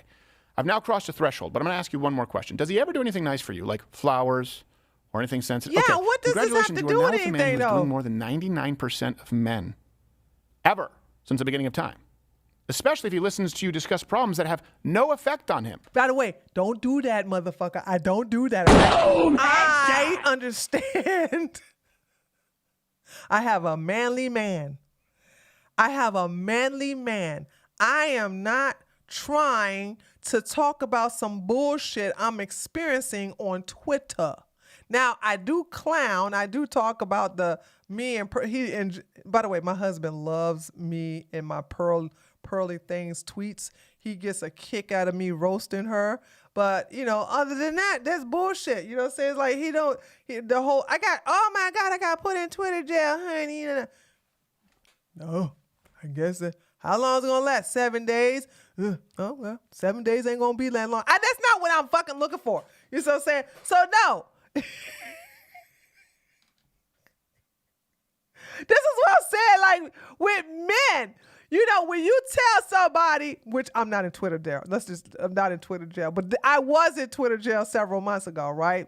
And I went and told my husband about it. He was like, oh, what does Twitter jail mean? So you tell him, like, you can't use Twitter for 7 days. And he was like, oh, well, next thing you know, 7 days will be over with. And I was like, that's not. But then I go, that's what you get for not talking to your sisters. So I talked to my women friends. I said, I'm in Twitter jail. Oh, no, what happened? Well, this motherfucker talked some shit a bit, and I called his ass a goddamn Pookie or Ray. And I said, you are 16. What did I say? I said, you 75%ers ain't shit. 75%ers? That's so funny. You so funny. Oh, no, you got put in Twitter jail for that? Yeah, I got put in Twitter jail for that. Oh, they so unfair. You're just a black woman. You could say those things. Isn't it true? See, you see what I'm saying? I'm getting the feedback that I'm looking for. And this is only something that women can do and gay men can do. You understand? We're going to have a 2-hour discussion over me being in Twitter jail. You see how that works? So it's like, that's not something my husband is interested in. So I just this whole bullshit of it. Is he gonna listen to your problems? I mean, nah, because if it has to be a serious problem, like a serious problem that a man can actually handle. But the little minor bullshit that I get myself into.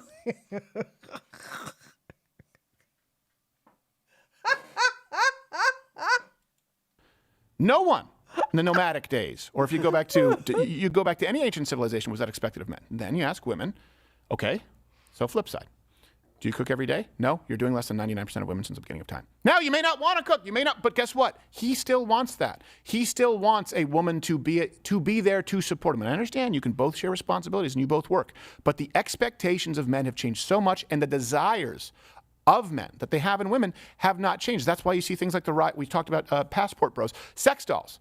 This is an ex-Google chief said that AI sex dolls will, quote, redesign love and relationships. I'm okay with all this. I'm okay with passport bros getting robbed overseas, and I'm okay with these motherfuckers getting sex dolls. I am so okay with this. They're acting like this is a dunk, but it's not. global market in 2020 was $411 million, and it's are those expected things? to grow by 56%. Because the fucking sex dolls cost 10 grand and up, you dumb motherfucking monkey. That's why. And there's a lot of lonely men out there. And by the way, there was a survey. 50% of sex doll users consider their doll as, quote, the ideal partner for me, and I feel emotionally attached to Yeah, it. because they basically make her out of the image they want. They basically tell how big he wants her, how big he wants the guy to make her tits, how big her butt. He wants to tell the eye color, he actually wants a picture of the type of his ideal woman. And yeah, that's how that shit is. This is not a dunk. By the way, I got some money. Ice cream so good. Gang, gang, gang, gang. John, $5. No tree, she stays with the kid. Excuse me. No tree, she stays with the kids. And gun, I go naked with I go naked with the pit bull and the ninja's knife. And there's about to be some Thunderdome Roman Coliseum shit. Shut up, John! Like this guy. This will be her anniversary present for our 10-year. I got these matching wedding bands. They say synthetic love lasts forever. This is old, too. This is old. This is real. This is so old. And by the way, no, this is not March the 21. Also, they have updated the fucking doll since then. Which one's the robot? Now, here's the thing. I'm not going to lie to you. I decided to test it out for research purposes. And in my case, I think I deserve my money back. Wait, test what?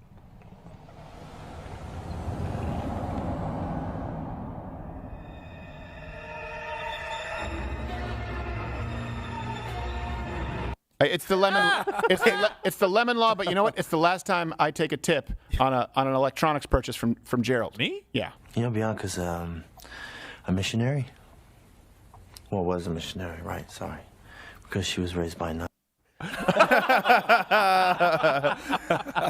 got me scared there, man. I was really scared for you, bro. Yeah, I know. I said, wait, what? Test what? By the way, the scariest part is that some of those sex dolls, they're only IPX3. They're just slightly true. They're just slightly water resistant. He's so not funny. You don't want to read the reviews He's either. so not funny. Oh this my is all God, really he's interesting so because, like, we talked about some of the root causes of what's going on here, and now we're dealing with some of the adaptations that men are kind of the consequences. Yeah, of what they're doing. this ain't consequences for us. Is he really thinking this is consequences for us? I need to remind you, ladies, 61% of men are not dating. They are single. 61% of men are single. 34% of women are single. This is not affecting women at all. There's no consequences when you have double the amount of men that are considered themselves single. This is not going to hurt us at all. When I say us, I'm talking about women. Whether it's passport bros, sex dolls. Or just being lonely. The more men are lonely than ever before. That too. Video games. We also we had a podcast where we talked about like the rise of virtual reality now, where a lot of guys are using that. And I would say if you're a betting guy or you want to invest in something, I think investing in sex dolls and all this stuff in the future is definitely going to be a good thing because the problem is this. Well, maybe not a good thing, but you're saying you'll make money in it. Financially wise. Investing in it. Financially wise. I'm saying investing to make, because I predict that it's going to continue to grow as a market. Crypto and sex That's not license with sex dolls to go and make deposits. Go yeah, but I will say that what's basically happened, we showed this clip earlier, is that women have changed, but they still expect men to be traditional when the women don't necessarily provide traditional value back. They want a guy that's going to be a protector. I disagree with this traditional shit. You guys think traditional means that a woman stays home all day and cook and clean this, that, and the other. But if a woman is working and she comes home and she doesn't feel like cooking and cleaning, whatever, then fuck the tradition. This is what I'm saying. It doesn't even work that way. And I'm just going to stop. Like, the whole tradition shit is played out. So, yeah. I'm not buying into the bullshit about tradition because, if these bitches who are always talking about tradition, they wouldn't be on the internet. They really wouldn't have an Instagram. They wouldn't even have a Twitter. So I'm like, yeah, this whole tradition shit is just like, yeah, whatever. Okay. A provider, do all these things that men historically have done while simultaneously not bringing back what men required of women. They're whores. They don't necessarily want to cook. They don't want to clean. They don't want to obey you. So all women are whores. All women don't cook and clean. I always cook for my man. Okay? So it's like, who can, but the whole thing about me, I'm not a trad slave, though. I'm never going to sign up to be some fucking trad slave. And this is why women don't listen to these monkeys over here. They want to be submissive. They want to be able to behave however. You got to earn some. Ladies, that's another thing too, this whole submissive shit. Okay? I cooperate with my husband. I'm not on my knees talking about something. Yes, master. Yes, master. That's all you. I'll get your dinner. I'll go run you. And I'll go in sound and run you. You shut yes. No. Okay. This whole submissive shit. Whatever. I cooperate with him, and together we make things happen. If we ever come to a disagreement or impasse, then I trust him enough to basically make the final decision. That has only happened once in our entire time together. And guess what? It ended up being a good decision on his part. But other than that, you know what I'm saying? We talk it out. We compromise. There's no him beating on his chest. I'm on me, man, you woman, you submit. That's bullshit. So this whole thing about submissive. And also, I had some motherfucking Pookie want to sit up here and call me manly, whatever, which is fine. I take that as a compliment. But what I told him is that I do not submit to no bitch niggas. None of these men online or in person requires me. Why should I submit to them? I don't have to submit to anybody. And like I said, I don't look at the word submit the way other men look at it. I don't look at it as me subservient. No, I'm cooperating with my husband, and we are a team together.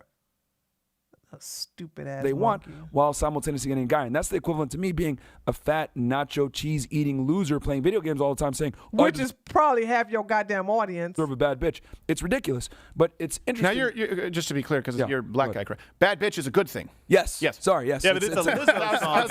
I was thinking, Josh, that's a bad fish. Yo, that is so cringe. Imagine going on a date and she's like, I'm a bad bitch. She's like, oh, you just said that out loud? Oh my goodness. And here's the other thing too. Don't call me bossy. First of all, Walter, your ass don't even go out with no woman unless you pay her. Boom, headshot. Like you speaking from personal experience. And also, can I remind you motherfuckers, you're in Miami?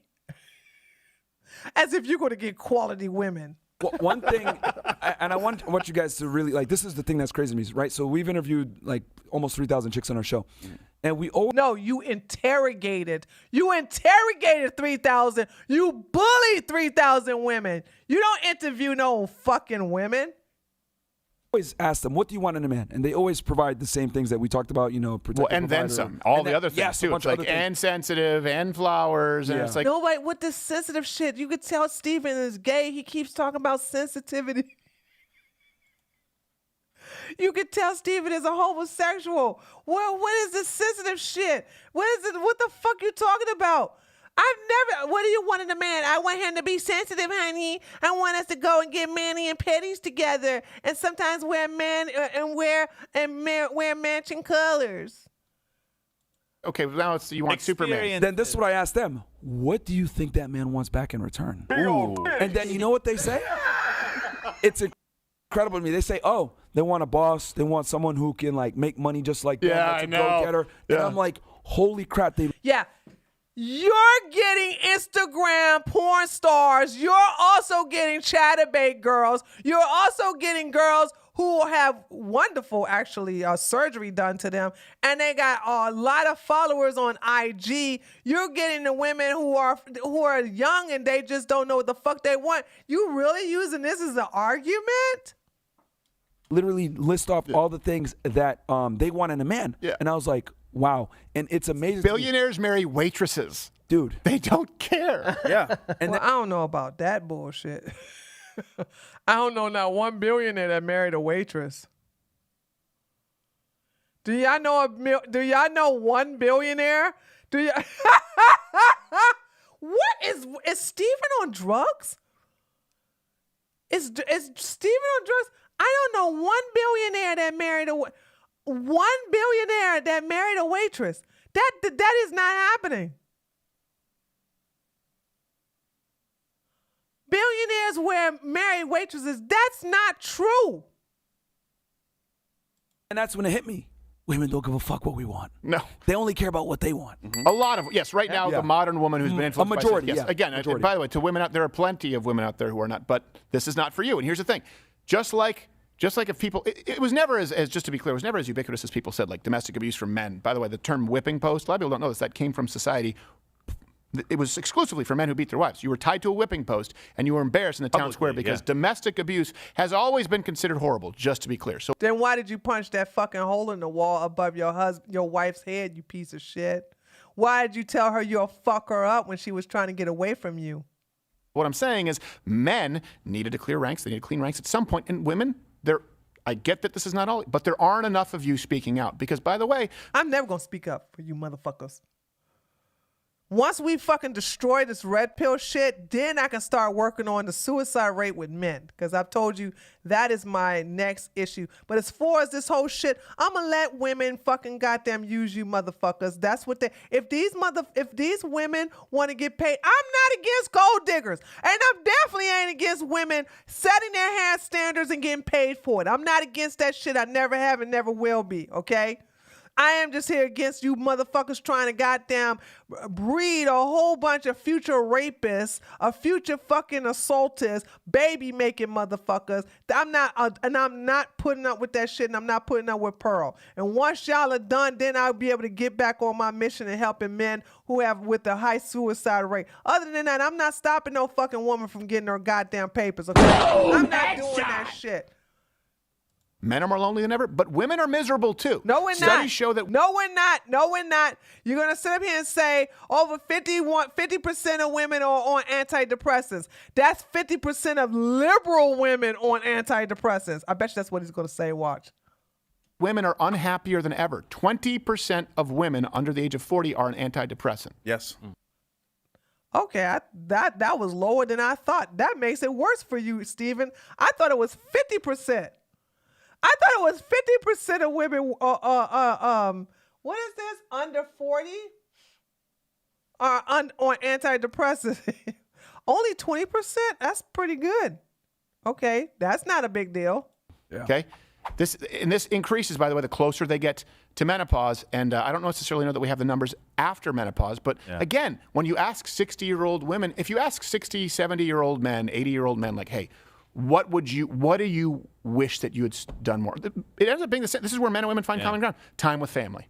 Time with family. You know what's crazy? You brought up medication, right? So there's a test that guys do nowadays. That shit's, I only deal with men who's in America. I'm only talking about men in America. Because you got a lot of these Arabs that are in the UAE and all this other shit. Nah, I'm only talking about Americans. Actually, I'm only talking about Americans, and maybe y'all even enter Canada. Actually, the players, they go to a girl's crib, look in the medicine cabinet, and they see any medication in there. Yeah. And that's a huge red flag because either they're in therapy and they need that. That's a red flag because guess what? In your relationship moving forward. What about when a woman, first of all, stay out of motherfuckers' apartments. What about when a woman go into a man's place and see medication for STD? What about the medication that fucking goddamn Myron used for his fucking toupee on his head? And hold on. Also, let me tell you the truth about this shit. Y'all ready for this? Even if the little crusty one saw that the woman home that he was at was on medication, do you think he's not going to fuck her? Seriously, hold on. Press 1 if you think that the crusty one is gonna go, oh, think I thought about the cursing. I'm leaving. Or press 2 if you know he gonna sit up here and hit the pussy anyway. Who is he fooling? I'm saying to myself, you still gonna have sex with her. Who gives a shit if she's on medication? And remember, these stupid ass men are the ones that are saying, damn, man, but the pussy is so good, they're always crazy. It's always crazy. They're so crazy. Like, I'm saying to myself, what? That might be a problem. Right. So it's just tough. And it's interesting, as they become more and more liberated, they've had more anxiety, more depression, more sadness, more miserable. 20% is not a bad number. I thought it was going to be over 50% of liberal women, but 20% is not a big number. Now let's do the men. Because I noticed you did women. Let's do the men. Actually, let's do the men real quick. Okay, let's do men.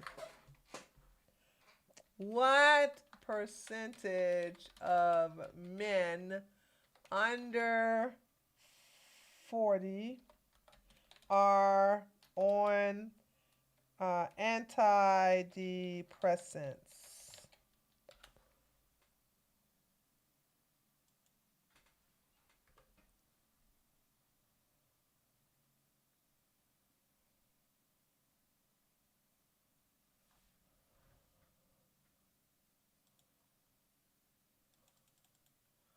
The percentage of antidepressants with age, 7.9 among adult ages 18 through 19, 14.4% between the ages of, well, I don't need the ages. I want to know, okay, what percentage of men take antidepressant?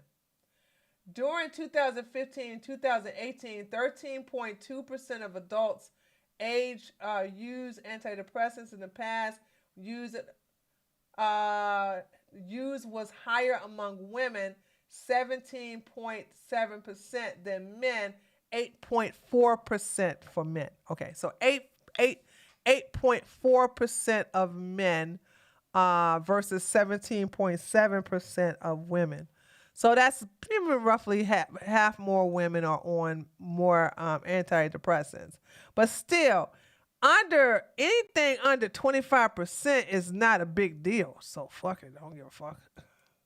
It's crazy because, like, I've always said, like, feminism was a lie to women. It told them, go get a career, make this money, become successful, etc. But what they don't realize is a woman's sexual market value is absolutely perishable. You only have a finite amount of time to get the guy that you want, and the older you get, the more money you make, the more you dwindle. Not true. Not true. Not true. Once again, don't listen to a homosexual tell you this. Not true, ladies. Not true. Not true. That pool of men, and you're becoming less attractive to those very men that you want. Yeah. No, I think you're absolutely You right. don't even know what type of men we want. There's so many men out there, ladies.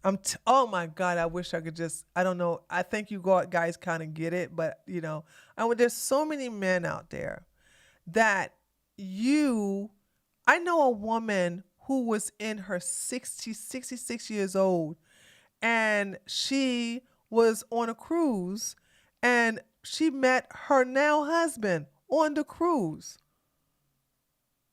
So I'm just saying, and that was her first relationship. I mean, first marriage. Okay. That was his damn third. So I'm just saying, like, you don't let people who failed at relationships tell you what you can and can't get. Okay? You can get, oh my God, you determine what you want and when you want it. Don't listen to these clowns. No, and so we had that clip earlier about that girl saying, I want all these conservative values. Yeah. Liberal, right? Yeah. So that was that whole thing. Like, do you see like what you're saying there? You want all of these things that maybe in your late teens, early 20s didn't really care about those things. You're like, ooh, that's gross. I'm going to be an independent woman and I'm going to go get these things. And then you're like, well, wait a minute. I kind of do want those things. But here's the thing. No. I don't want to change anything about what I'm doing. I never wanted those things. I don't think any woman I know ever wanted those things. When we were in our 20s, we never said, oh, I want to be a mommy and I want to get married. No, we didn't want those things. I want to just be crazy liberal, but I want all these conservative values. That is the misalignment. Like, you cannot have both because these things live within kind of the conservative ideal. Outside of it, you get to all the beta males you want, but apparently that's not satisfying you right now. And women are miserable because, like, I have only less than 20% are miserable. Only less than 20%. Never seen. That's a minority, by the way. The majority are happy. The majority of us are very happy. Positive change in people's lives, in couples that I've known, than when they had children, both in men and women. But it gives this fulfillment, this value of like purpose in life. And it's not the only one. My wife is an amazing, phenomenally gifted person who's going to go back to work at some point so that our kids can see mom is a badass as well, right? But she has chosen to do what she's doing at home because it is that important and that fulfilling. And people that skate on that and people that get too old for that because they've chased down every lie that's out there end up missing out. And not only on that, and this is going to sound old, but once you start having kids and you enjoy that process and you see the joy that it brings your parents. I'm sorry. I'm sorry. I can't relate the whole kids bring you joy. Nah. I'm by the way, not down on anybody who have kids. All right. The one thing I love about my godchildren is that I can go home by myself.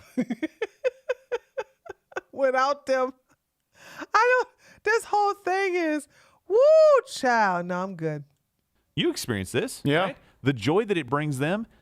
I don't know that I'll get that. My dad finally started talking to me again. I know, yeah. It's crazy, right? You had kids and all of a sudden you're important again. No, it's just like my mom face palms me. She's like, yeah, where's my grandchildren? Exactly. And there's these benefits. There are these things that are built in that you miss. These really big, important things societally that make life more full and rich. And you guys are missing this because you're chasing after, I'm sorry, we talked about this yesterday in the 5-minute joke. You're chasing after fleeting joy. Has any of this made your life better, men or women? This is the thing, and often men are told they can't speak about it because you're not a woman, right? No vagina, no opinion. But now the trans thing, like no uterus, no opinion. I don't know, just whatever. If you have a moo-moo, I guess you qualify.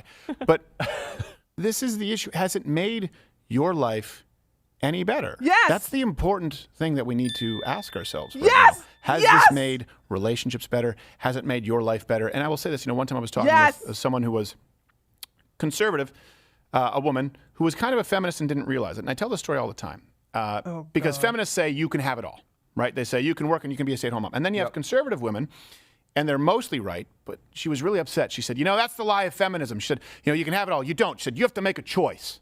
And she was really upset. She said, you can't be a professional woman out there working and you do have to make a choice. And I said, that must be wonderful to have a choice. She said, what? Mad? I said, so you're saying that when you were young, your parents said, hey, if you want to be a professional working woman, you can do that. She said, yeah. I said, or, you can also be a mom and be a great wife. Yeah. I said, do you realize that no young man has ever had that discussion? Any young man here, show of hands, any man, when he realized that he thought women were pretty and he wanted to have his own real live naked lady at home one day, anyone ever have your mom or your dad say, well, the good news is you have a choice. You can be a working man and provide, or you can be a stay-at-home dad. Who is making this argument?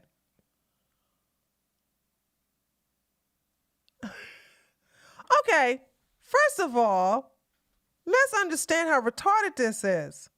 Women were not allowed to work initially. Women were considered second-class citizens. Women weren't allowed to dress the way they wanted to dress. Women were not allowed to vote. Women were not allowed to work. And women definitely was not allowed to file for divorce. Women did not have a lot of fucking rights. So therefore, once certain rights were given to women, they were now given a choice.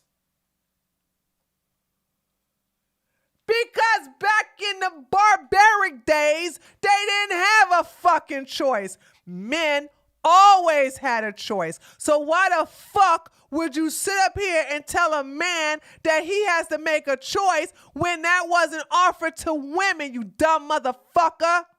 That's the reason why they're saying you got a choice. Because once upon a time, that wasn't an option. Oh my! I would fuck your ass up in a debate, fucking Steven Crowder. Holy shit! You so used to fucking debating these goddamn little these motherfucking these school kids in the colleges. Holy shit! Yeah. Nope. Never. Must be nice to have a choice. Yeah, it And by is the way- because we weren't allowed choices in the past. Even if you tried to make it societally acceptable for men to have a choice, they wouldn't take it because men have to keep themselves accountable and men don't respect other men. And they know that women ultimately, no matter. What choice does a man? What, to fucking stay at home with his mom and play video games all day and get fat? Oh, yeah, they do that anyway. They do that shit anyway. What choice do they got? To work? Yeah, they got that choice too.